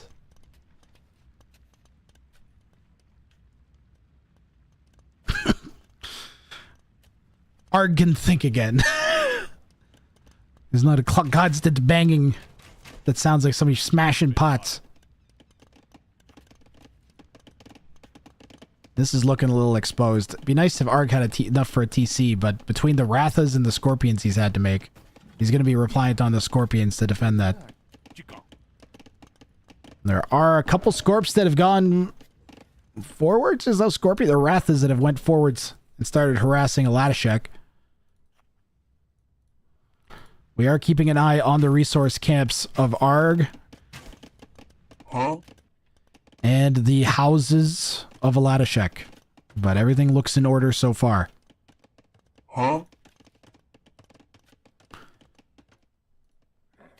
My main concern would be if he starts building a forwards building and forgets. Uses a vill to build an accidental extra house. But Alatashek has a 10 villager lead right now.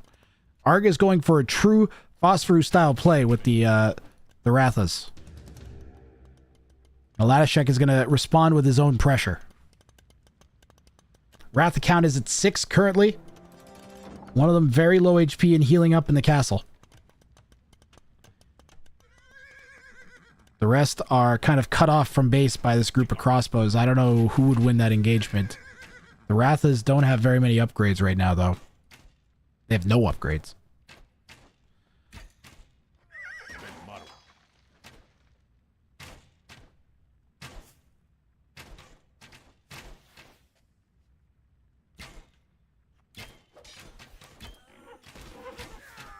Yeah, that's not going great.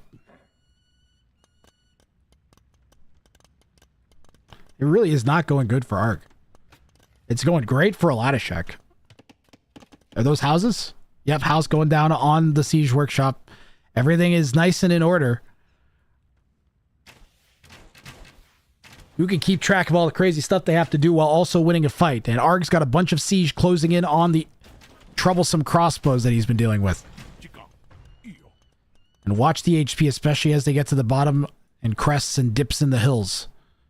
And it might be difficult to track the bonus damage coming in as a result, but it's certainly a dangerous situation for both players there.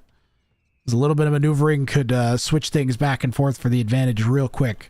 Now there is forward pressure from Alatashek at the same time that all those Wrathas seem to be heading south to Alatashek's base. And we could see the players go for a little bit of a trade here. Arg gets those vills to safety before they really get in trouble. He doesn't have a lumber camp on this side, but he could put one on the stone. He just doesn't have the wood for it. You're going to have to buy... Oh, no, I think he just mangoed his own Wrathas there.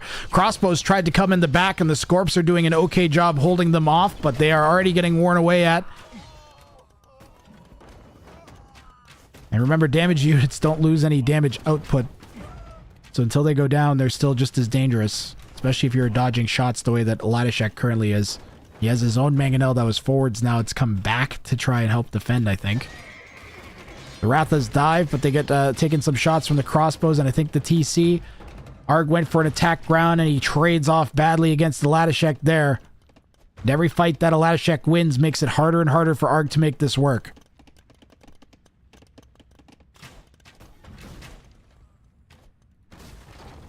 One mango shot could clear all of those. Arg should send them back to his castle and heal. Otherwise, they're done. I don't know what Arg died. Arg might just be dead, guys. This has potential to end the game, I think. Pushed. If this pushed down right there, it might have been enough. I want to see Alatashek scouting. He doesn't actually know that that's there. Arg needs these to connect. And he will get that mango. Keeps his alive. He might get one shot at the crossbows, and he took out 2 of the 6 that were at the back of the base to harass. And he does get the weakened Wrathas back to the castle. Hopefully hops in and heals up. And no. Put him in the castle, Arg. Come on. Now he wants to go chase down the crossbows. That is a lot of Wrathas. He's up to a dozen of them, but there's 23 crossbows from Alatashek. No sign of any slip-ups with the houses here. Everything looks in order.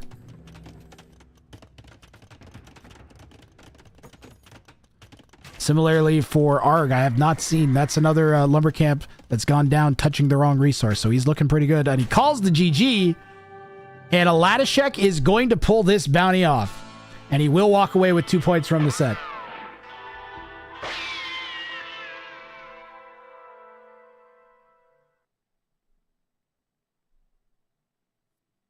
And GG, well played by Aladashek. Arg went for a pretty ambitious bounty, to be fair, and I thought he did a pretty excellent job of making a game of it, but this time Aladashek did a really good job of defending against a Phosphoru. That's what this strat is. And Aladashek also, in 2 straight sets, has stolen points off of somebody hundreds of elo higher than him. And between his 2 sets, against his 2 higher elo opponents, he managed 6 points. I think if I play standard instead of FC, this would go better. I think so too. I was surprised you stopped making Vils because I was like, it's just looking pretty good. You can even put a TC down and like kind of boom up. Didn't want to go for a long game. Yeah, after the first one, geez. First game had to have been exhausting for both of you guys. This was a great set. One of the better ones of the tournament. One of the better ones of the second group stage. Absolutely. We'll take one last peek at our stats here. 3k res up for Aladashek. It was basically over, especially losing those last 2 fights and just not able to find the damage with those Wrath, unfortunately. And he'd rather have gotten more damage. So Rally forced Arc 55 to consume a tier 1 Sober Lee! Sober Lee, thank you very much for the gift sub to Arg. Sure, Arg will enjoy not getting hit with ads all the time while he's watching.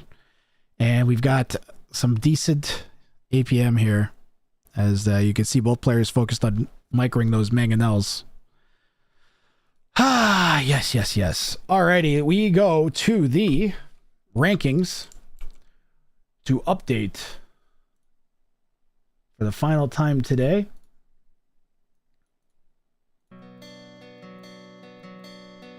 Not that one, this one. Let's see how this affects things. Give me 1 minute to get our scores entered in here. We had a final of 2-6 for Arg. Great set.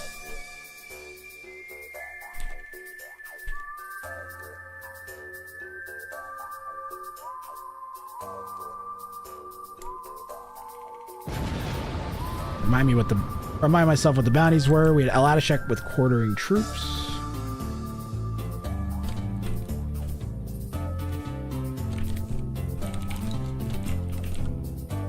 Which was win, yes, 1 for Aladashek, and then on the run.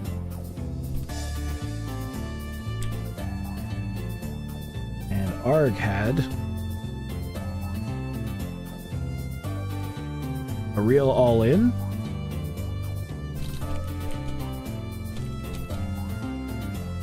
And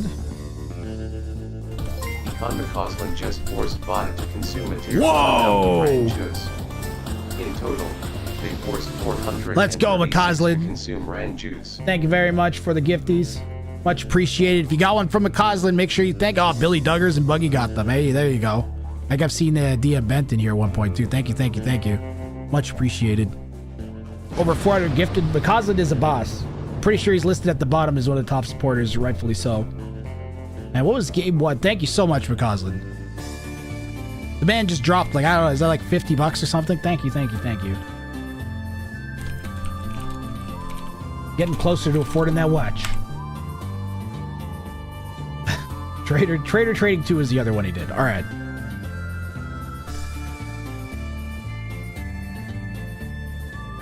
Completed, yes. Casted, yes. Winner, Arg. Let's drop that in the completed sets and see what happens.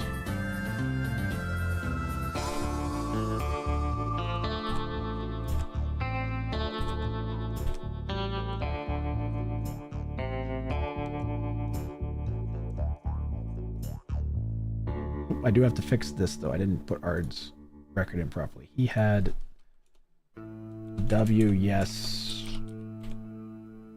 2. 3 plus...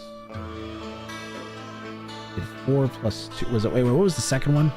Double check here what Ard's second bounty claimed was. He had a level 2 and a level 2. Okay. There we go.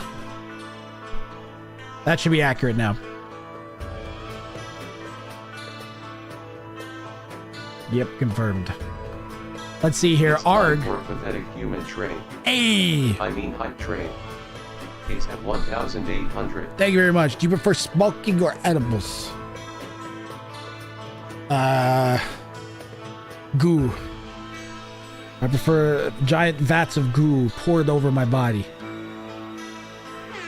and absorb it through my skin.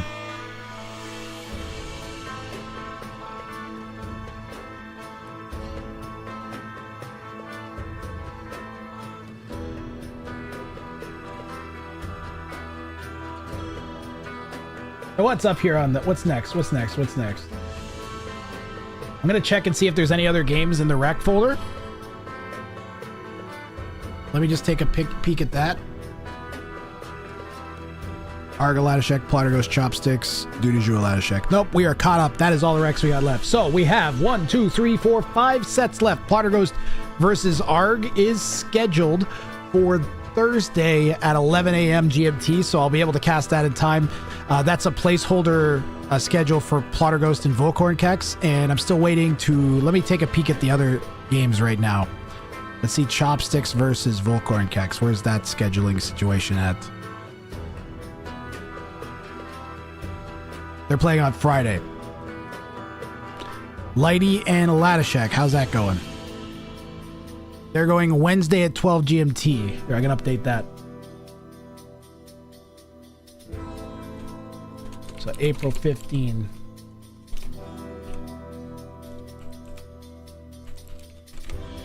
$12 GMT.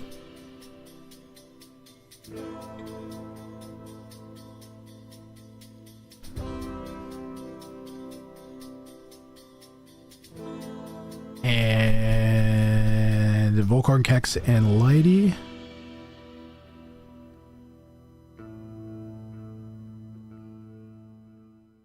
Looks like they're going to go Friday, potentially. So it looks like we might have a bunch of games being played Friday. I might be casting on Friday night or something late. Hopefully they play it during the day so I can cast it in the evening for me. And I did Chopsticks and Volcorn, did I not? Yeah, Chopsticks, Volcorn Friday. Volcorn Lady is Friday probably. Plotter Ghost and Arg. Where's that at? Thursday at 15 GMT. So Thursday is 16th for Plotter Ghost and Arg.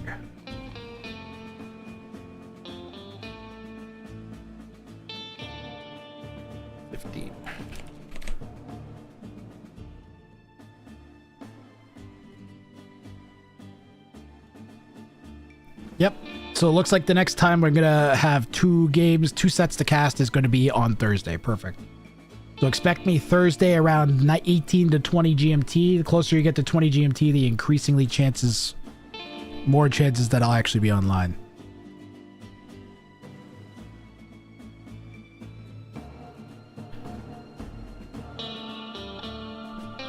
Swag.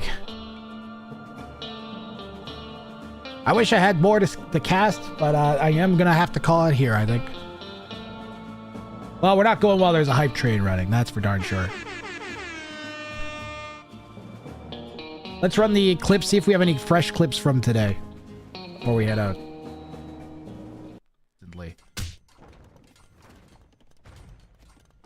Always sell out. Now, you can't leave while hype train's running. Mangoes need a half-decent shot on the... Oh, my God! And they just got smoked by the Mangoes. Into a GG. Naruto. I don't know if Chip will win, but I think they'll do the bounty. All right. You're not going to get over the prediction buttons. Pretty sweet. Oh. Cheer 100. I gotta tell you. Yo, Mikaza, thank you. In a minute. You could probably buy a castle if you had a market. Yeah, he has a market. You should buy a castle and castle this foundation right now before... Her name's Greg. She's a castle technician. Her name's Greg. She's a castle... Alan! Now, of course, I am going to have to permanently ban Arg from the channel for doing this with a non-mangonel sieve. So I'm sorry, Arg. It's been a good run. The time for spear destruction has come. A hot train just ended at 75,000%. Arms. Ark knows what he's got to do to make this happen. He is so close. And Togawa can't like delete his TC to deny the bounty even if he knows what's coming because that's his MTC. The castle drop is the building that finishes the dumbest wall. A ton of the scorpions. Deals a pile of damage on top of that. And there's another huge shot. Plotterghost just took out, I think, 9-8 scorpions there with a single volley from that mango, and the rest are all going to go down.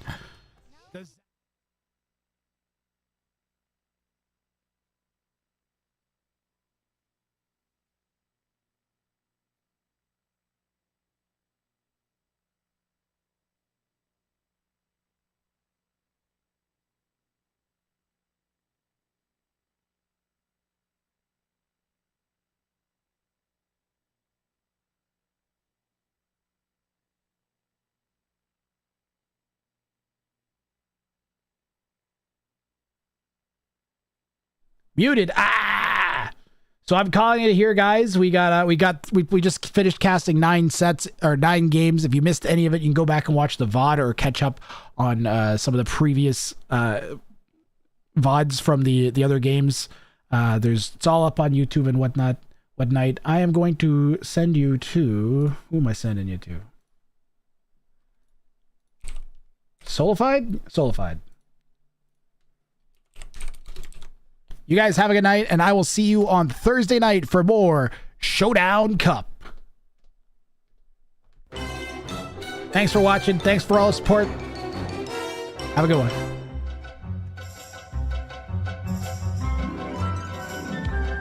Thank you for the Middle Earth talk. I enjoyed it, Wizard.